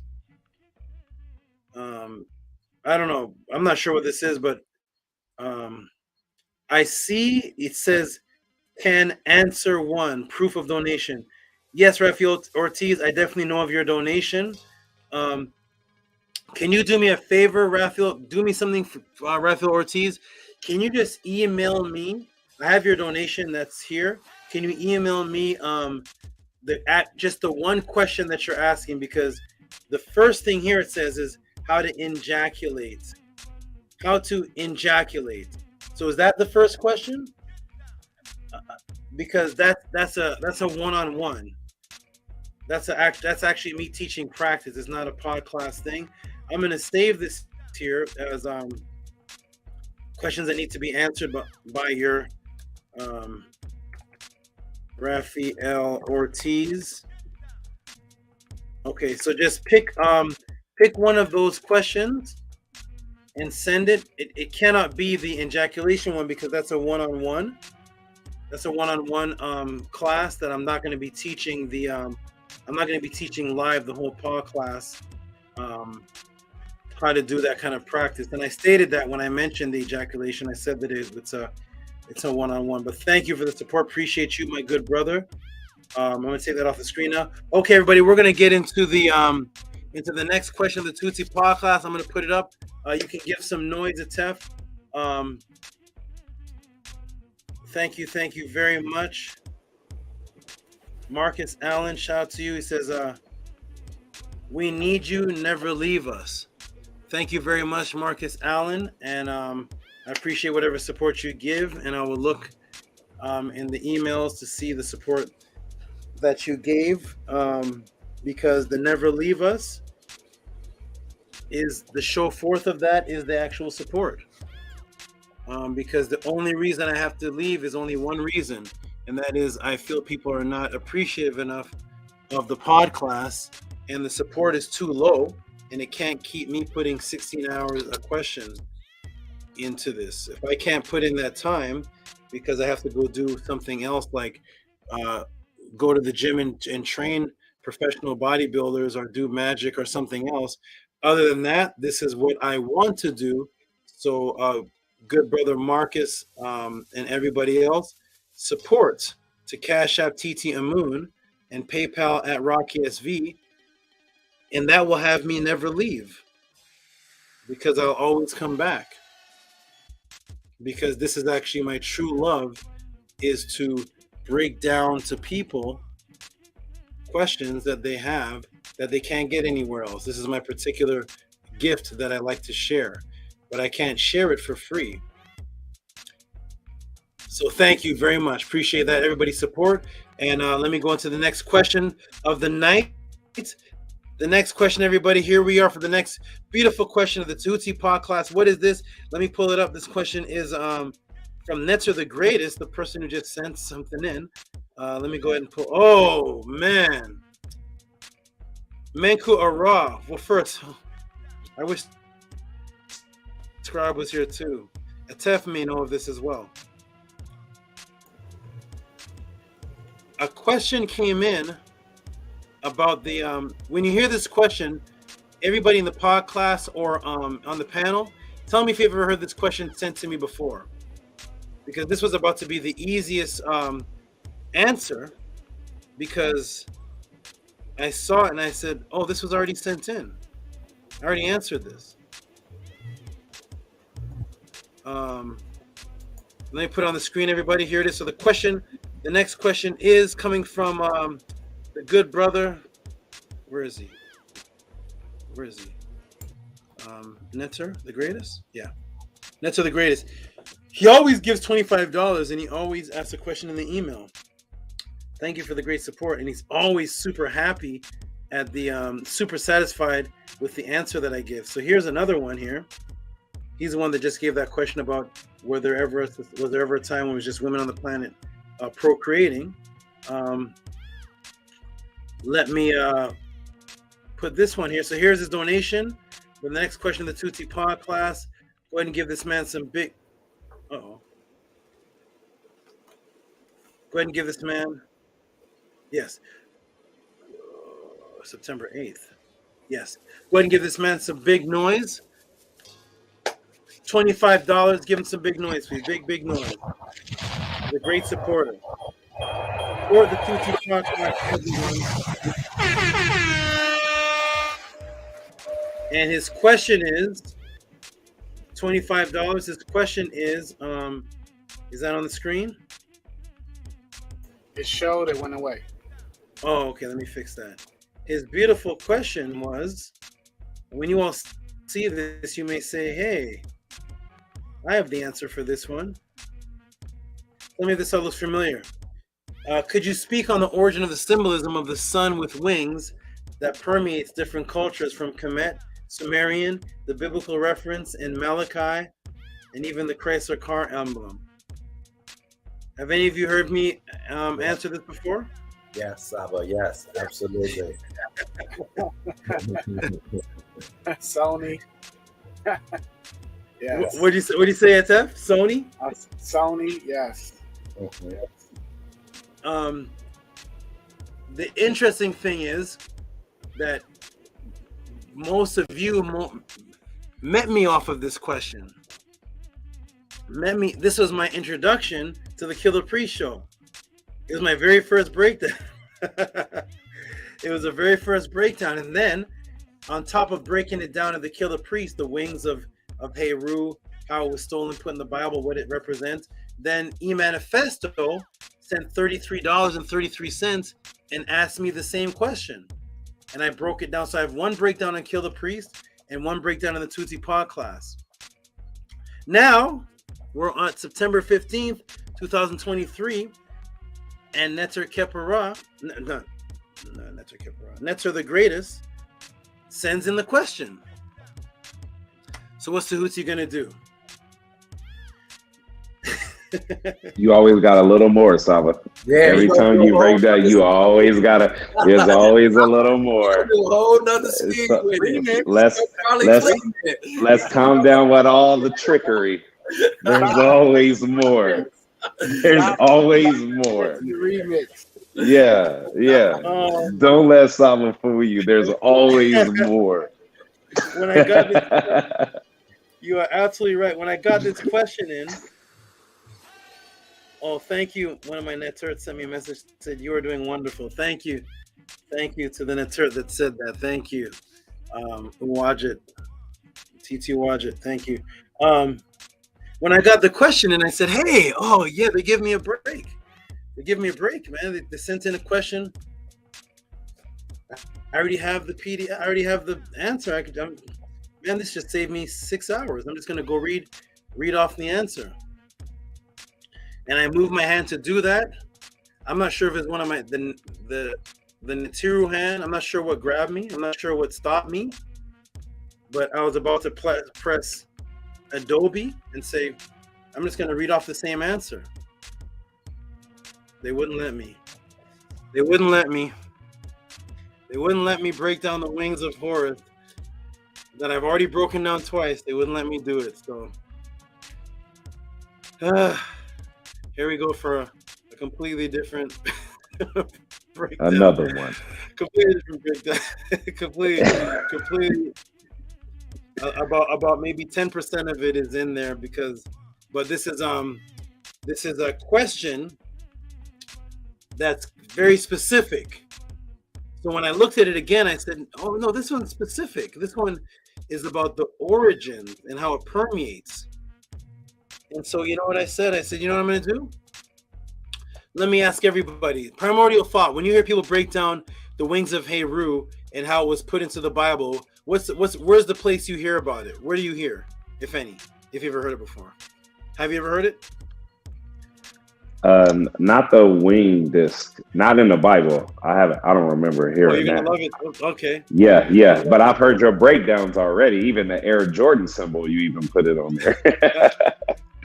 Okay. So, Tef, when they break it down, what part of the Bible do they break down? What do they say? If you remember. I don't remember. No problem. Menkura. Should I go back to the first one and just reread it then? I'll save it for next. It'll be brand new even if I do the first one. Even if I restate it, I guess it'll be brand new. Do you remember Menkura? Where in the Bible is the sun disk wings in the Bible? Man, I need to go back to my 1993 answer then. Yes. I need a refresher. Okay. Here it is. Higa Kepara said, what did you say, Tef? You gonna say something? No, I was thinking it was behind the picture. Behind, no. I'm thinking of something else. Okay. The sun with the healing wings. So the sun disk was taken by Christianity, and when people mention it, they do mention in the Bible there's a sun with healing wings. I'm gonna do something totally different. I'm gonna do that part too, but I'm gonna bring in a religion that's never been mentioned ever before as one of the plagiarisms. There's a particular religion that's extremely popular, and it's really old, and it's never ever mentioned as one of the plagiarisms. I'm gonna let y'all talk for about 2 minutes. I'll be right back. I'm gonna throw some in my face and get right into the next answer of the Tehuti podcast. I'll be right back in a minute. This is gonna be good. Hey, Hinu to you, man. I like that shirt, brother. Is that a new? When I was in LA and I got my Ren, I had some time before SABA could see me. So when I was in LA, I just made myself at home. I went to Venice Beach, and on the beach, for everyone that's there, there's a few shops that has a lot of. I got my Ankh. I got this. On Venice Beach. Oh, I got a bunch of stuff when I was in LA because I can't get that stuff where I'm at in Madison, Wisconsin. I was thinking about it today. I was like, I might as well be in Alaska because man, it is Tamahu Central here. But anyways, while I was in LA, I was like, I gotta stock up, So yeah, I got this while I was in LA. I like it, brother. Sure. Me and my brothers are coming for the get together, brother. Why don't you share a little bit about that? Tell the people what they're looking forward to on October 28th. For those who consistently come to see SABA Tehuti in all of his splendor and glory on Friday nights, and those who come to the Medinet or Monday class, I can't make sense in my head why you wouldn't want to come see him in person. And so not only him, but all of us. And so, because we want to see you, but we're going to have a meditation. We'll have vendors. SABA is going to speak. You'll have an opportunity to bring offerings to SABA Tehuti. We're going to sit down together and we're going to enjoy a meal together. We're going to have a talent show. Ani Pata is going to speak. Ahati is going to speak. Atef is going to be the master of ceremony. He is going to bring us along each one thing to another. If you've never been to LA, me personally, I love LA. Every time I've been out there, I've had a wonderful time. Like I said, we're gonna have the talent show, and we've forgotten how to be family, how to be community. We've totally forgotten how important it is for us to celebrate our ancestors, celebrate each other, come together so we can exchange energy because we have the same beliefs, we have the same goals. SABA is going to make an announcement or several announcements for building the community, what he would like to see take place. So, I'm not going to miss it. I think it's going to be a very beautiful, special, this is the first one. So this one can't be duplicated. This is going to be the first time where we're going to get together and build. And I'm so excited. I have a million and one reasons why I'm excited, and you all should do what you can to come join us, to come build, to come heal. His vibration, his light, his sound, his energy, his tones. You see you're here for a reason. In person, it's multiplied. And yes, it's going to be a beautiful occasion. I hope you all can come out and join us. Welcome back, Saba. Welcome back, Saba. Hey, Saba, at my job today, a magician came to do magic tricks for the patients. Oh, nice. Okay. It was interesting. And he said, "You don't seem impressed." And I said, "My teacher's a magician." That's hilarious. That's funny. That's awesome. That's awesome. Okay, everybody, what do you say? Say it again. I say it's pure magic, Saba. Pure magic you bring forth. It's beautiful. Thank you. Okay, we're going to get started, everybody. Brothers, you can jump back in the chat. Dashe, my favorite waiter.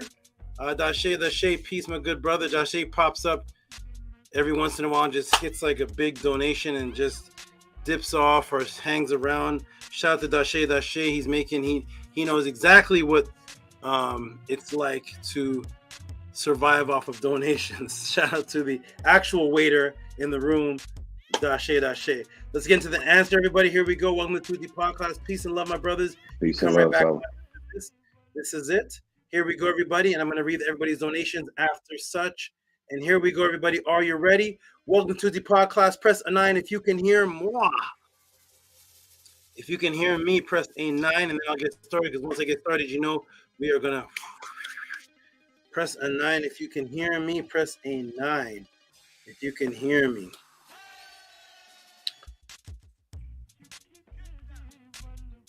Got the beautiful ladies in the back. That was the in the back of me. That was the polygamy conference, polygamy meeting. That was held. That was great. I wish they did it consistently. It was a beautiful day. Beautiful, beautiful day.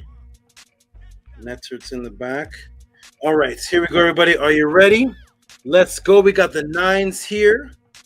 We got the 9s here ready. Let's break it down, everybody. Welcome to the Tehuti pod class. What's the question? The question was about the wings, the wing disc permeating. I've answered this question before. As I went to go do the same answer, the netter said, "No, you're not getting away with that. Give them something different that's never been broken down." Here we go, everybody. Ready? Welcome to another wonderful, wonderful, wonderful, wonderful Tehuti pod class, the only place again on the planet Earth where you can send in a question with reciprocity and receive a documentary answer, complimentary designed and crafted directly for you with a shout out recognition of your name, adoration to you for the support, and it will be stamped on YouTube forever, customized. What question do we have here today? Let us look. Shout out to Netter, who gave Netter Uncle Tep L. All right, here says Netter Unkotep, who gave $25. Email on the question. I went ahead and put the question for everybody to see in the answer. Could you speak on the origin of the symbolism of the sun with the wings that permeates different cultures from Kemet, Sumerian, the biblical reference in Malachi, and even the Chrysler car symbol? Let me come into the room and interact with you real quick. Let me ask something. Is there anybody here that knows of Christianity? So when we talk about the symbol he's asking about is the very common one with the sun in the center and the wings coming off. One of the most popular symbols in Kemet, like second only maybe to the Ankh. Have you seen Christians use this? Could you go into a church and your pastor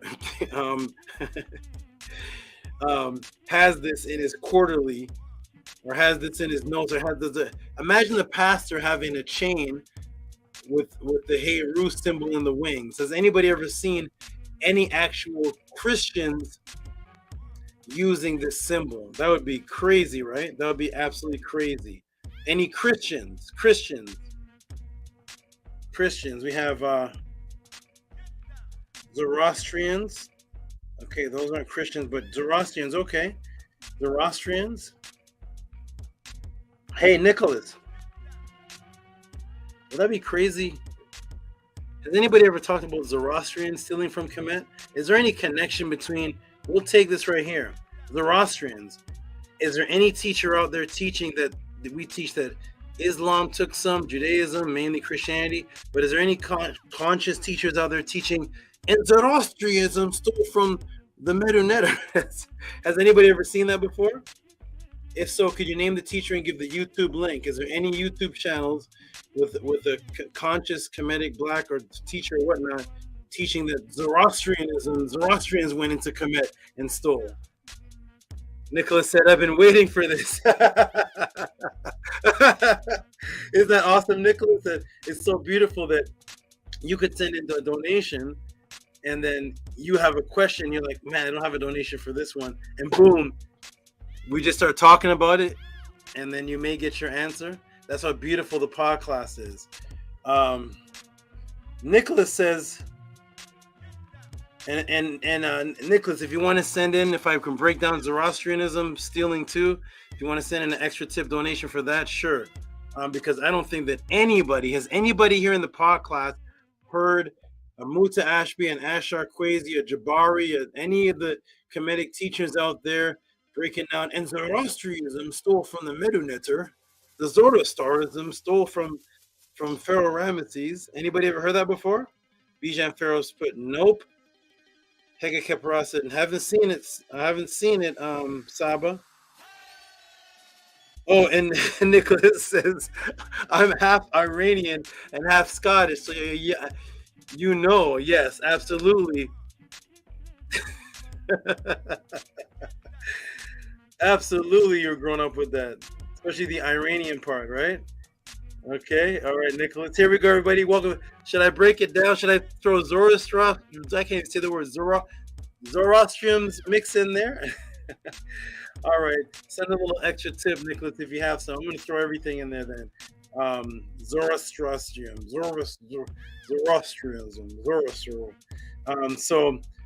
Nicholas says, so mixed and interested in ancient history and always heard Islam and Christianity stole from Zoroastrians. That's right.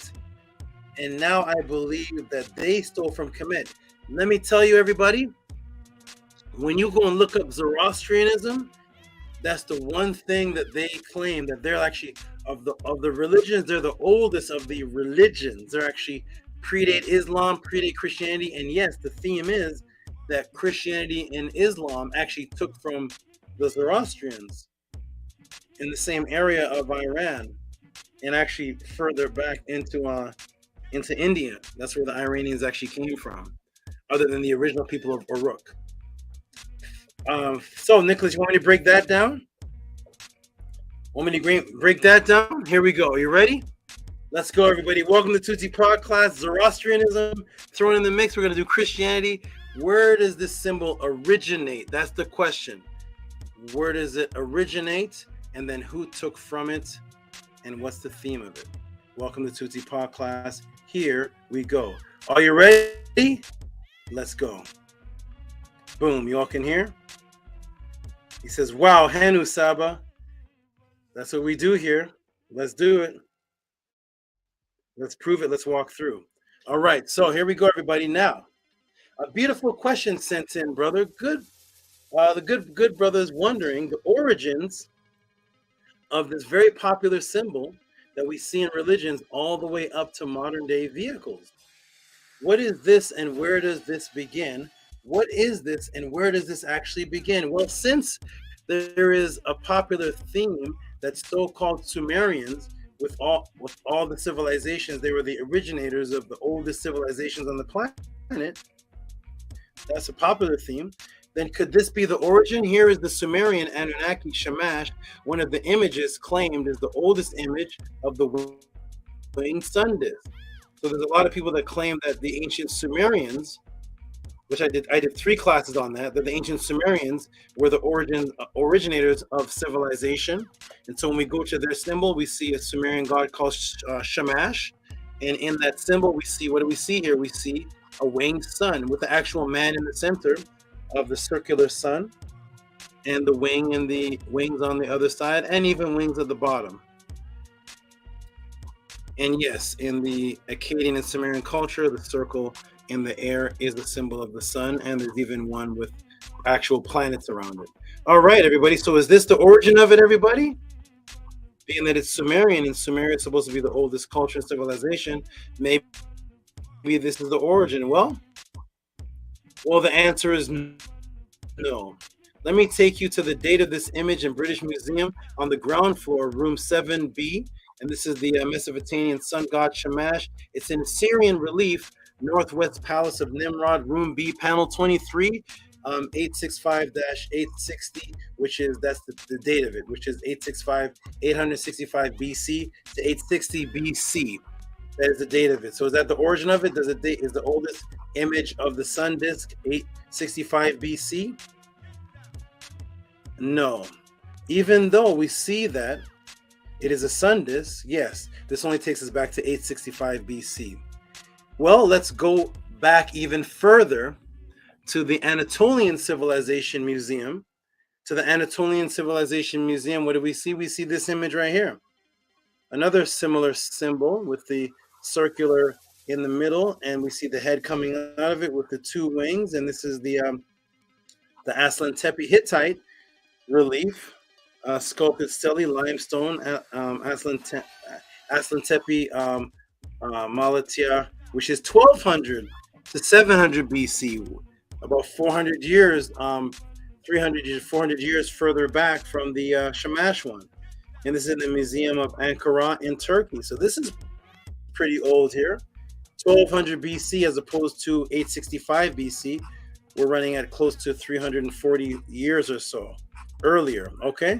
We have gone back now over 3,000 years, and no, this is still not the origin of the winged sun, even though this is extremely ancient.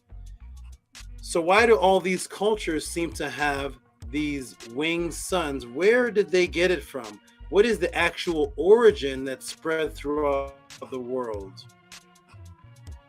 Thus, this is not the origin. So what is the origin? What is the oldest archaeological winged sun? To find this out, we have to go back to a female's tomb. We have to go back to a woman's tomb to see the origin and the oldest archaeological find of this symbol, and that is this tomb right here, which most people in the room probably have never seen. Who is this? Yes, this is the tomb of the royal Netert ruler, Hetep-Heres. Hetep-Heres, which most here have never heard of before. Let's take a look at Hetep-Heres. And here is Hetep-Heres. She's the one in the tent symbol, tent position, crisscross arms. That is Hetep-Heres. Yes, this is Hetep-Heres. She was the mate of one Par-EE, one pharaoh, the mother of the next pharaoh, and the grandmother of 2 more kings. When we look at the coffin of this, we see this. Here it is right here. is the winged sun. And this is on the coffin of Hetep-Heres. And how old is this one? The oldest Hittite one is 1200. The Sumerian Akkadian one is 865 BC. So we have 1200 BC, 865 BC. This one is along the Nile Valley. How old is this one, Tehuti? The oldest known depiction on the planet Earth of a winged sun disk. How old is this? 2600 BC. Thank the sister Hetep-Heres for preserving that for us thousands of years later. And influence in the world culture of thieves trying to claim it as theirs to a sister Hetep-Heres. This is the oldest where we find it, which is in the culture of the followers of Ma'at. The followers of Ma'at created this symbol. That's the oldest origin where you can find it. Okay, so that answers the actual question of what's the origin, what's the oldest? Boom, predating all the other symbols that derive from it. And of course, it all goes back to the followers of Ma'at who influenced the entire world. Yes, this is the oldest image of the winged sun found on Earth. And when I say found on Earth, that is what I literally mean, because the oldest of them are outside of this Earth. I'll get into that later, maybe. Where do we find the most popular image circulating of the winged sun? The one that you may recognize as soon as you see it. Here's the most popular one, right here. This is the most popular winged sun image. It is all over books, internet. It's very popular for a particular reason. Guess what the reason is? Guess where this is from, everybody?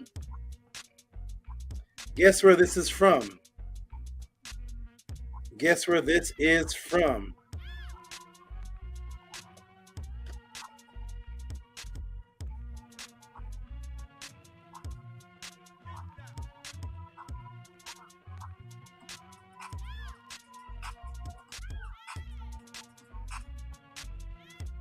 Where is this from? Boom. Back to Medinet's Habu. Back to quote-unquote Medinet Habu. We now know is the Temple of Eternity, the same place that the sister SHARIKA was just visiting and asked the last question. That's where we know this symbol from. Medinet Habu, which is actually the Temple of Eternity and the House of Millions of Years. Well, now that we've established the symbol's archaeological dated origin, what does this symbol actually mean? Once I explain that, then you will see why exactly it is in each culture with the same echoed meaning that originated from the Nile. The story itself is actually written on the temple walls. So it's not on a papyrus, it's actually written on the Edfu temple walls, this story. So when I'm gonna clarify something very important for everybody. When you have symbols and they look similar, you could say, well, you know, people think alike in different places, you know, that's conjecture. What you actually have to look at is the symbol has a story behind it. If that story traces back to a culture and other cultures have the same symbol with the theme of the same story, but the story itself doesn't originate with that culture, that's how we trace it back to where it actually originated from. That's how you do it. So you can have a bunch of things that look alike and say, hey, this looks like over here, this looks over here, this looks like... But when there's a theme that a culture lives by, and it originated the theme, and the actual symbol is the story of the theme itself, and then you see other cultures with the same symbol and the theme, but with no story origin. That means if we see Christians or Hebrews with this symbol, and they say, well, it just represents the sun flying, going through the horizon. It just represents this.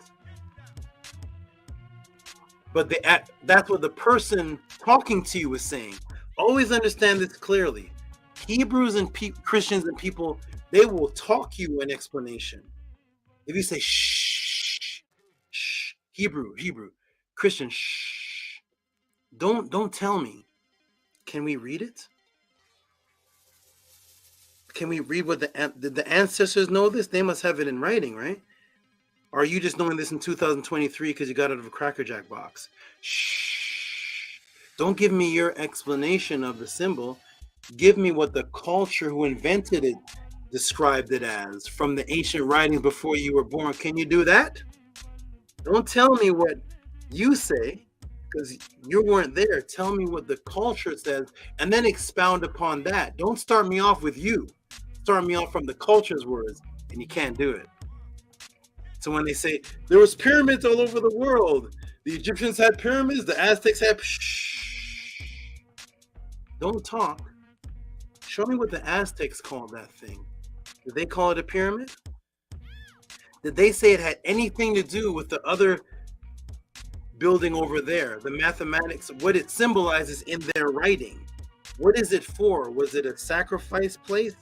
What did they say it was for? Because they didn't say we all have pyramids. That's a Greek word that was made to group everything in their titles. Forget what the Greeks called it. What did the Kemetians say that it was? And what did the Aztecs say that was?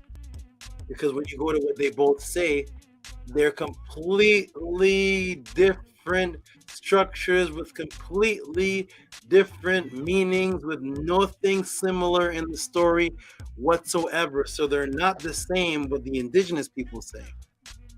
So we're going to go by what the indigenous people say. Let's go back, everybody. What is on the temple walls that has that symbol on it that explains the symbol in the ancient writings themselves? Not what some New Ager says. Welcome to Tehuti Pod class, everybody. Here we go. Let's break it down. Let me walk you through, starting always representing and defending what the ancestors said. Here it is, everybody.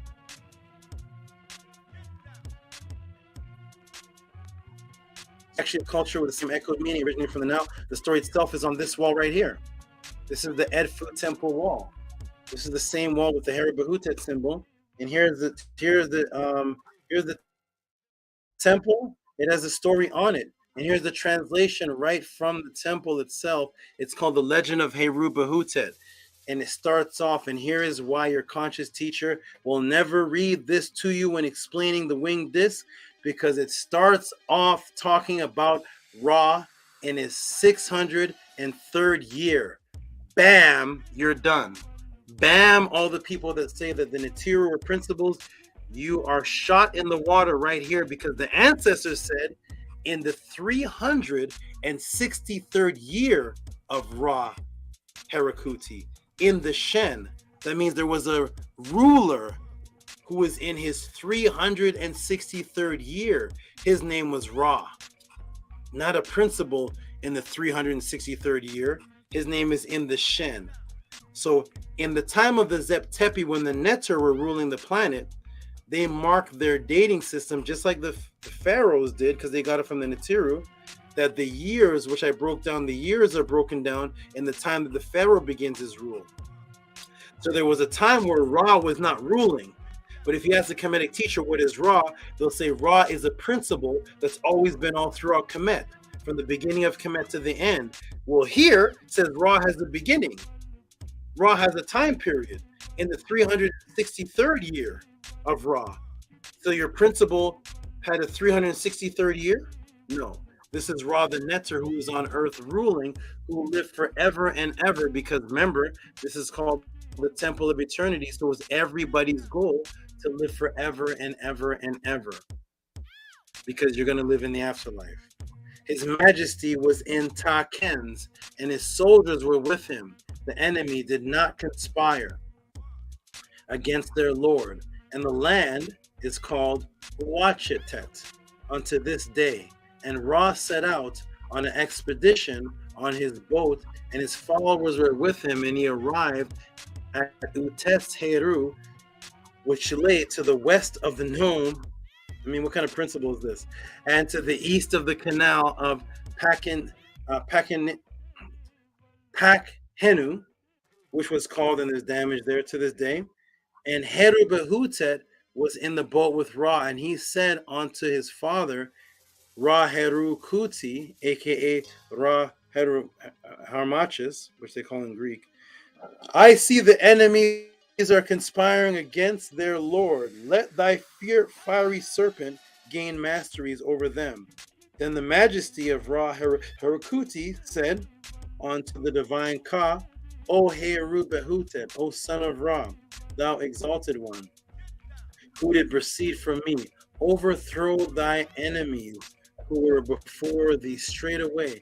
And Heru Behutet flew up into the horizon in the form of a great winged disc, for which reason he is called the great Neter, Lord of, and then I have an image directly from my book, Lord of heaven unto this day.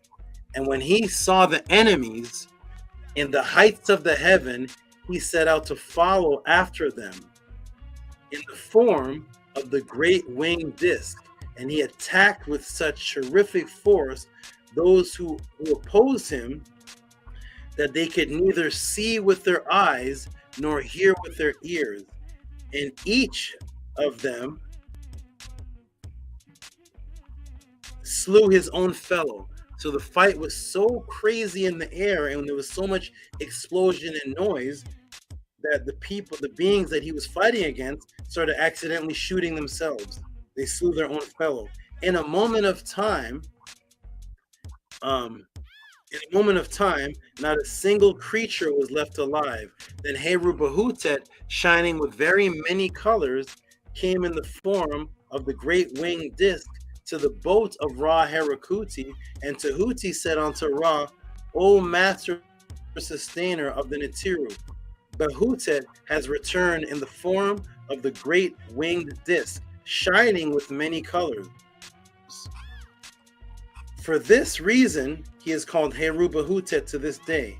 And Tehuti said, the city of Teb shall be called the city of Heru Behutet, and thus it is called unto this day. And Ra embraced, and then there's damage of Ra, and he said unto Heru Behutet, thou did put grapes into the water which came forth from it, and thou heart rejoiced. And for this reason, the water, or canal, of Heru Behutet is called grape water unto this day. Heru Behutet said, advance, O Ra, and look thou upon thine enemies who are lying under thee on this land. Thereupon the majesty of Ra set out in the way, and the Netert, Ashtaroth, Astarte, was with him. And he saw the enemies overthrown on the ground, each one of them being fettered. Then he said unto Heru Behutet, there is sweet, and then I stopped right there. All right, so there's the winged disc explained by the ancestors, a clear ancient story that I've explained many times before of a fight that took place off the ground and something that was in the form of a disc place that the enemies couldn't see what was in front of them nor hear. And remember, this fight started off in the sky. That's represented by the wings on the disc. Where did the fight end up? Once his enemies were hit in the air, what happened to them? According to the words of the ants, look upon the enemies lying upon the ground now, saying, let your hearts rejoice, O ye neters of the heavens. Let your hearts rejoice, O ye neters who are on the earth. Heru, the youthful one, cometh in peace. He has made manifest on his journey deeds of every great might, which he performed according to the book of slaying of the hippopotamus. So the fight started off in the air. They were shot down. They were confused, started shooting their own fellow man, and then they ended up lying upon the ground. Boom. The same thing that happens in any aerial fight. In any war, the crafts get hit, lose control, fall to the ground and crash, and the passengers and the pilots of the craft usually die, which is exactly what is described in the story. The only reason why your conscious KEMET so-called teacher doesn't teach this, and why this sounds strange to you, is because of your belief that only the Europeans could invent flight, because people in Africa were too technologically uncivilized to create such a thing. Only the Wright brothers could do that. They were the only smart ones. All the other ancient cultures were primitive and stupid. That is the theme why your modern day new age conscious teacher doesn't believe this story and will refuse to teach it or even show it to you. Because if your teacher starts teaching the story, he has to explain and discuss how there was a fight that was in the sky and the beings were shot down and hit the ground, and the being that was fighting was moving around in a disc that was glowing in different colors. He can't teach that because of white supremacy teaches only whites could invent how to fly. Blacks could never have had that ability. Not black people, they couldn't invent flight. No way, only the Wright brothers. They're the supreme beings. Well, now that we've established the origins and the exact story that explains why there is an image of a glowing circle with wings representing flight, speed, let's take a look at different cultures that have taken it, that the people of the followers of Ma'at have influenced.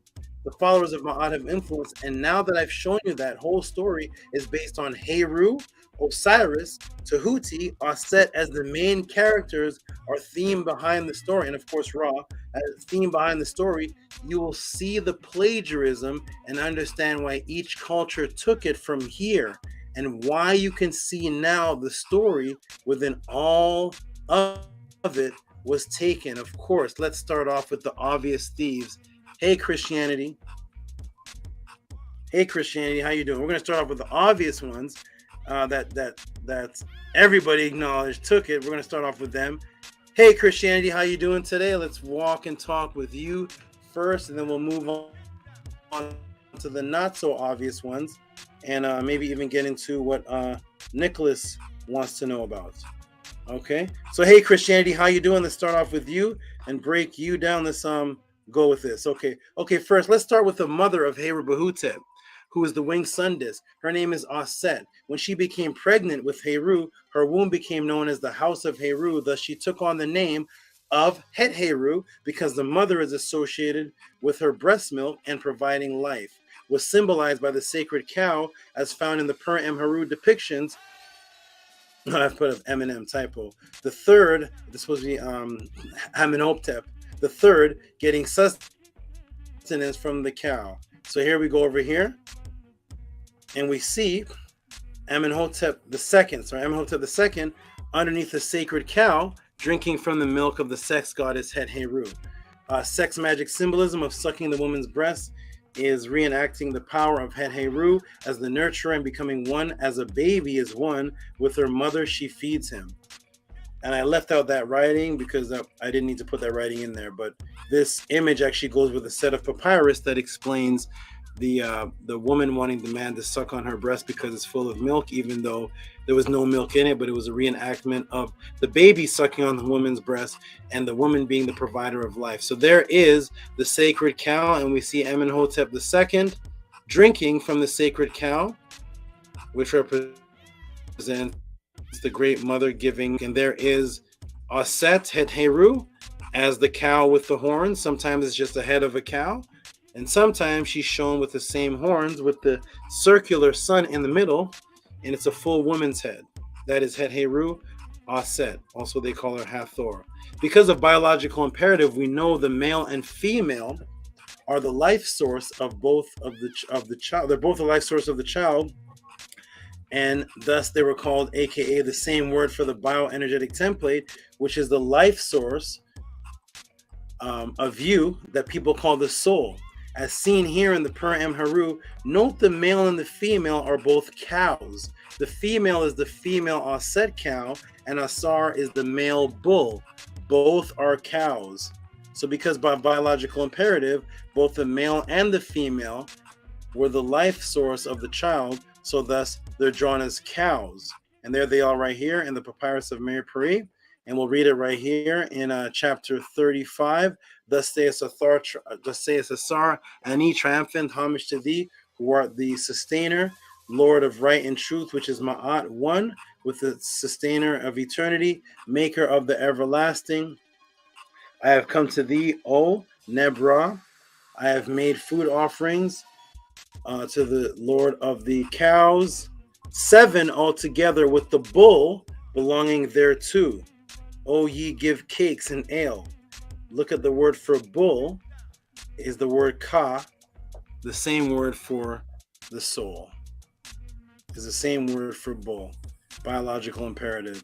You may have noticed something a little strange.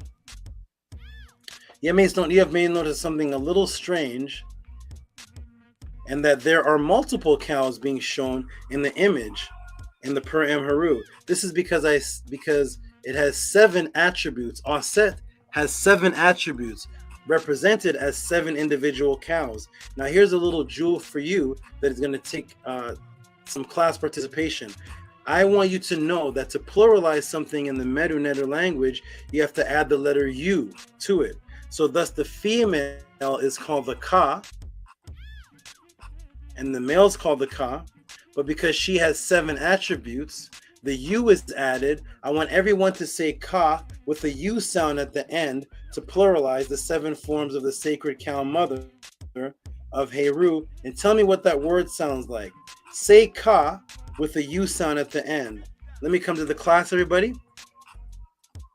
And everybody, the word Ka is the bioenergetic template of what people call the soul or the spirit.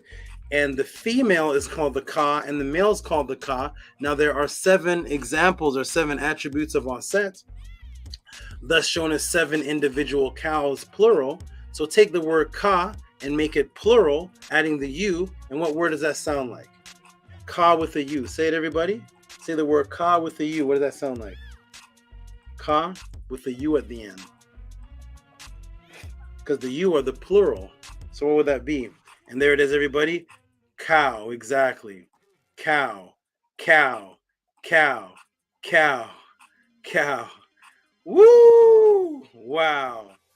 There it is, everybody. And that is where you get your English Freemasonic word cow from. Cow comes from the pluralized Ka, which is Aset and Asar. Pluralized are set by 7 attributes, so there's 7 different ones, making the Ka plural, and they're cows. So the Tamahu, the European, just took the word cow and literally just gave it the name of that animal, which in Kemet was the cow. Boom! Little extra jewel. Welcome to Tehuti Pod class. Here we go, everybody. So yes, everybody, you are absolutely right. Boom. Yes, this is where your English word cow comes from in the first place, directly plagiarized from this story and the concept of the Ka. Now let me ask everyone a question. Since the mother is a cow and the father is a bull, which is also a cow, what would the baby of 2 cows be, everybody? Tell me in the room. Participate. Baby cows are called what? What would 2 cows have? 2 dogs have a puppy. 2 cats have a kitten. 2 sheep have a lamb. 2 cows have a calf. Please keep that in mind so we can follow the theme of this story. So 2 cows, their child would be like a calf. That's right, Rigo. That's right, Higa Keperon. Keep that in mind, please, so you can follow through with how ancient stories become new Freemasonic terminologies and eventually coming into Christian plagiarism, biblical plagiarism.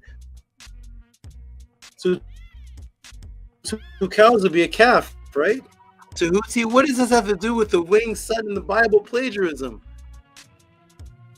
Oh, did you know that there's a verse in the Bible that describes this winged sun? The brother that asked the question, he already knew it. There's a type of their dude, but he already knew it.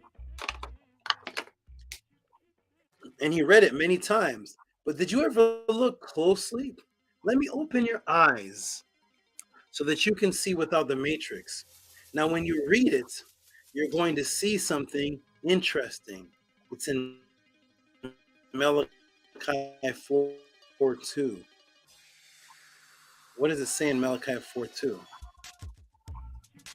The Son of Righteousness will rise with healing in his wings. So there's a son with wings.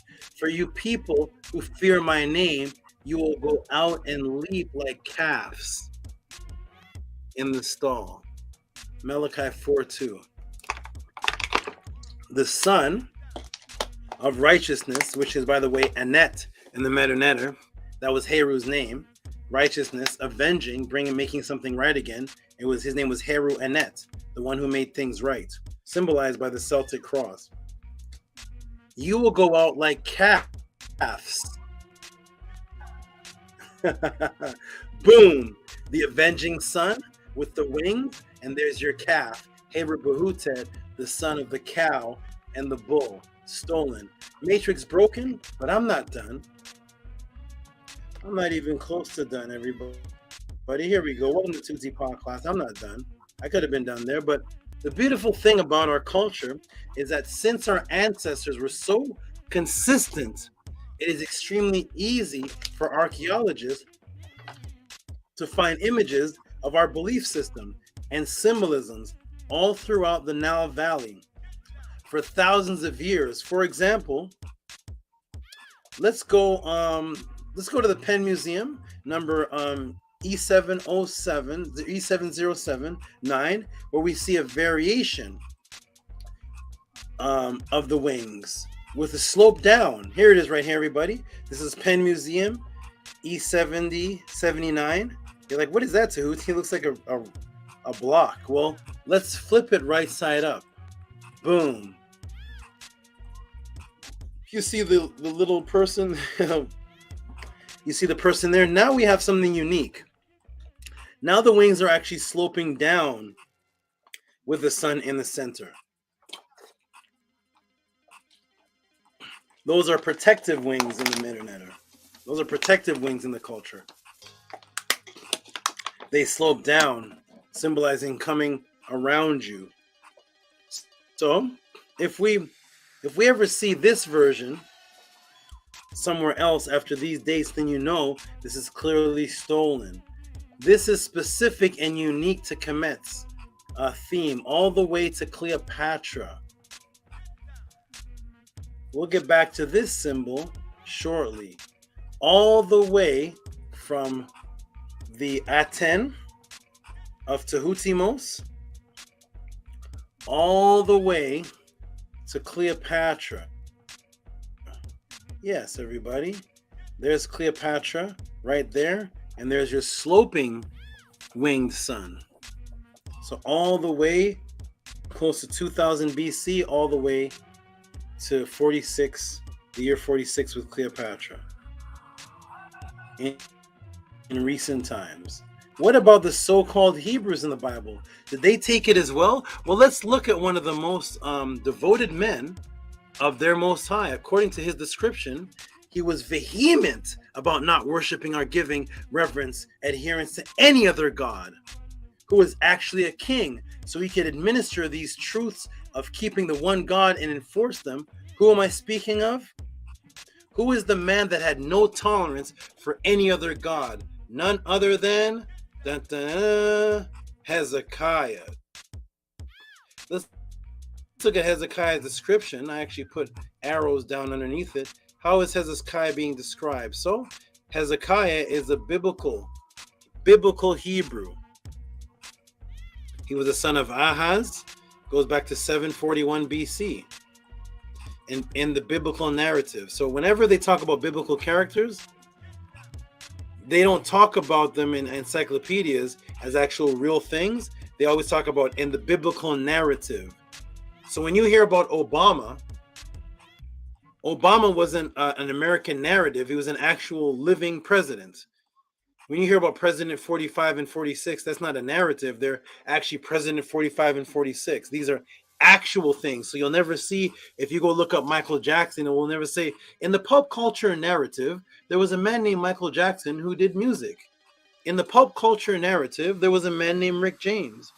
In the Rastafarian narrative, there was a reggae artist named Bob Marley. No. When you look up Bob Marley in the encyclopedias, it says Bob Marley, born this date. When it comes to biblical characters, always in the biblical narrative, Hezekiah witnessed the destruction of the northern kingdom of Israel by Sargon's Assyrians in 722. Remember the Assyrian symbol with the wings? We're going to get to that. 722 BCE, king of Judah during the siege of Jerusalem by Sennacherib in 701 BC. Hezekiah enacted sweeping religious reforms, including the strict mandate for the sole worship of Yahweh and the prohibition of venerating other deities within the temple. It was a sweeping. That means he had no tolerance. That means he took his power and he swept through the land, enforcing the religious reform with it was a strict mandate for the worship of his God, the one God, Yah. He prohibited any veneration of any deities. That is Hezekiah. Keep that in mind, please.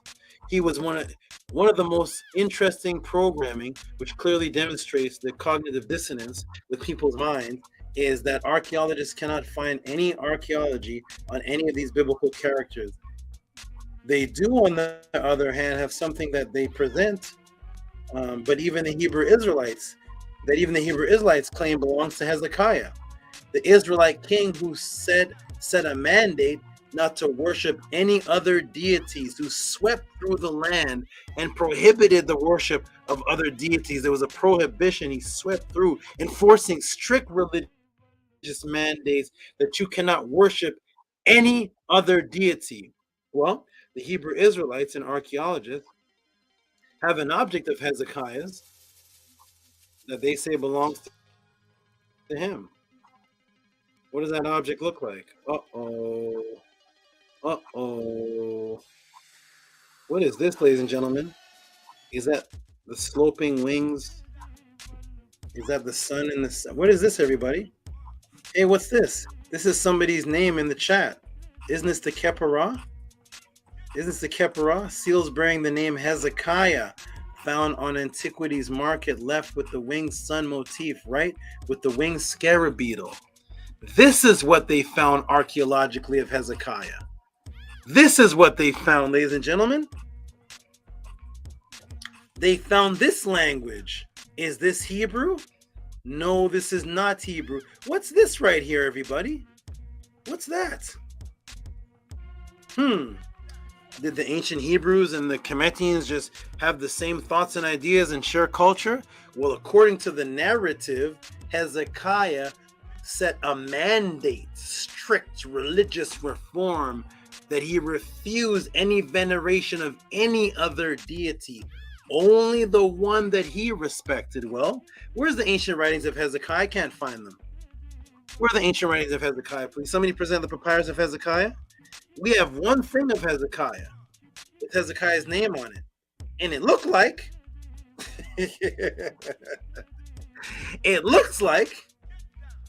he's following the story of Habu-Behutet with the Ankh, the sloping wings, the sun, and even the Keparah. And Hezekiah's name is on here.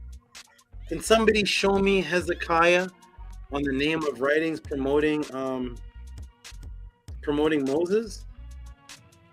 There's your Hezekiah. There is your Hebrews.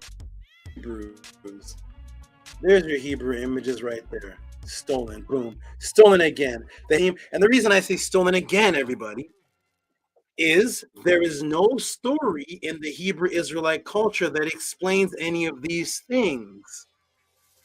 There is a clear written indigenous story all throughout for 4,000 years in Kemet explaining these exact things. So if one has an older culture and the symbols match the explanation of what they're saying they made it for, and then you see somebody else sporting something, cultural appropriation, sporting something, and in your culture, which you say you're not allowed to venerate any other god, and you're doing a clean sweep, and you're putting mandates to stop any symbolism worshiping any other god, and here we find one of your pendants with Habu-Behutet and the Ankh and the Kemetic Keparah. Please open up the Bible and explain these symbols in the Bible. You can't. There is no explanation. Thus, ding, ding, ding, ding, ding, stolen. Stolen again. So when you go to your mother's house and you see pictures and this is very, very clear. I want everybody to truly understand this. When I go to Hika Kepara mother's house, or Dashe's mother's house, or Rigo's mother's house, she has pictures of Rigo, either in on her phone or maybe in a photo album. And she can open up those pages and say, this is Rigo when he was 5 years old. That's right. Rigo's 5 years old. And I remember taking him to the park, and that's his little sister over there. And there's grandmother over there. And we used to go to the barbecue. She has a whole story that matches the picture of Rigo. The kidnapper doesn't have the photo album, does he? So when we see Rigo at somebody else's house and he's like this,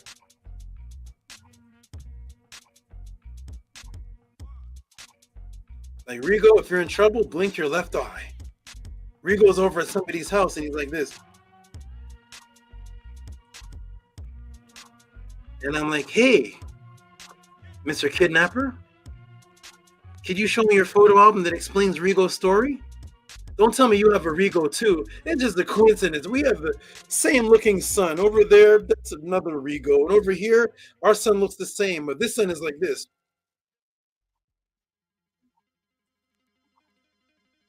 And you got no photo album, you got no grandma, you got no story that matches Rigo.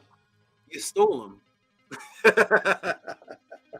You're the thief, because the original mother has the photo album with all the stories that match Rigo, and he can tell me what he was doing in diapers and when you got him this hat and what it symbolized and when you drove to the park. The kidnapper just has a tied up Rigo, a Rigo tied up, and he's there, but there's no story. Tell me, kidnapper, what was Rigo doing? Why did you name him Rigo? What was he doing when he was 5 years old? We share the same culture, the culture, the sharing, the culture, we share the Rigos. No, you stole them. You stole Rigo. You stole the Herabahutit symbol because the symbol is not explained inside of your culture. Sorry, brother. Sorry, thieves. It's not explained. Open up the Bible and tell me about these symbols. You can't. Boom, stolen again. Herabahutit theme. This look familiar? Of course it does. It looks just like the exact same symbol that I just showed you. There's the Hezekiah symbol. There he is right there. There it is. Boom. Makes sense in Kemet. Has a story that matches in the Nile Valley amongst the followers of Ma'at. Does not have a story. The kidnap. Okay. How far does this influence of the winged sun disk Behutet extend? You're used to people speaking about how Christianity and the Bible stole from Kemet. What if I take you to a religion that is never mentioned as a part of the plagiarism? Let us go far east. Shall we go far east? Where's the brother? Where is he? Where's Nicholas? Where's Nicholas? Is he here? Where is he? Still here? Nicholas? Shall we go far east, Nicholas? With your permission, shall we go far east? Shall we go to your half-blood? We should. Let's do it for Nicholas. Should we go back and even far back to where the original Iranians came from? The migrating Iranians in India. Let's go back to Nicholas's Zoroastrianism. Here we go, everybody. Welcome to Tehuti Podcast. Something that Nicholas always wanted to know about. Zoroastrianism is one of the world's oldest monotheistic religions, having originated in ancient Persia. It contains both monotheistic, dualistic elements, and many scholars believe Zoroastrianism influenced, isn't this what Nicholas said? Influenced the beliefs of Judaism and Christianity. Isn't that what Nicholas just said? Zoroastrianism. No way, Tehuti. You're pushing it now. You're going to tell me that this story of Heru, the winged disc avenger of Ma'at for Ra, with the theme of Osiris and Tehuti, echoed all the way to Zoroastrianism in India? My conscious Kemetic teacher never taught me that. Welcome to the Tehuti Podcast. First, let's look at the date of Zoroastrianism, shall we? I love dates. Religious people hate them. We love them. Here it is right here. Zoroastrianism. Iranian prophet, religious reformer, Zoroastriath. Zoroaster, I can never say that last word. Zoroaster flourished before the 6th century BC. More widely known outside Iran is Zoroaster, the Greek form of his name, traditionally regarded as the founder of the religion. Zoroastrianism contains the monotheistic and dualistic features that likely influenced other major Western religions, Judaism, Christianity, Islam. For a discussion of that context, and there is the 3rd century of the mythic depiction of Zoroaster found in Doriopus, Syria, by Frank Kamat. And here is your Zoroaster depiction. Let's go for more dates. Zoroaster, known as Zoroastra, is regarded the spiritual founder of Zoroastrianism. He's said to have been an Iranian prophet who founded a religious movement that challenged the existing traditions of ancient Iranian religion and integrated a movement that eventually became the staple religion of ancient Iran. He was a native speaker of Avestian and lived in the eastern part of Iranian plateau, but his exact birthplace is uncertain. He founded the first monotheistic religion in the world and also had an impact on Plato, Pythagoras, Abrahamic religions, Christianity, Islam. There is little scholarly consensus as to when he lived. Some scholars, using linguistics, socio-cultural evidence, suggest a dating somewhere in the 2nd millennium BC. Other scholars date him to the 7th and 6th centuries BC, near contemporary of Cyrus the Great. All right. So we got dates. So as we can see, the date source are around 6th century BC. Actually, they don't even have a consensus of the factual date. Why are you showing us this, Tehuti? How does this tie into Haru, the calf, the son of the cattle, protecting Ma'at for Ra with the help of Tehuti in the story, and the winged disc? What does all this have to do with Zoroastrianism? Well, what does the word Ma'at mean? And what does the word Ra mean in the Medinet? What does Ma'at mean and what does Ra mean? Here's the options. Order, truth, right, righteous, justice, straight way. Ma'at. So Ma'at is truth, righteousness, justice, order. You are exactly right. Ma'at is an oath of truth, justice, also spelled mit, the purification of the heart. So you can make your travel smoothly to the afterlife. We're still continuing the theme of the Ramesses temple, smoothly into the afterlife, because that's where the symbol of Haru Behutet is. Smoothly into the afterlife, and the word Ra is light. Very good. This is exactly what Haru was fighting for and defending in the story. Wait a minute. Back to Zoroastrianism. Let me show you something. Guess who the main god is, or the energy force of Zoroastrianism is? What's this? Mithra. What is Mithra? Mithra, an article about Zoroastrianism. Yazata. Mithra. What is Mithra? Boom. Mithra. You see it right in the name, but let me break the matrix even more for you. You will now see every single attribute of Ma'at and Ra or Mithra within the definition. Are you ready? Put your seatbelt on. We're about to go into Tehuti overdrive time. Are you ready? Mithra, Mithra. Here we go, everybody. What's the definition? Mithra. I put all the arrows here. Mithra, Mithra. Ancient deity, light. Oath, justice, sun, friendship, all-seeing, truth, guardian of the cattle. The waters. Boom. There is your Mithra, justice, truth, Ra, sun, oath, light, the all-seeing eye, even down to the cattle theme and the winged son of Haru Behutet. Welcome to the Tehuti Pod class. Only here are you being taught this. Here we go, everybody. Shall we go deeper? I think we should. Let's go. In the word Mithra is all the words of Ma'at and Ra's definition. Wow, this is crazy. But where's Tehuti in here? Remember, Tehuti is originally part of the story. Is that hiddenly encoded within the Mithra plagiarism too? Let's go back and look at the definition. You'll see something quite interesting. Did you notice I put a blue line pointing towards the word friend? How does this plagiarism tie in even further to Ma'at and Tehuti? Who was in the story helping Heru Behutet? All your current conscious teachers didn't tell you that this is one of Tehuti's names in the story, did he? What name was that in the story of Heru Behutet? Well, let's look back at Ma'at, sun, that's Ra. All-seeing eye, that's Ma'at and Ra, because Ma'at symbols the eye, and so is Ra. The truth, that's Ma'at. And there's your cattle, cow, guardian of the cattle. And waters. And here, right over here, I'm going to move my mouth. Friend, friendship. How does that tie in?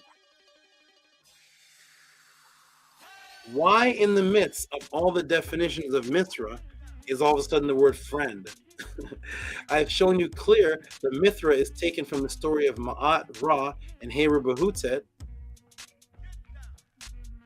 And that is because one of the names of Tehuti in the story is this Ma'at, which means friend. Just judge. Title of Tehuti. The genuine friend, Ma'at. They didn't skip a beat. It's one of Tehuti's names.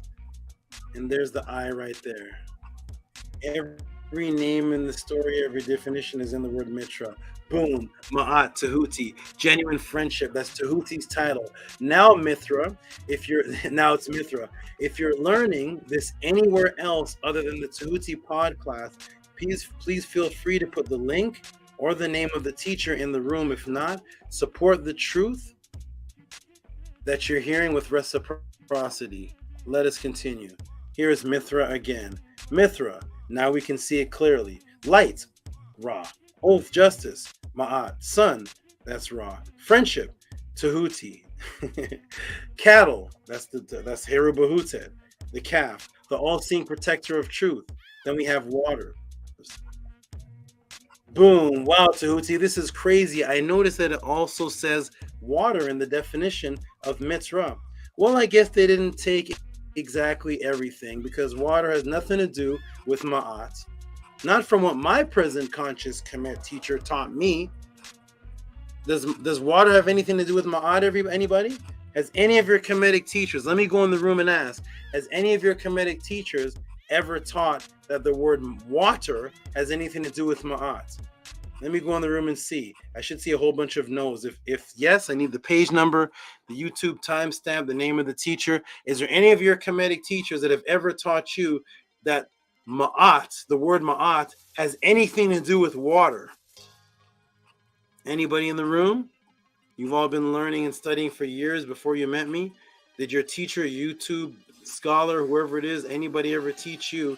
If so, could you give me page number, book title, book, YouTube title, timestamp, something to show me that before today, it's now September 16th, 2023, that there was any Kemetic teacher out there teaching that Ma'at, the word Ma'at, had anything to do with water? And the answer is no, sir. No, negative. Thank you, everybody. Rigo said, I hope not. I'm not sure what that was. Oh, yeah, the kidnapping thing. Okay. Yes, here we go, everybody.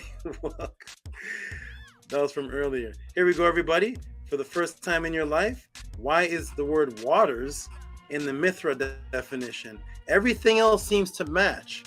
Mithra is Mat, which is justice, which is the oath of justice. Ra, which is the sun, which is light, we have here. We have Mithra from Mit. Mit is the word Mat, which is truth.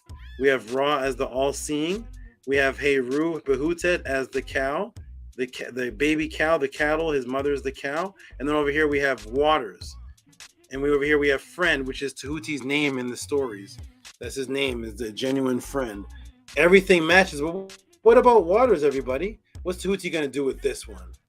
What's he going to do? Well, actually, my dear students, remember earlier when I was describing the conscious light Ra travel to the afterlife in the papyrus? And there's only taught here, ever in history, right here on the Tehuti Pod class, your conscious traveling was symbolized on a boat.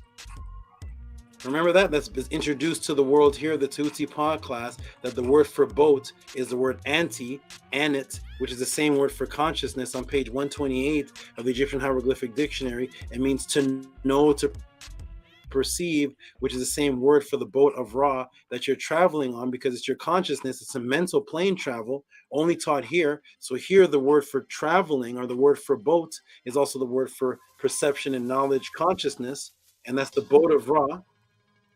That's what you're traveling on in the afterlife, or that's what your consciousness travels on, because you're only conscious light. You don't have a body, so you can only travel mentally. What do you think the boat is symbolically on? Ma'ah, page 272, current, stream of water. The word Ma'ah is the stream of water, the salt water that the boat is on. Why? Because Ma'ah is the straight journey to a place. No diversion, no incoherent mental thought, no distraction. You are focused. There is no isfet, your mind going everywhere. You are constantly traveling consistently on the path with your goal in mind. So it's a journey to go straight to a place. You're not getting off here, getting off there, distracted over here. Your mind's here, up, down, left, right, happy, depressed, over here, hungry, not hungry, fat, skinny, fat, nope. It's one straight path, because the Nile is one straight path. There's not a bunch of turns in the Nile River. It's one straight path right down from the top of Kemet to the bottom. So when you're traveling in truth and your mind is coherent, it's like a stream of one straight path that the conscious boat, the Enit, is on, undistracted. So the word Ma'ah is also the word for water. And that's why the word Ma'atet is actually also the boat of the morning sun. Boom, everybody, there it is. Man, if you all have a teacher teaching this, please can I get his name? Please can I get the book number?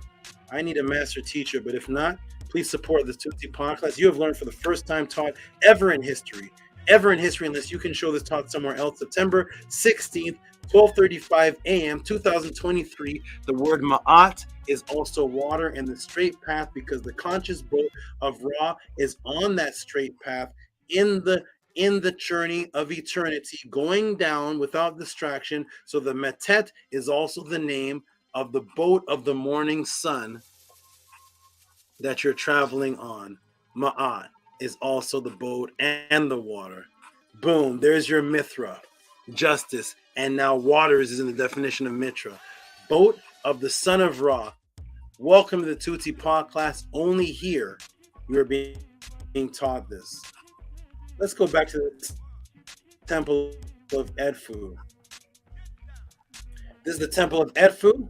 And here we have, who do we have here? We have, he's the protector of light, Ra, and Mit, the truth.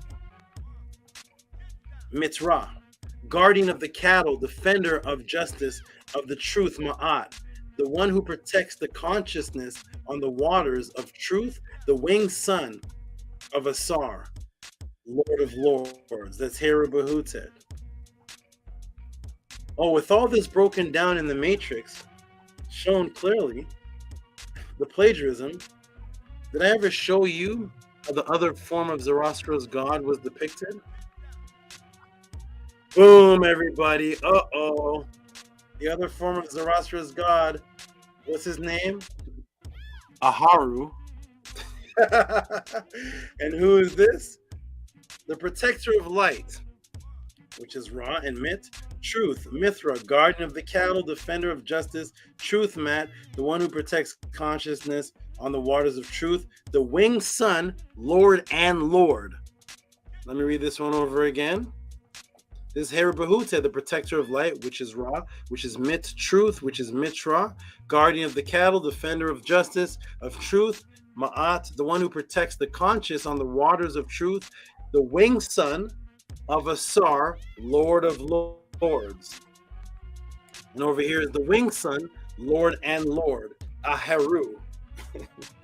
Yeah, we know you're Aheru, but here we go. So what's going on here, everybody? Boom, brain explosion. What in the world is going on here, Tehuti? Oh, this is from the winged son, the son of Asar. Oh, wait, Tehuti, you put Har, son, Lord of Lords, of Asar, then you put Aharu, Lord and Lord. Why did you say that, Tehuti?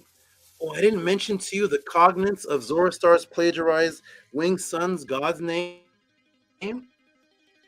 Oh, I didn't show you that? Oh, well, Asar, Asaru, both meaning Lord. Aharu, Lord, and Asar, Asara, Lord, Lord and Lord. Lord and Lord. Let me continue. I'm not done. I'm not done. That's why I used to love to debate, because when I used to debate, I would just teach my class. I get 15 minutes to do this, and somebody has to debate this. All the way to the Freemasons worshiping and plagiarizing Heru Behutet and Tehuti. Here is the Freemasonic Temple of Philadelphia. Masonic. So there's your Zoroastrianism, Lord and Lord. There's your Aharu. There's your Asaru. There's your Mithra. There it is for you, Nicholas. Now we're going to get into the Masons. Temple of Philadelphia, Masonic Temple, Grand Lodge, Egyptian Room. What do we see here? Hey, it's Heru Behutet. How you doing, Heru Behutet? What's the ancient Masonic teachings of Heru Behutet? Do we have any? Do we have any ancient Masonic teachings? No, because we don't have any ancient Masons. All right, let's take a look at another Freemasonic building. This one's in Queens, New York, and we will see they plagiarize Heru Behutet's symbol as well. Look at this one here, everybody. Has anybody seen this building here? It's another Masonic one. Hey, look at this right on the top of the wall, Heru Behutet. Even down to the two serpents with the wings and the sun. It's on top of the building in Queens, New York. Let me come in the room. Does anybody know what this Masonic temple is? What Masonic temple is that I just showed? Which one is that I just showed? That one has a nice Heru Behutet right there. Queens, New York. Big temple building. Big building. You can see it right there. What Masonic building do you all think that is? We got the one in Philadelphia, openly Heru Behutet. Has anybody seen that other one I showed in New York? If no, just type no problem. Keparaz like, oh my God. Imagine what Netzer the Greatest is doing right now. He's somewhere dancing. Anybody ever seen that other Masonic temple? Does that look familiar to anybody? Take a guess at what that one is. Anybody know? Okay, we got no. Keparaz says no. Anybody else? Want me to put it back in the room to give you another look? It's right there, smack dab in the middle, Queens, New York. Everybody can see it. Anybody ever seen this before? And it has Heru Behutet right there in the direct center. And they even have the building looks like Egyptian Kemetic pylons. Is this plagiarism or what's going on here, ladies and gentlemen? Anybody know what that building is? Higa Keparaz, the only one that says no. Well, let me show you what that building is. Are you ready, everybody? Welcome to the Tehuti podcast. Oh, wait, these aren't regular Freemasons. Let me expand the image of the building a little clearer. What does that say? What does that say? Jehovah Witness Assembly Hall. Huh? What? Egyptian winged sun god Ra symbol outside of the Watchtower Assembly Hall in Queens, New York. Hall is still in use. This is the Jehovah Witness Assembly Hall. What are you doing with Heru? What are you doing with Rigo? What are you doing with Rigo? What are you doing with Heru Behutet? Come on, Jehovah Witnesses, come into the room. Come explain to me and give me your ancient story of this winged sun. What is your ancient papyrus on this? Bijan Fair, I'll give you the address. You can go there and take a look. You work in Queens? That building is right there. He said, yes, I work in Queens. I hope it's still there. That's an old picture. I hope they didn't tear it down. I'll give you the address if you want. Just put in Jehovah's Witness Assembly Hall. And you can go. You know what I want you to do, Bijan Fair? Jehovah's Witness Assembly Hall in Queens. Look it up. Go there and take some live video and photo for the pod class. Come back and show us clearer image. That one is old. Oh my goodness. Harassed Dit says, we more. Here we go, everybody. Welcome to the pod class. This is boom, boom, boom, bing, bing, bing. Here we go. I will never debate again. Here we go, everybody. Hey, these guys. Hey, Jehovah's Witnesses, how you doing, man? Jehovah's Witnesses, how are you doing? When they come to my door, I open. Let me tell you something, everybody. When the Jehovah's Witnesses come, you know, they used to come and you hide behind your bed or you wouldn't answer the door. When I see them coming up the stairs, I open the door first. When I see them walking the streets, I open my door to make sure they know I'm home. I'm home. Tehuti's home. Come join us. Come see me. Here I am. A lot of people lock their door. They close their door. They go behind the bed. I don't know why they go behind the bed. That's so crazy. Just sit in your living room and don't answer the door. They go behind their bed. The Jehovah's Witnesses are here, like some type of scary thing. I open the door wide. Here I am. Here I am. Come convert me. I remember they came over to my house one time and we were having a debate about the Bible. And I took my hand, I put my hand like this, and I took some paper like this, and I burnt it. It went into ashes, and I rubbed my hand like this, and the ashes formed on my arm as the Bible quote we were arguing about, and they left without their shoes.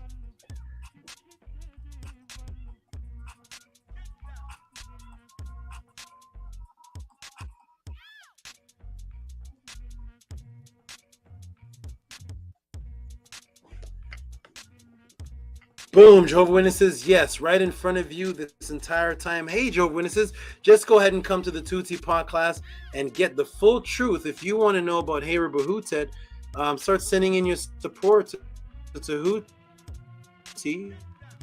He'd be glad to teach you the full story. No need to hide behind Christianity. There's no need to hide behind Jehovah. To show your Heru Behutet, come join us. Come to the Tehuti pod class and come under SABA, and SABA will teach you openly about Heru Behutet. Now back to the modern day plagiarism. If you remember in the story of Heru, back to the modern day plagiarism. If you remember in the story of Heru Behutet, you'll remember Tehuti was the messenger. The reason being is that Tehuti is the netter of words and conscious light. Consciousness is a bird symbol. It actually represents the word ku, which means light, to deliver information. The speed of the neuron, which is light speed, extremely fast. So what did they do? They took the fastest planet and they named it Mercury, simultaneously creating a Greek god with the same name, putting what symbol on his feet to represent delivering fast message like Tehuti. What's on Mercury's feet? The wings. There's the wings now. Now the wings are on the feet, representing the fast messenger, because the fast messenger in KEMET was Tehuti. He was the first messenger because he was the first one with a message, because in order to have a message, you have to have words and language, and Tehuti was the inventor of the language, teaching the language, and he was the first messenger. He represents consciousness also. That is the messenger of the neurons communicating back and forth, and because they fire up and move at the speed of light, Tehuti's consciousness, or light consciousness, is considered very, very, very fast. So what do? They look at the planets. What's the fastest one? We're going to call that Mercury and create a god now, who's now the messenger god, and we're going to call him Mercury. We're going to take the wings and put the wings on his feet. Boom, everybody. Here we go. Welcome to Tehuti Pod Class. Here we go.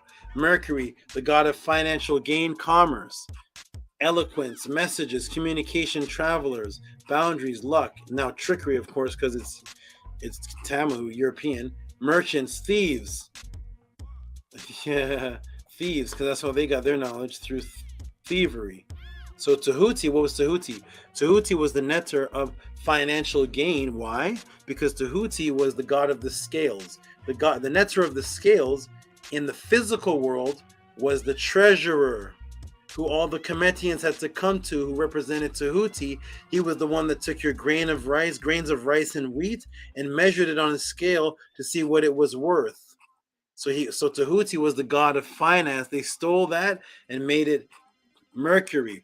Tehuti was the god of what's called Medinet, which means eloquent talking. So what do? They took Tehuti and they made him Mercury. Now Mercury is the god of messages with eloquent talking and communication.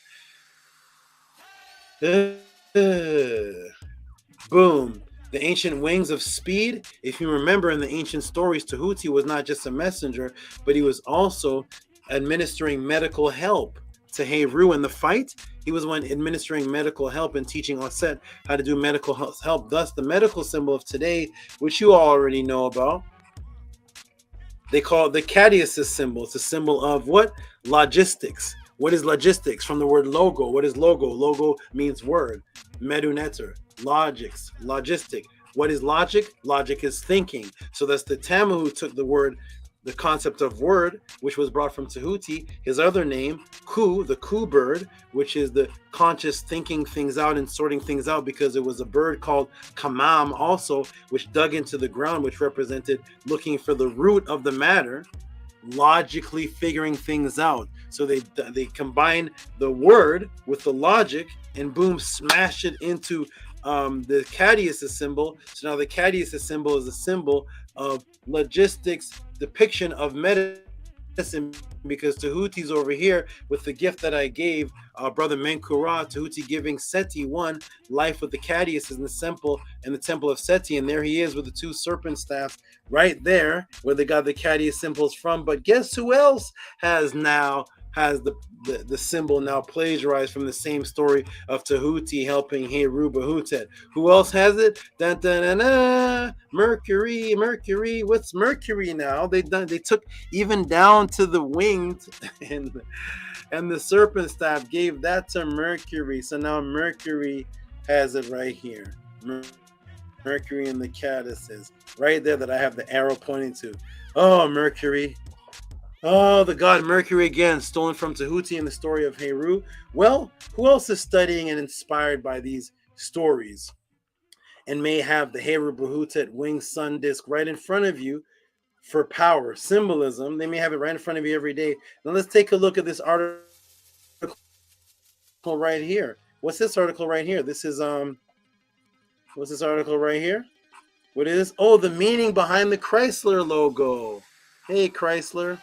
Throughout the years, Chrysler symbol meaning has evolved, demonstrating different characteristics of speed, reliability, and sophistication. Interestingly, the first Chrysler logo was a wax seal designed by the same person who would later create the Fender-style wings for the latest icons, which is Oliver Clark. According to Clark, the winged element serves dual purposes. It reminds customers of the radiator on the car and also personifies the Roman god Mercury, known for his speed, stolen from the story. And there's your Chrysler story, which they tell you where they got it from. Another plagiarized story from the Habu Behutet story. So that's why we see Chrysler with the golden sun and the wing stolen from the Habu Behutet story, because they took Tehuti from that story to make Mercury. Boom! The gold sun, wings of Habu Behutet, now representing the speed of a car, which is now called your merchandise from the word Mercury. Hotep, I am done. Matrix broken. And don't forget, go get your merch at the teachingsofma'at.org. Support the truth and this hard work you see before you, not the psyops. And what you heard today with this beautiful question and documentary answer, if you appreciate any of it, of what you heard today, with this beautiful question, if you appreciate it, then please support. Get your merch, real merch from Mercury, from the teachingsofma'at.org, and please support Cash App, PayPal at RockySV, and Cash App TT Amun. Hotep, I am done, and that is my answer. Boom, man.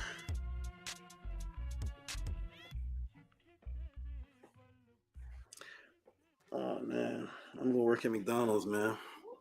I don't know if I'm meant for this. All right, everybody. So that is the answer, everybody. Boom. I hope Nets are the greatest. Heard that. I'm gonna go check the room. I'm gonna put the link in the room for the team to jump in the room. We're gonna go through the last of the donations and close out this Tehuti podcast. It is almost 1 o'clock. I thought I was gonna end early. I have leg training tomorrow, and I have to stay disciplined so my mind isn't up, down, happy, sad, happy, depressed, schizophrenic. I need to stay consistent. So I'm going to check the room to see what you all thought of the answer. Put the link in the room for the team to join, and we're going to do the donations.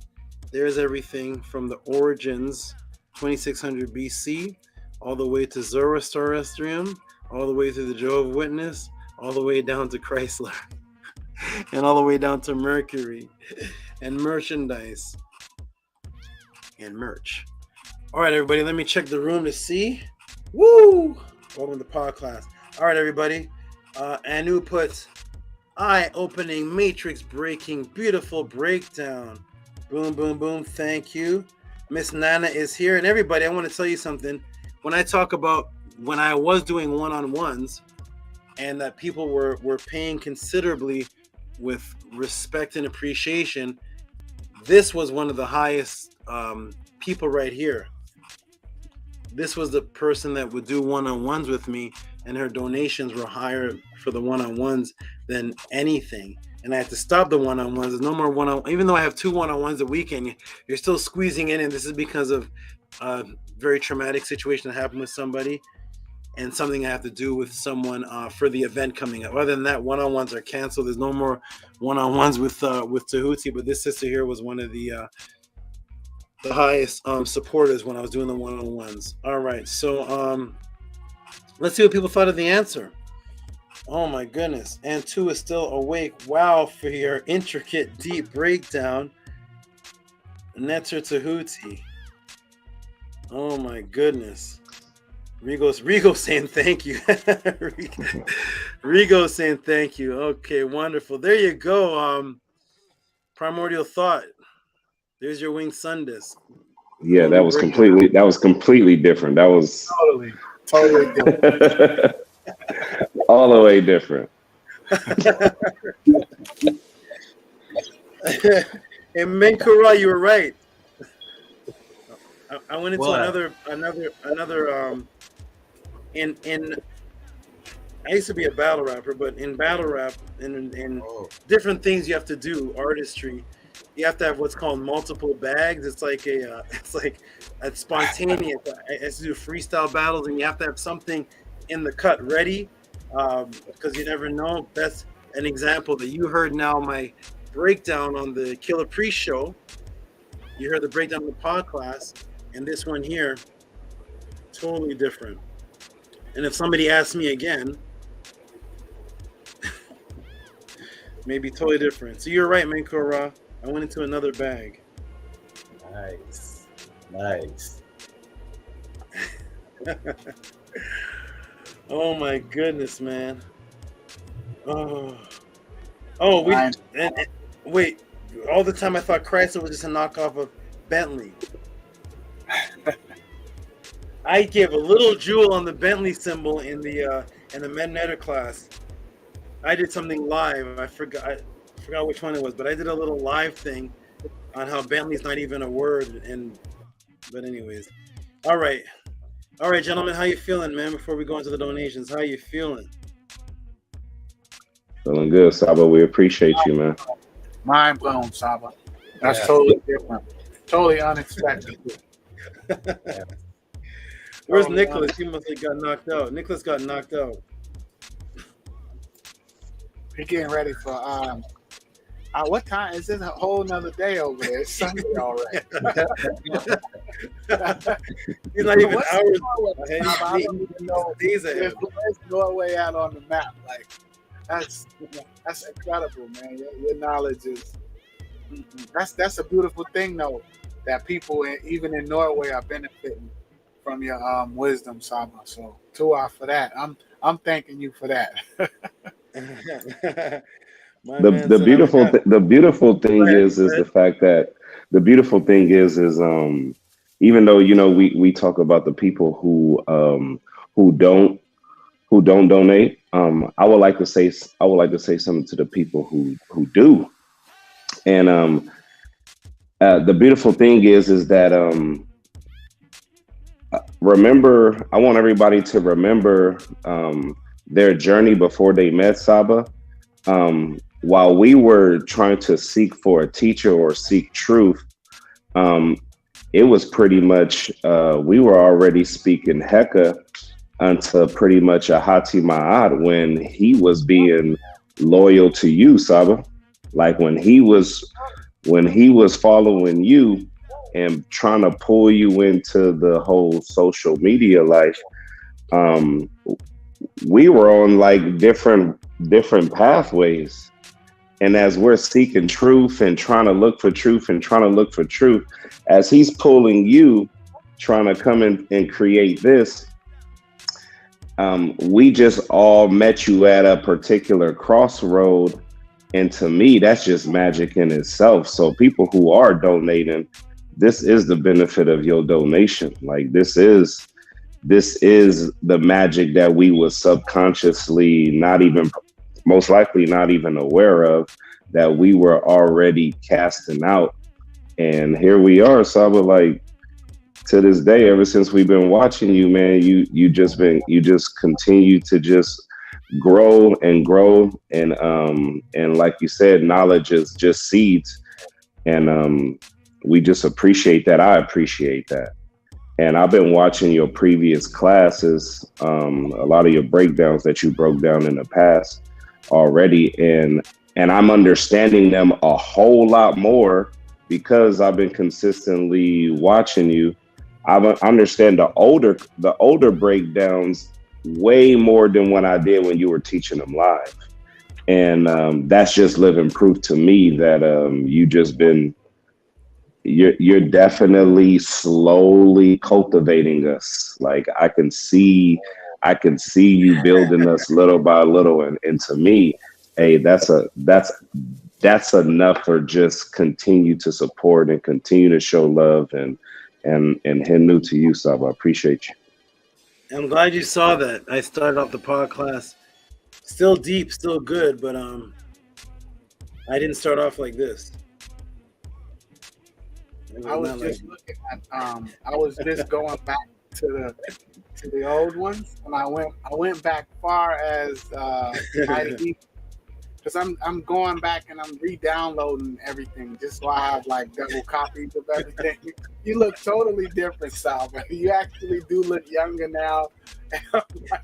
I'm looking, and you're right. I understand things totally different now because I can't, when I'm at work, I used to listen to the lectures of all the other people. Now I can't. I have to like listen to audiobooks because with your classes, I have to look at it. I have to like see it. You're not just rapping like everybody else is good rappers and they sound good, but they're not really saying much. So, like I said, what is it? Anuk, Metzer, Abi, Saba, which means I just want to learn.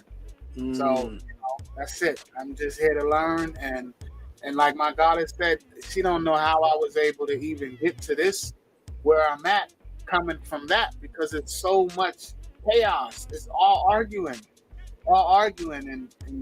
and I went through all of that to get here. So I'm grateful for you, Saba, and your breakdown. And every time, you're right, just like you said, every time I go back and I watch another class, it's just totally different. It's brand new to me again because of where I'm at and my elevation and consciousness. It's just all brand new. Like, so 2 out for that. For the wisdom never getting old.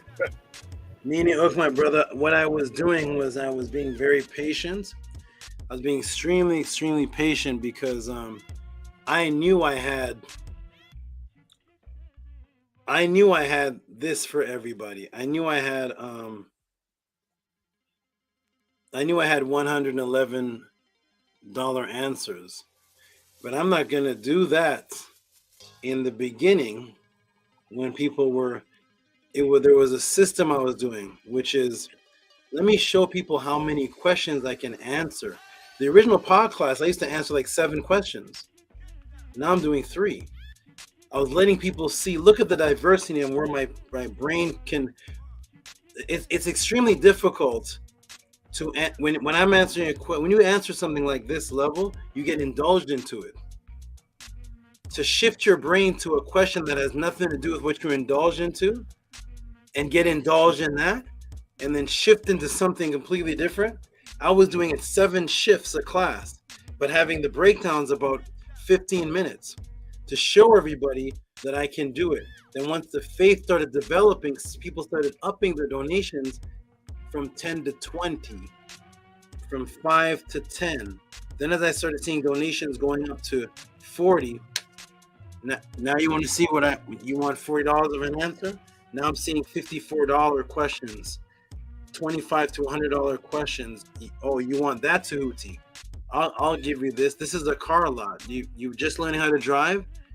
There's a nice little Toyota for you. It's about $3,000 and it's good. It's going to last you years and it's really good. Come back in a couple of years. You just got that raise in a job? Okay, well, we have this. There's another car over here we have another vehicle that's a little bit better than this one. And then next thing you know, you're coming back and you're driving Ferraris because if you come to the car lot with $125,000, I'm not going to show you the Toyotas anymore. That's actually what took place in the Tehuti pod class. It was faith-based. I was not making any type of money to survive at all. I was completely sacrificing with little $5 donation, $10 donation to say they're going to see what I am. And now the answers are like an hour and 10 minutes. And nobody's moving from the screen saying they're bored. That's the kind of answers that I can actually give. So that's why you see that transition from the Mighty Hebrew beginnings to what this is.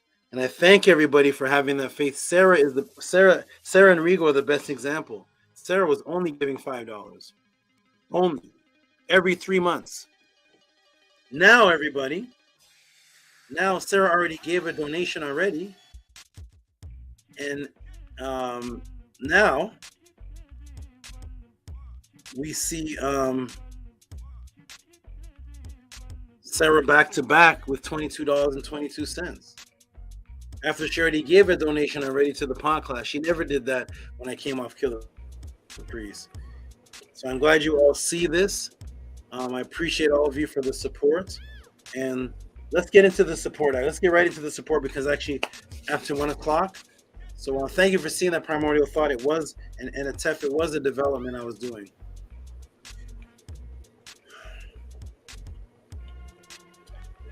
Let's give her some noise. Atef, you got the noisemakers?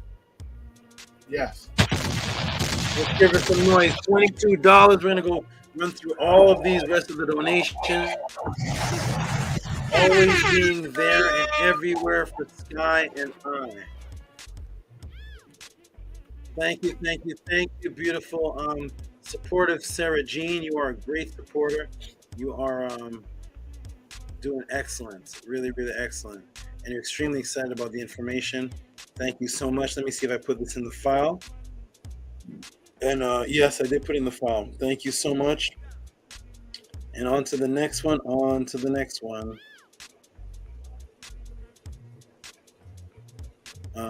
T-Boy. No, not T-Boy yet.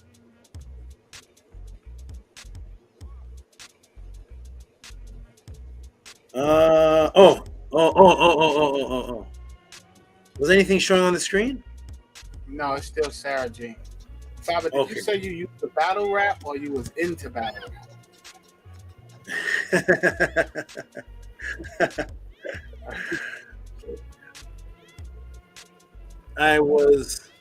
I used to put money on my head for anybody who could freestyle beat me. It was $1,200. So I would just walk around the mall and I would have anybody who could out rap me freestyle. I would have the crowd judge and I would have to give the person $1,200. Only one person came close to beating me.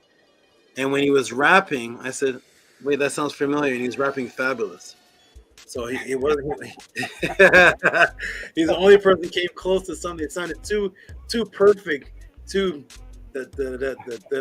was too perfect. I was like, what a freestyle is this? And when I said, that's fabulous. Hold on, you're cheating. So I used to do that, and actually there's one of my daughters was born through battle rap. So I met her mother battling her.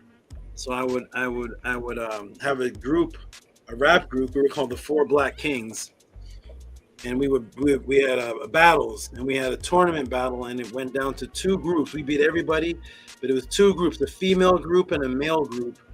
And whoever won that was the top of the battlers, and the females were really good because they were kind of using their sexiness to kind of win. So they're really good and they were pretty. So what we did as the Four Black Kings is I wrote rhymes. I brought a 5-year-old dancer, and I wrote rhymes describing what we were all doing. And at the end, we gave the females who were battling all roses, and like proposed to them. We turned the battle into a serenade where we gave them all roses to come date us. And we ended up dating them, and the crowd still picked us as the winner, because when we did that, it was like, what in the world? And we ended up dating them, and that's one of my daughters now. That's the main female rapper on the internet, Zakisha. That's the one. She's from battle rap. So, yeah, I was a battle rapper too, man. I guess I don't know how old I am. I must be like 90 years old. But okay. Yeah, battle rap was that's why I'm heavily into it. But yeah, my daughter is from a battle, and I put that money on my head to battle. One guy came really close. He was really, really good, but it wasn't a freestyle. He was a Nubian light-skinned brother with big afro, and he was amazing. He was the only guy that can rap side by side with me. I said, you're amazing. You are amazing, but it wasn't freestyles though. It wasn't freestyles. So yeah, for anybody who's out there, I could use $1,200, so that bet is still out there.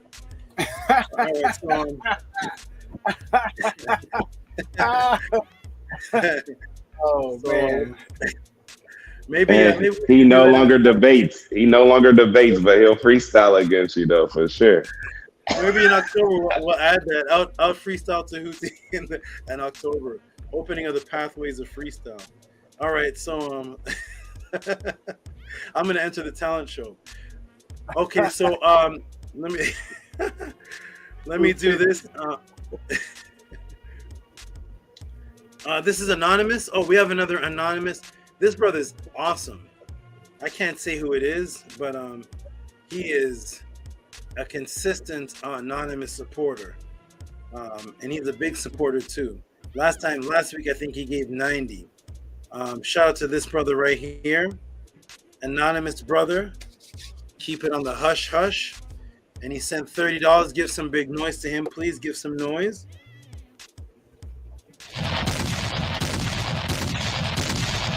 On the hush.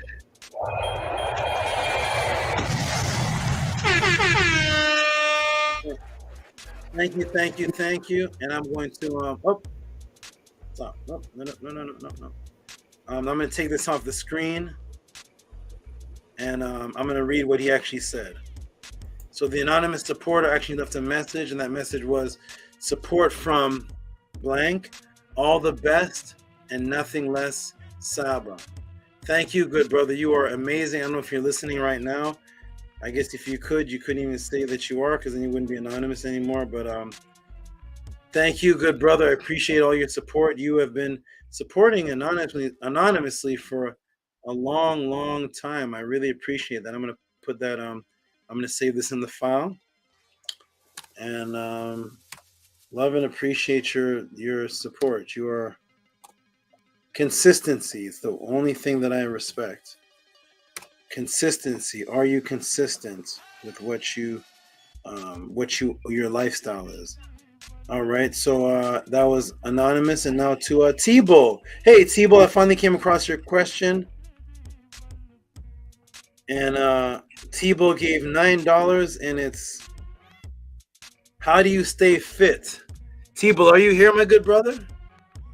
Is T-Bo still here? I don't know. It's really late where T-Bo is. He's like, I think he's in New York. It's like 3 and 4 in the morning or something. From September 16th.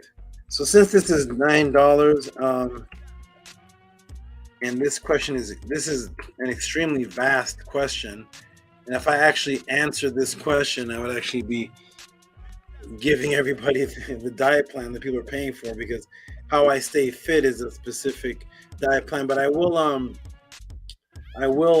when you come back, maybe I'll just talk some things of what I do, give you a couple tips and things of what I do, because my fitness actually started in my mind first. I was at the gym working out and I wasn't fit at all. I was actually extremely overweight. My stomach was so big I had to walk by women and I used to hold my shirt in the air so that women couldn't see my stomach when I walked by. Because I was working so hard to achieve this goal, I couldn't focus. I had to eat whatever was on the streets. So that got me very out of shape, and I was going to the gym and working out, and I was just a big, husky guy. So the fitness came after my mind was able to settle.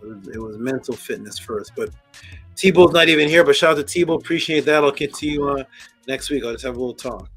So I would tell them to check out the egg washing class. That was that class I asked you about. That was the whole fitness, and you gave you a whole breakdown about that. But that was the egg washing class. Okay. Yes, and I also did a class on my I did a fitness class too on the actual some of the supplements. That was my question I have for you. And you answered it. And you gave the whole breakdown about your whole fitness journey. Oh yes. Yeah, true. That was like 3 months. That was like 3 months ago. Yeah, and you probably get a more thorough breakdown watching He'll that. get the whole thing. It's the egg washing. I know the title of it, but it's the egg washing myth teaching class. That was that one. These poor conscious people out there, they can't. That's one of the reasons why they can't have me on their channels, because every time when I come, everything they teach turns into a myth. You can't be an egg washing master in Tehuti's there. I'll break you down, and then you have to start back as a baby again. Nobody wants to start back. The business will be over because they're making money off of it. I'm the end of all the conscious people's business. That's why they can't put me out there. Okay, we're gonna do this donation here. Oh, which is you. It says for the first. Hey, so that's magic right there. That's crazy that he asked that question from you, and then we just finished talking about what we talking about, and then you run into my donation right there, because that's. Go ahead, so I will read it. It's all good. Yeah. Look at this, everybody. Primordial Thought gave $25 for something that is the most unique thing I've ever seen a donation given for, and most people watching this don't even know what is he talking about. It says, for the first vein on my chest.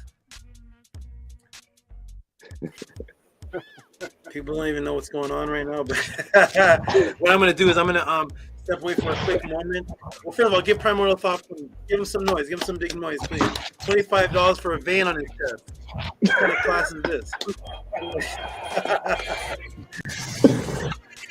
Oh my God! It must be Tehuti is strange. So we've been putting in work, man. We've been putting in work, man.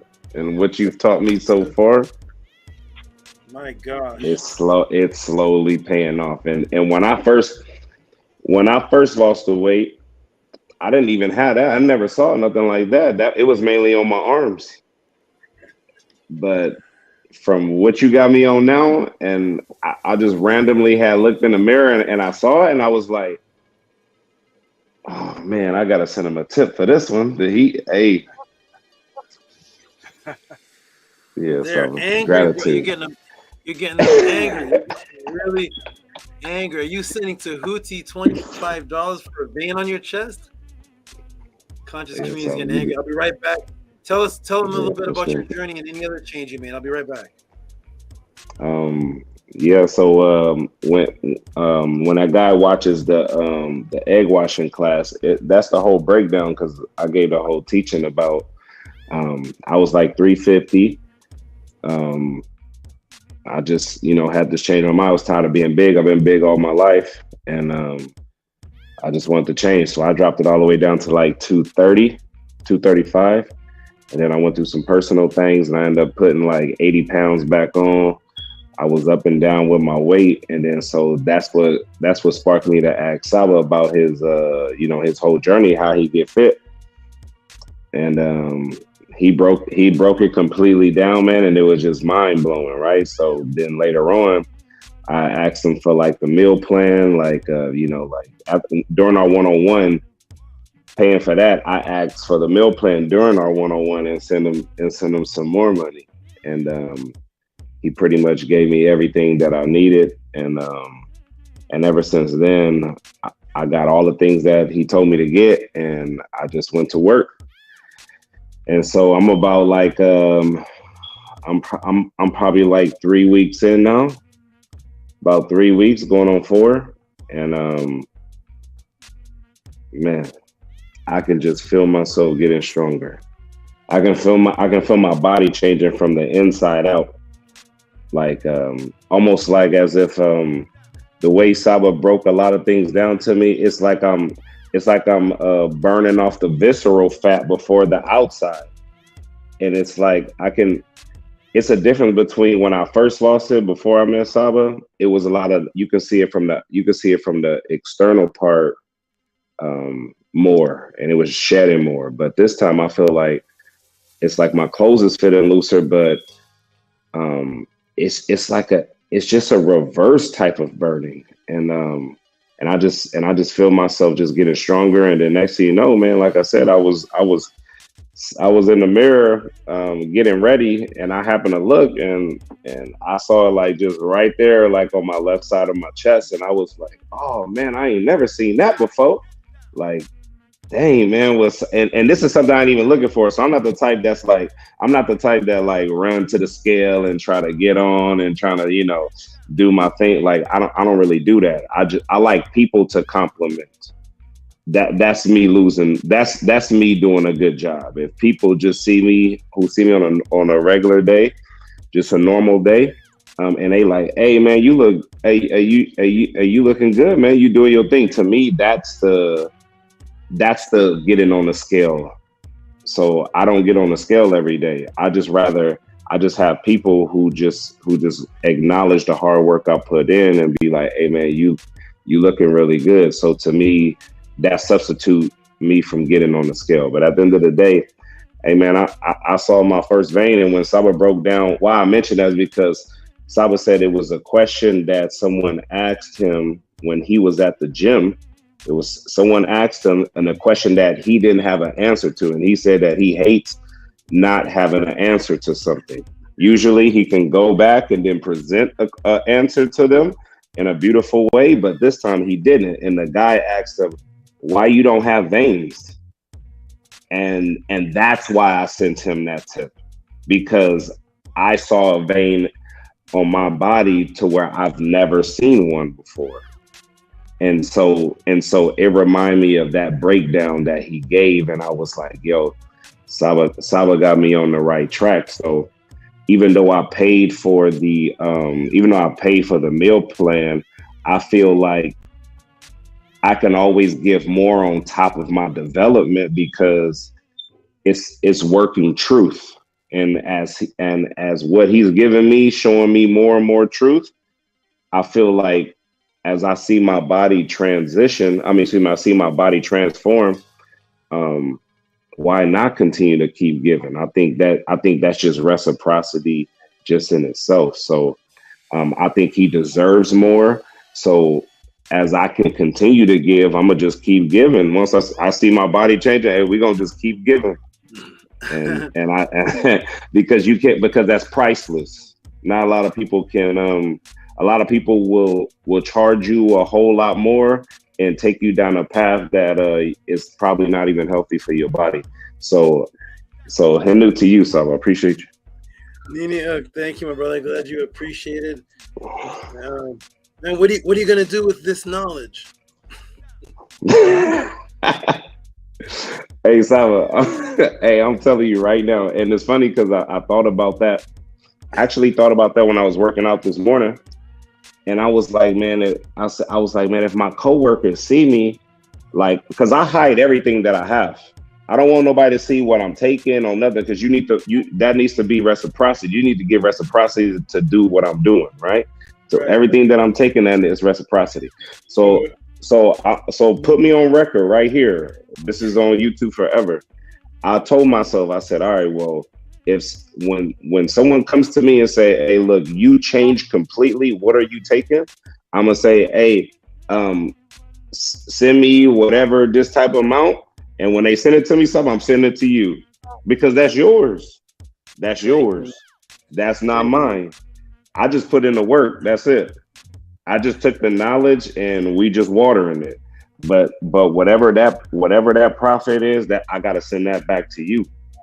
And I feel like you said, you serve those who will serve you, and that's from Ankh Shesh Ankh. So reciprocity, Saba. I appreciate you. Thank you, my good brother. I appreciate you. Not too much light. Okay. I wanted to surprise you that, but you just asked me the question, so I kind of have to reveal it, I guess. Okay. Thank you, my good brother. I appreciate you very, very much. Thank you for that. And yes, I'm here to change lives and advance everybody. If it's your physical body, if it's your car, your coup, your cot, whatever it may be, we were the best with everything. So why not be the best? Thank you for your appreciation. So that's a vein on the chest. And by the way, everybody, that means that your body fat is dropping, because that's something that a man usually never sees. Veins on your chest is difficult to see, because the fat on your chest is covering them. So it's extremely difficult to see the veins on your chest. The next step is when you start seeing veins on your abs. But okay, so now shout out to you. Thank you for that. Appreciate the support. And on to the next man that's right beside you, Rem. The next man right here, Mr. Rem, Mr. Excellence himself, right above you. Let me go ahead and put that definition, that donation in the room. It is Atef, Rem, Kem, Ma'at, $20.23. That's not showing, is it? No, it's not showing. Okay. Rem, Atef.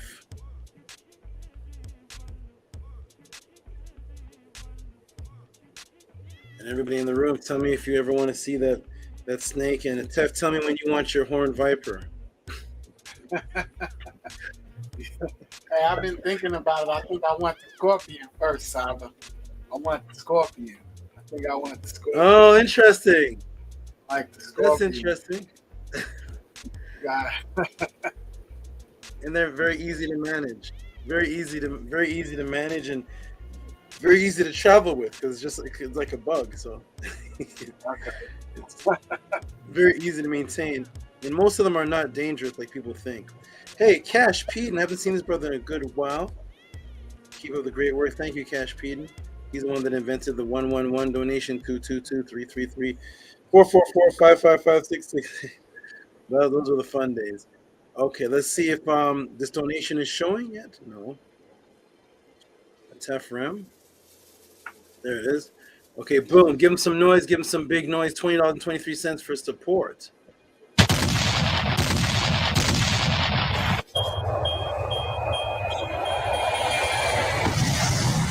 Big noise.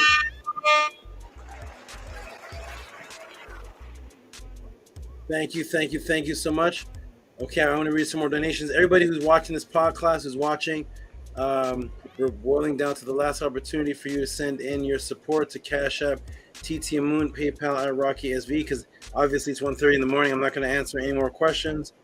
But this is your chance to show your support before the podcast closes. Don't be the one to say, oh, the podcast is closed and I didn't get to do this on time. Go ahead and send your support in. If you're watching the show, you should be supporting.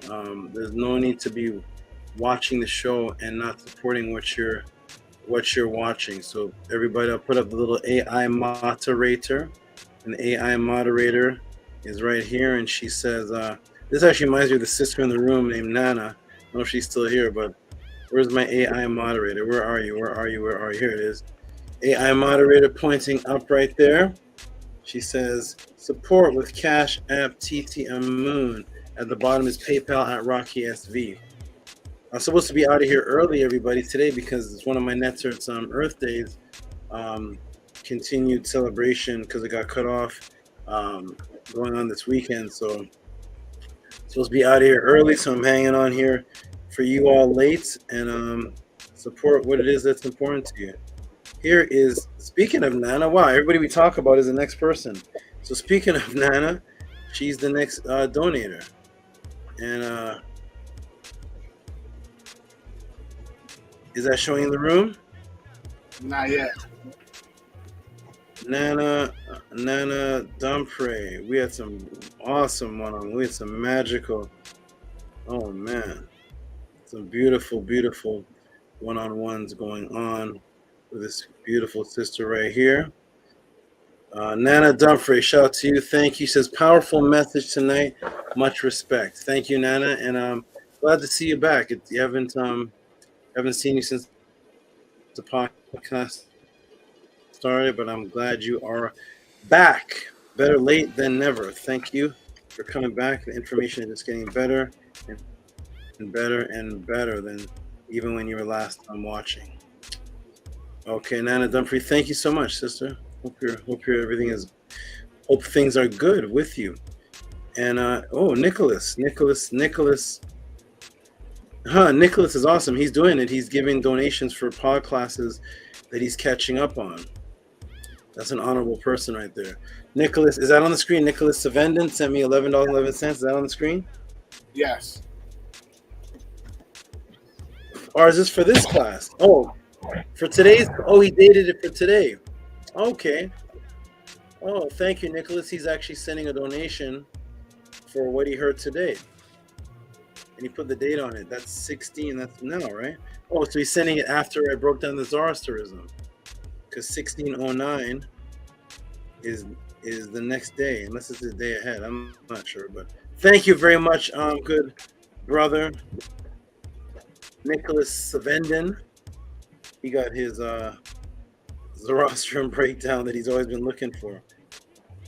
And here's the man of the hour, the man of the year, the man of the big donations consistently, none other than Maharu, none other than Beged Leisure. Give him some noise, please. Hotep, Brother Saba, for reciprocity. Give him some noise.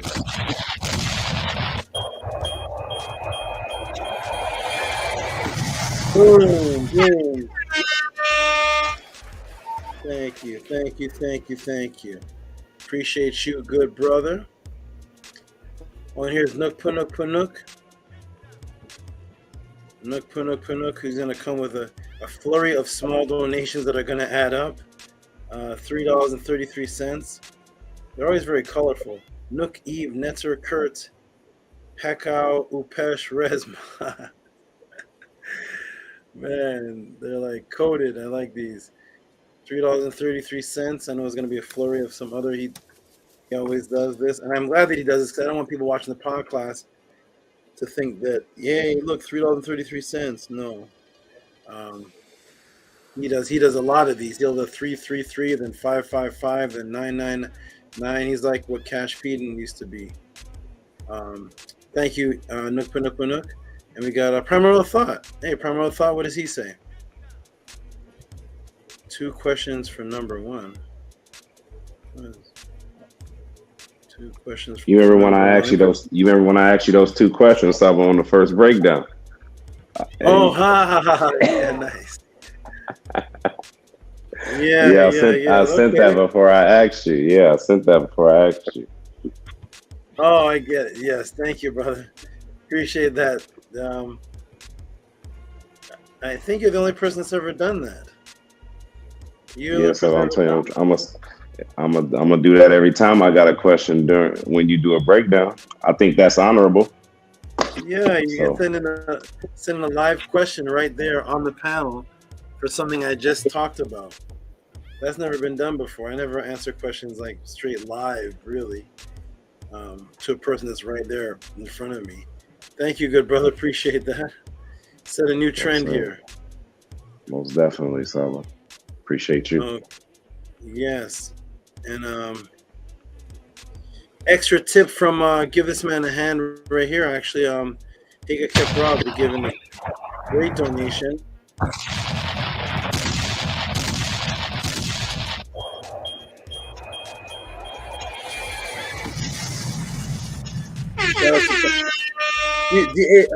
Atef, do you have regular hand claps? Yes. Okay. We'll do the hand claps for all the regular tips, and then when it gets to like people putting in over 50, that's when we'll do all the explosions and Red Octobers and all that. But yeah, just do the hand claps for these one. This one is because he sent an extra tip. So I always like to do a hand clap for this one because he already sent in $72, but he's sending in extra for something he heard me say. So thank you, Higa Keparov, for centering Isfet. Thank you so much. And anybody watching these answers,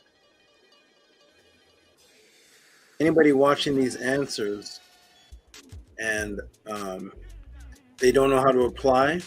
One thing Bella told me a couple nights ago, she said, the one thing I really love about your answers is that every pod class has the same theme of immortal life.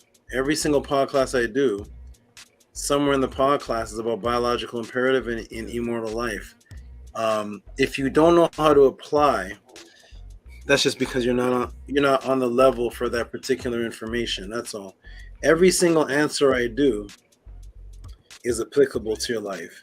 Every single answer I do is practical. There's no answer that I give that you can't take. I don't just say one thing in my answer. How could I talk for 1 hour and 20 minutes and nothing you can apply to your life? What? So every answer I give, it's all about mental discipline.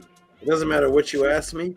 It's all going to go back to the followers of Ma'at. It's going to go back to mental discipline. It's going to go back to something. Even if it's about animals. Even if it's about animals, something is going to go back to breaking them. When I say matrix broken, at the end of all my answers, if there's a matrix broken, that is how you apply it. You broke the matrix. If you broke a matrix and a psyops in you, you've just applied it. That is the application. You're breaking poisons in you. So if you get bit by a snake or a scorpion or something happens to you and somebody gives you the anti-venom and they apply it and it sucks out the anti-venom so you don't make bad decisions and your mind isn't cluttered with toxins and you don't die, you've just applied it. What am I going to do with how is anti-venom going to make me money? No, it's going to get the venom out of you. That is the application. Getting poison out of the minds of my people is the literal application of all my answers. So shout out to all those who can apply this information. If you can't, it just means your mind isn't ready. What's that, my brother?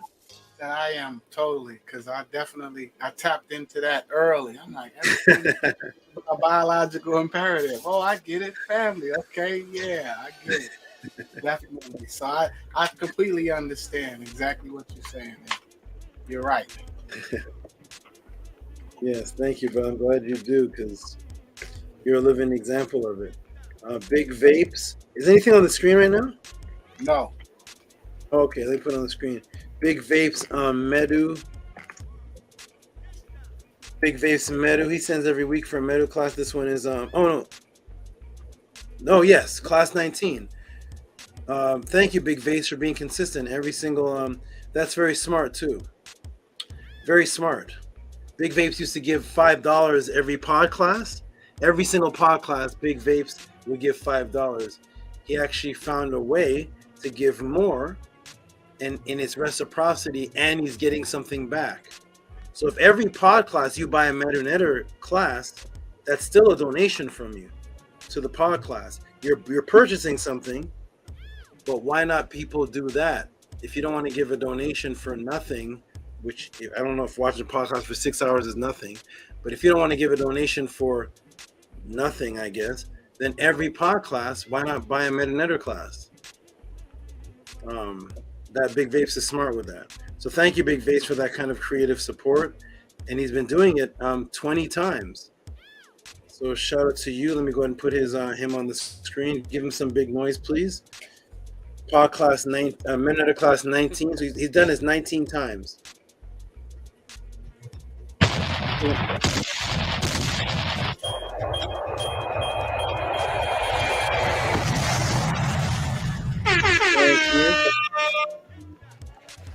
Thank you. Appreciate you. Thank you, and thank you, Atef. And Stephen Escalar, of course. There's no pod class without a Stephen Escalar donation. Oh man, beautiful. Stephen Escalar's donation is telling people to make donations. Thank you, Stephen Escalar. Give him some big noise, please.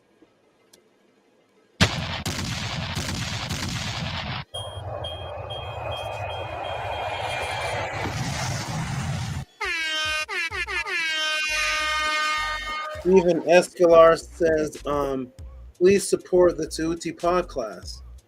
Thank you. Thank you for putting a message for people to support. Thank you very much.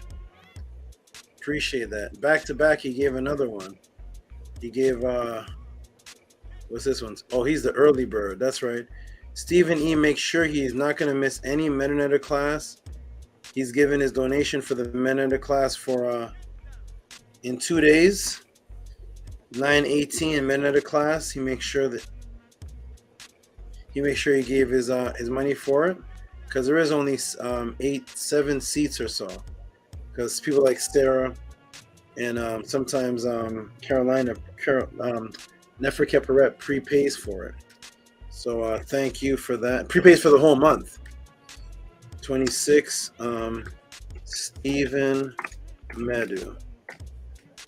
Make sure he gets to see. He stays there right to the minute he has to leave for work too. He's truly dedicated.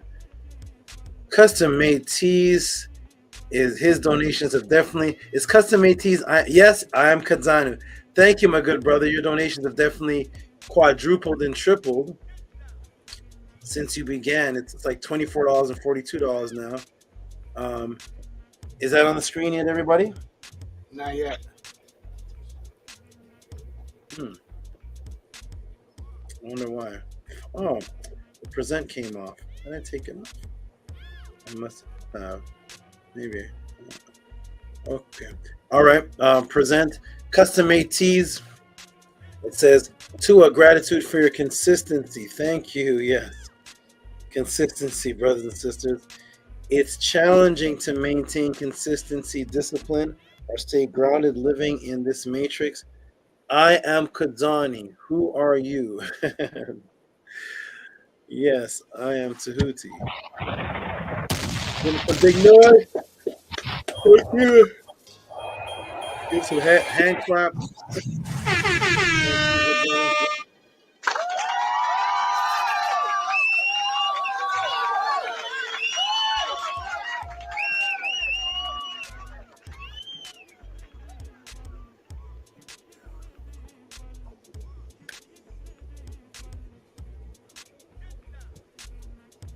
Oh man, yeah, I'm gonna have to work on the evening. I can't work on the morning. No way. Okay.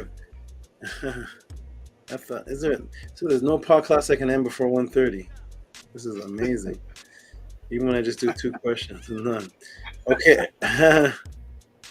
Man, oh man. Okay, we're boiling down to our last ones, and here is Sincere Austin. Ladies and gentlemen, we're boiling down to our last donations. Now we give the big master noise. $50 support the Tehuti pod class. Oh, he's saying the same thing. A lot of these are synchronized. Same message. Support the Tehuti pod class. Hotep Mahat King. Give him some big noise. Now I want to hear the explosions.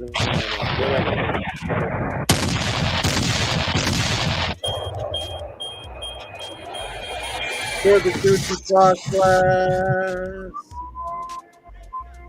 Thank you, good brother. And here's a brand new person. I've never seen this person before. J. Jacob. J. Jacob, $4.44. Thank you, J. Jacob. Appreciate you. A brand new person. The new people sometimes start small and then grow and get bigger with the donations. Thank you for J. Jacob for anything that you give because you're brand new. I've never seen you before. I only have 2 left, everybody. 29 notifications about Mary Sella. What does that mean? I don't know what that is, man. I'm like spamming it up. Okay. Oh, in the bushes in the midst, who has been gone for the last few hours. Of course, Hani Patah Tehuti, donating in his sleep or something. I don't know, but he says tour for leading by example. Henu Great SABA. Tehuti, and the T is capitalized. Give him some big noise, Atef. Is it on the screen?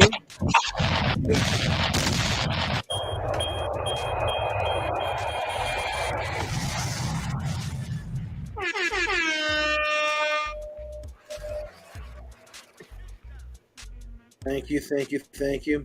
I also want to say to the brother, I put this in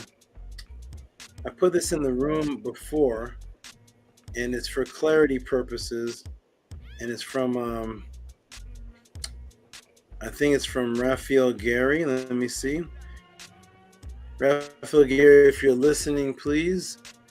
If you're listening, I'll put this on the screen. I just need a source or some clarity or something to help me with this right here. So this question that you asked, Raphael Gary, I don't know.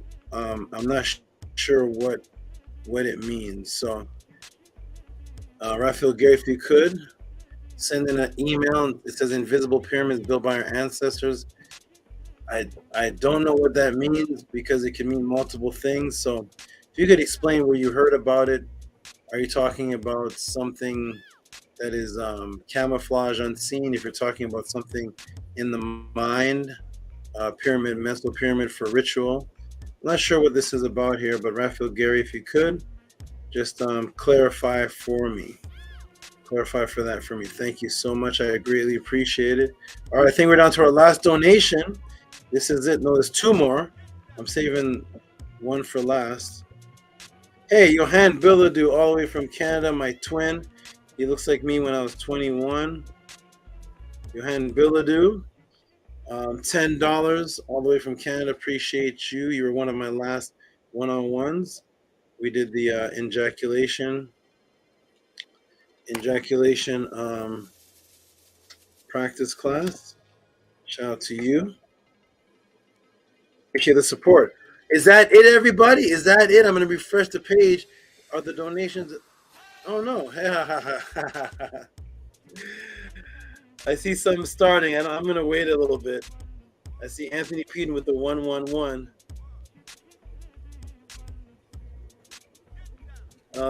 Did he get a chance to convert and send the class? I'm not sure which class. Anthony Peden. Which class, my good brother? I did send you something months and months ago, but I need clarity. So you sent 111. Did you get a chance to convert and send the class? I'm not sure. If you could tell me which class it is. I sent something to you long time ago, but I do so many things that I'm not sure what that is now. I did send something for you a while ago that I was supposed to convert. Or something like that, but that was like 7 months ago. Not sure what it is. Send me an email and specify what it is, and we'll see what's going on. But yes, the last thing that I was supposed to send to you, I did. I just don't remember what it was. Hey, Cash Peden again. Did that 1-1 show on the screen? Not yet, Saba. Oh, okay. Let me go back. So Cash Pete has started with his 111-222 333s. He is back in effect.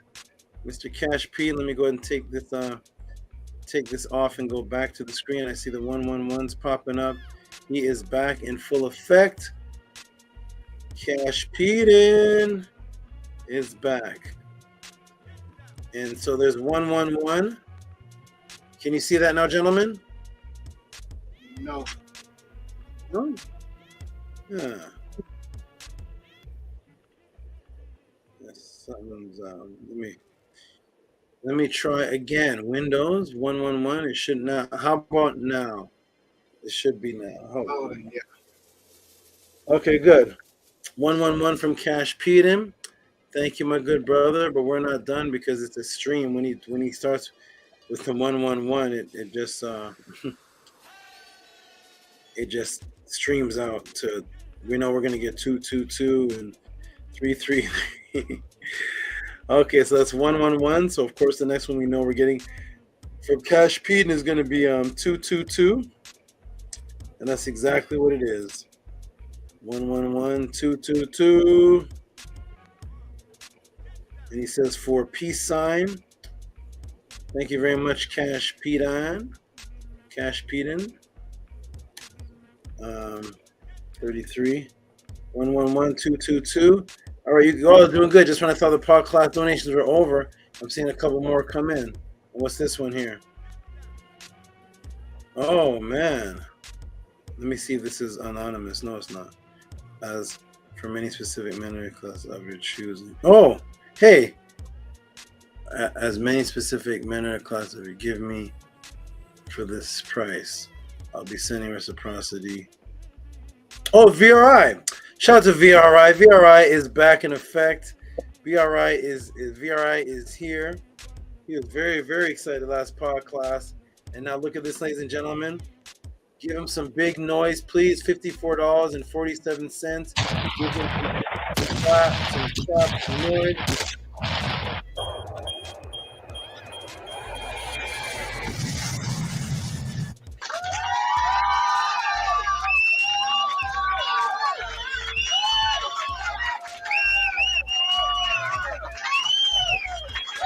My minute classes. He says, thank you for as many or specific Medinet classes of your choosing to give me for this price. And he said he'll be sending a reciprocity. So this is for Medinet classes, everyone. And on top of this, I should be seeing reciprocity for the pod class. So thank you, my good brother. For those of you who don't know what he just actually did, what he actually did was this. And you all can ask about it. You can email mysticaltelevision@gmail.com. We have Medinet classes every Monday, 1:30 p.m. Pacific time, and they usually go till about 4 o'clock. I'm trying to end them at 3:30, but it always goes on. I'm trying to have it for an hour and a half to 2 hours, but send in your email to ask how to join that. So the brother sent $53, and for me to send as many as I can for that. So shout out to you. And he said he's giving a podcast donation. Shout out to you. 80 Thieves, VRI, if he's in the room. Thank you very much. And Cash Peden on a roll again. We know Mr. Cash Peden with his creativity. 444. Have a good night. Does that mean that's his last one? I'm not sure, but is that on the screen?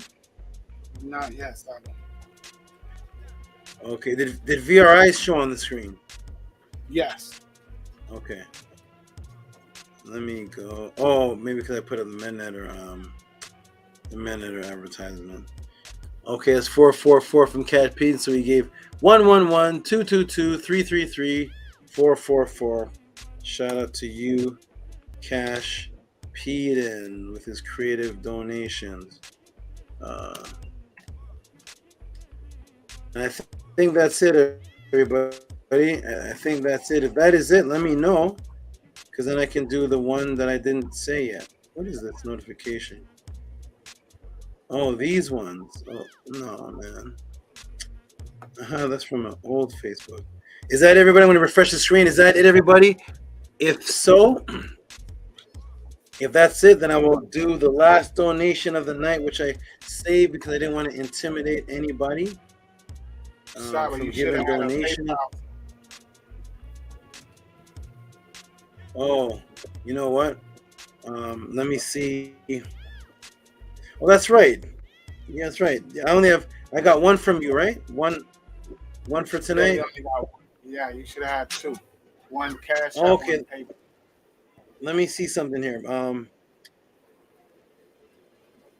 Let me.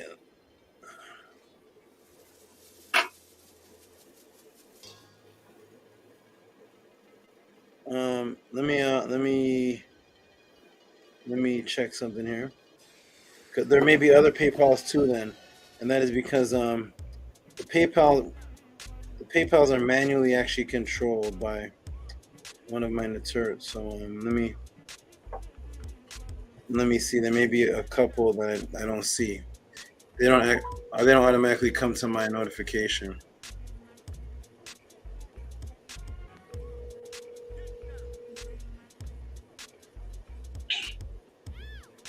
Greetings. Hey, my dear, are you in safe? Yes. Okay, good. Can you check the PayPal and send me what's there, please? Okay, I'll check again. Okay. When was the last time you checked? 146. Oh, Tef, is this something from earlier or brand new? Nah, I sent it at 12:39.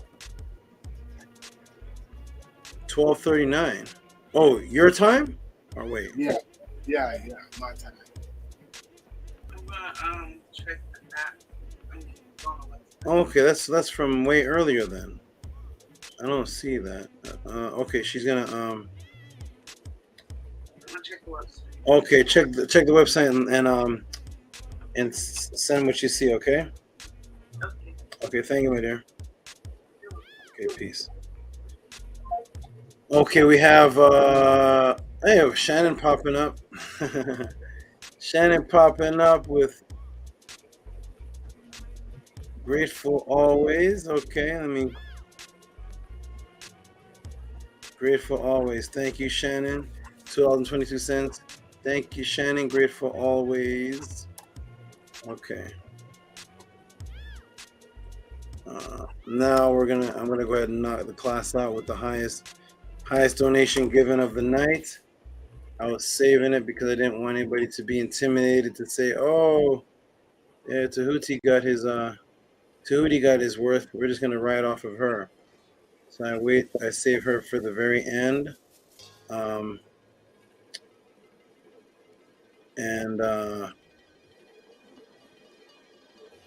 Let me go ahead and show the biggest donation of the night. I believe it is the biggest donation of the night. Oh, from a very special being here. It was let me go ahead and who apologizes for doing this? Tell me if anybody you know has ever apologized to you or anybody you've ever heard of. Now bring out the Red Octobers. Now bring out the big noise. Bella Ma'at 33. Ma'at 33. $150.72. I'm sorry, this is as far as the magic would go. You're sorry for being the biggest donation. Thank you so much. This is the most consistent, highest supporter of the Tehuti Prod class every single week. I save her to the end to not give the people that don't support her.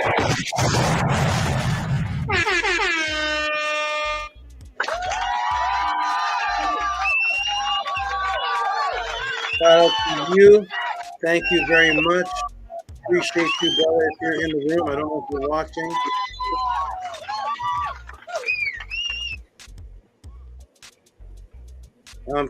Cash Peden, if you could please, could you tell me what classes that is? and we'll go ahead and send it to you again. I don't know what the class is.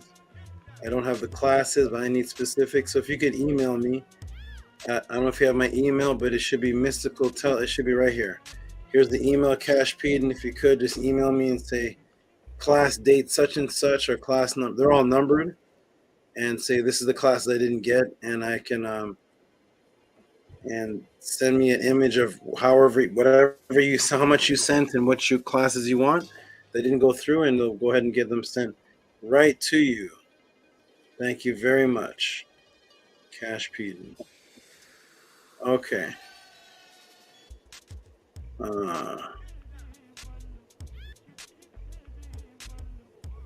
Yeah, did you send, I am Kadzani, did you send like $44 in the week?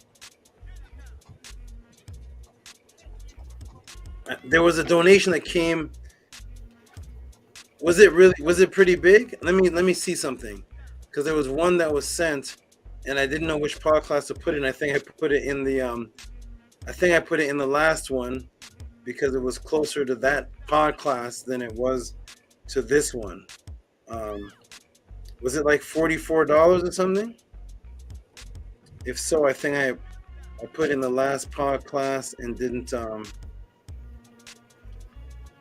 announce it because I didn't get it during the pod class. But I am Kadzani. What I want you to do is go ahead and just resend me that so I can announce that you gave that. I can acknowledge that you did give that. Yeah, I remember. Yeah, I put that with the last pod class, but it wasn't. It was so close to the last pod class that I didn't announce it. But if you put it in, I'll shout you out for this, that you gave that. You and another brother did that too. Let me see. Ammon Men gave one really close. People that donations came after the pod class. Let me see. Who's this?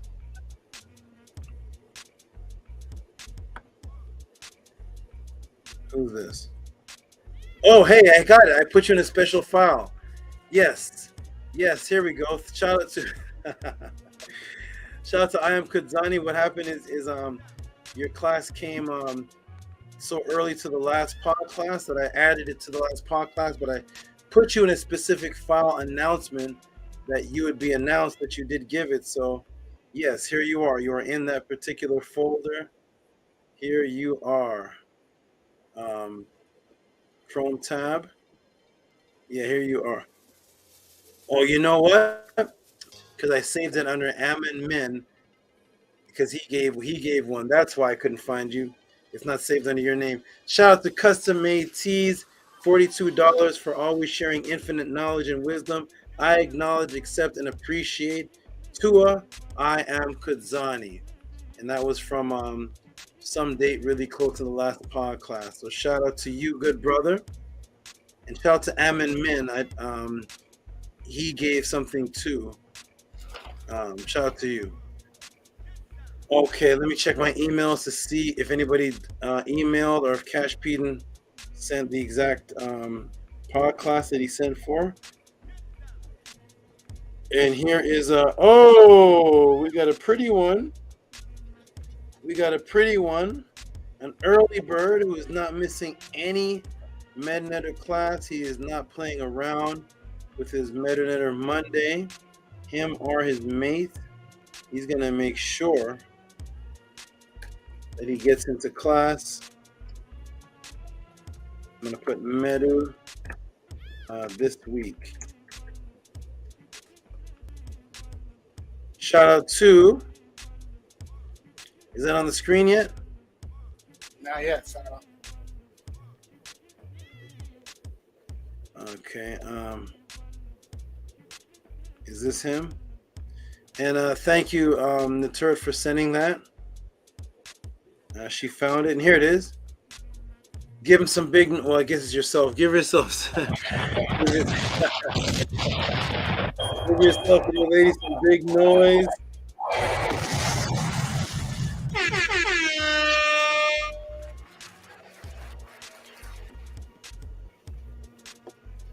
Shout out to Atef Rem, and Atef gave $40. So this is for him. This is for him. This is for him and his wonderful lady. They both attend the class, so they're prepaying at Tefrem Kim Ma'at. They're prepaying for the class, so they will definitely have a seat. And thank you for the support and prepay. Many Saba. Yes.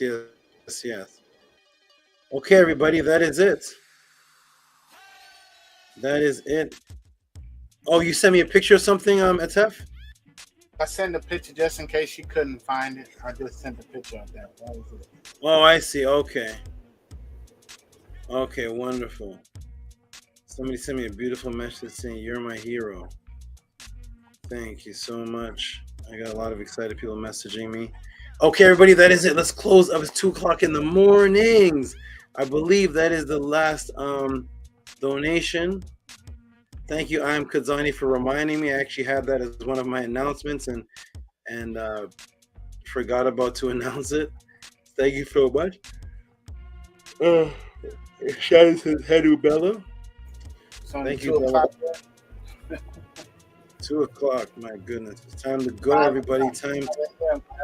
The roosters. The rooster's up. Yeah. Oh my. The rooster's here.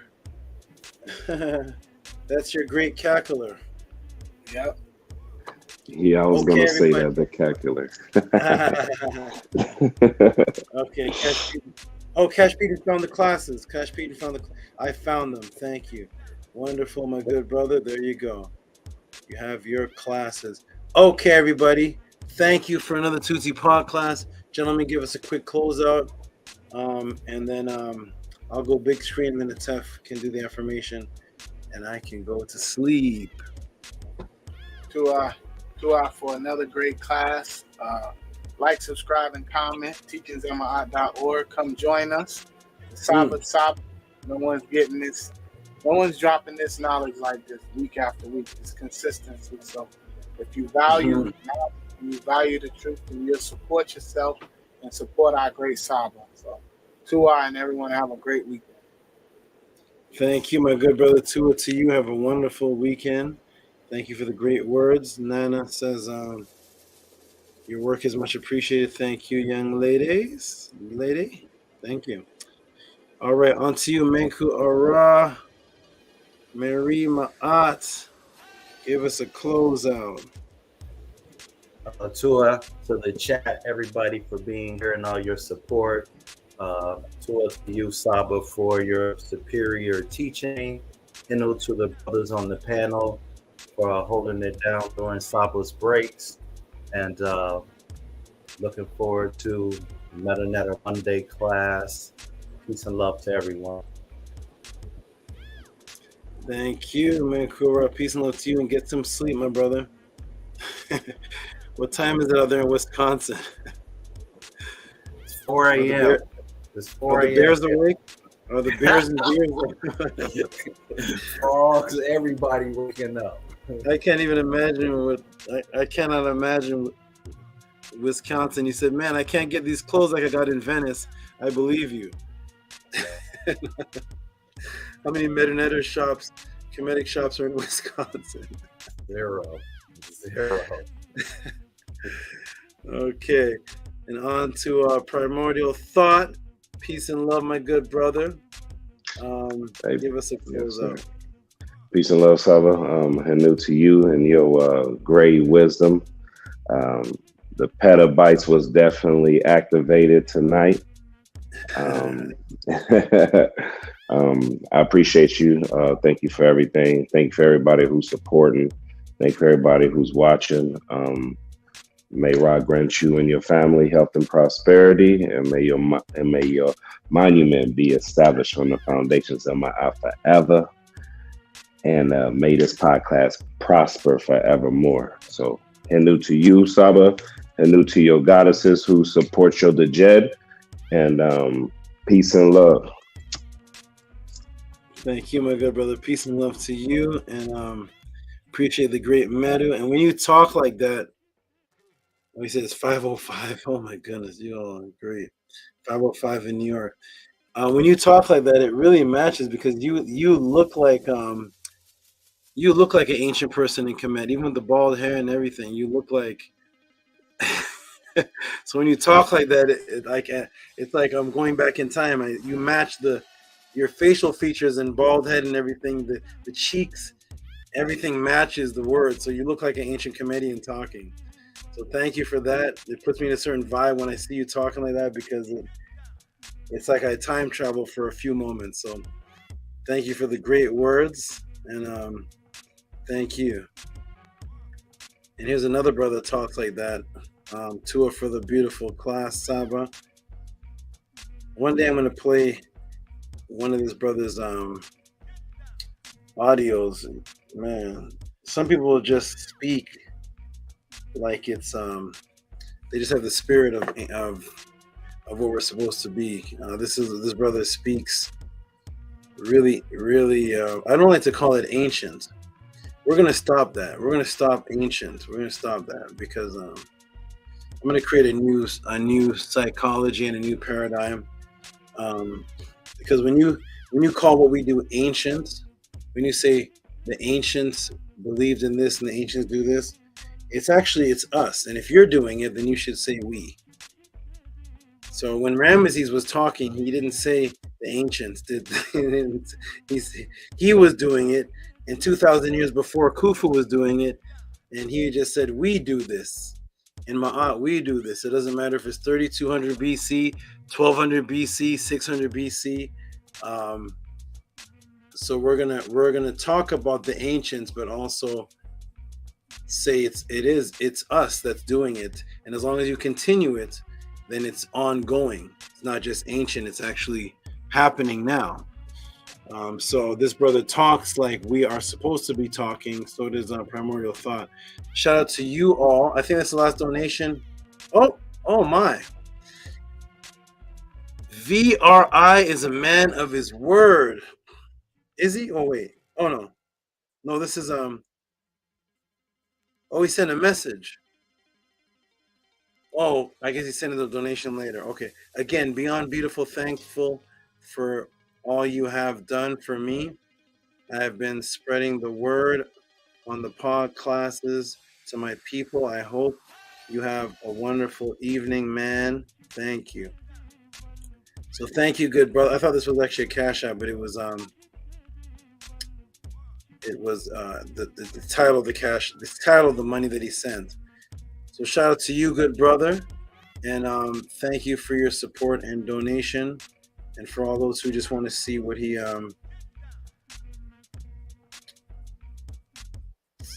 said. Beautiful message. I think is he in the UK? I'm not looking at the screen if he's typing, but yeah, I think so, Saba. I think he's in the UK. Yeah, this was the excited brother. It sounded like. Yeah, he said he had a bad hand. He said again. That's what he said. He had what? The brother said he had a bad hair day when he came to the screen for a little bit. Yeah. Yes. He says, again, beyond thankful for all you have done for me. I've been spreading the word on the pod classes to my people. I hope you have a wonderful evening, man. Thank you for being here. Appreciate that, good brother, and thank you for your Medinet support. Appreciate that. Okay, everybody, let's go ahead and close. We did a closeout. Tef, you can go ahead and do the affirmation, and then I'll do a closeout. And I think that's all. It's all donations. All PayPals are done. Oh, thank you. Thank you, TT. All PayPals are done. Okay, Tef, we're going to go ahead and do the affirmation, and then I will do a closeout, and we are done with another beautiful class. Are you ready, Tef? Yes. Well, let me get the thing off the screen. Let me get the banner off the screen. Okay, go ahead, brother Tef. Okay, on the count of 3. 1, 2, 3. Anki and Ma'at. An and S. Ninta Asat Ma'at. Minabapet Ma'at. Her and Ukui. Her Ikut. I live for Ma'at. I exist for dinner. I And do then I not speak in speak the place of mind. every Every day day I I ask for mine. my My being being is surrounded in darkness. I I come come forth forth as conscious light. Beautiful. Thank you, Brother Atef. Appreciate that. Okay, brothers, peace and love. I'm going to go big screen. I'm going to close this out. Oh, hey, there's another donation. Uh-oh. Here it is. Okay. I think this is the first time we get a donation after the affirmation. Let me go ahead and show this. Eight Thieves. You have to break down that name for me one day. 8 Thieves. I thought it was, is it Alibaba and the 80 Thieves? I'm not sure, but okay. 40 Thieves. 8 Thieves. Okay. Shout out to VRI for giving the last donation of the Tehuti pod class. Peace and love, my good brother. Thank you. Right at the very end, after the affirmation, we're going to have to do the affirmation again. After the affirmation, this brother here, give him some noise, please. 8 Thieves said snake style. Give him some hand claps.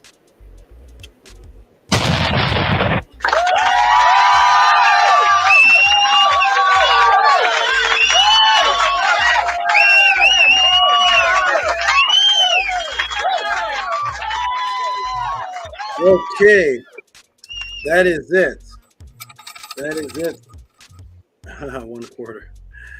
Thank you, everybody, for the pod class attendees. Thank you to the great supporters. Okay, brothers. Okay, we did the affirmation already. I'm just gonna go big screen and close out because I'm ready for sleep night. Okay, brothers. Peace and love. Love you very much. I'm gonna close it out. See you in a couple days on Sunday or whenever you all contact me. Get some more Peace and love, veins. Saba. Veins, more veins. Most definitely. Appreciate you, Saba. Love you more. Okay, peace, peace. Peace, Atef. Peace, Menkura.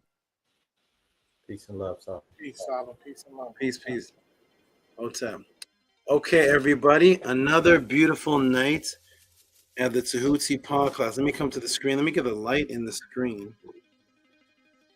Can I be seen clear? Okay. The light here. Peace and love, everyone. Thank you for coming to another beautiful Tehuti podcast. You all are excellent, fabulous, wonderful. You are great supporters. Huh, Mamba? They're good supporters, right? They're beautiful supporters. We greatly, greatly appreciate you. Thank you for everything that you do. Peace and love. Come to the next pod class. Watch this video. If you see this video, even though the pod class is not taking place live, if you're watching the video and you enjoy what you are watching, then all you have to do is support. How do you support? The AI moderator will tell you. Support with Cash App T.O.M, PayPal at RockESV.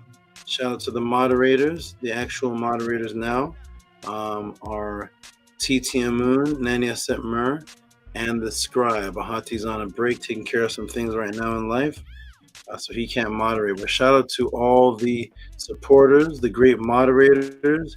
You're doing really, really well, keeping this alive and well, because without you, there is no pod class. So I might as well go ahead and show the moderator. I couldn't show this before. I'm actually going to change this video so that it can show clearly. Hey, it's actually playing nice. Nania Setmer, Ankia Ma'at, Ahati Ma'at, and the scribe. The video is actually playing tonight.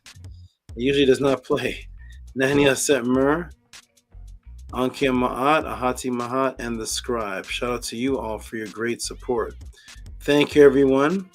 Come to the next Tehuti pod class. You all are fabulous and wonderful. I'm glad you're enjoying my gift and talent to bring this type of information and clarity. There is the Cash App going at the bottom and the PayPal, and you all support what it is that you see that means something to you.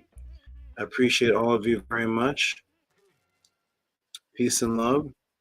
And the next show will be next Friday. I'm gonna try to shift it so that the shows actually begin Fridays at 6 o'clock, so we have a little bit more time and I can actually close a little bit earlier.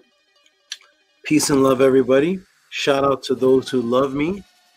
Shout out to those who dislike me. all those who love me and support Ma'at and support the pod class, you are all helping this information spread. All of you who dislike me are beautiful examples of what not to be, and the class actually watches you as a good example because Isfet is needed to see where you are within Ma'at. So you are not a threat to me. You are not. Your words have no effect on me because you're an undisciplined person speaking. You have no system of life, no workout program, no disciplined spiritual program. You don't wake up at any time in the morning, do anything specific, no diet plan, no teaching. You save nobody's life. You have nobody doing testimonies about you. So thus, if I take your words seriously, it's to disregard everything that people say I'm doing for them. So you are just an example of an Istfet, and I love you as well and appreciate you and need you around to help my students see what not to be. So continue to send negative messages, continue to attack, continue to do all of that, because until you're out there witness changing people's lives, your words are the same words as a person who is drugged out on the streets. I don't really consider the words of a person. I consider them if they're disciplined. Thank you for all the negativity. Thank you, lovely ones, for all the positivity. That will conclude this beautiful Tehuti podcast. You have all been awesome and fabulous, and continue to support. I'll check the Gmail one last time. No, there's no more donations. So that concludes everything. Peace and love, everyone. And this is from Mamba. This is Mamba. Neith is somewhere on the hat. She's always in the back, but that's okay. All the way from South Africa. You all are fabulous. Let me go ahead and see if this changes. The banner doesn't change anything. Perfect. Okay, everybody. Peace and love. Mamba, say peace to them. You are a melanilukos, melanin light. Mamba, to shine forth black light. Peace.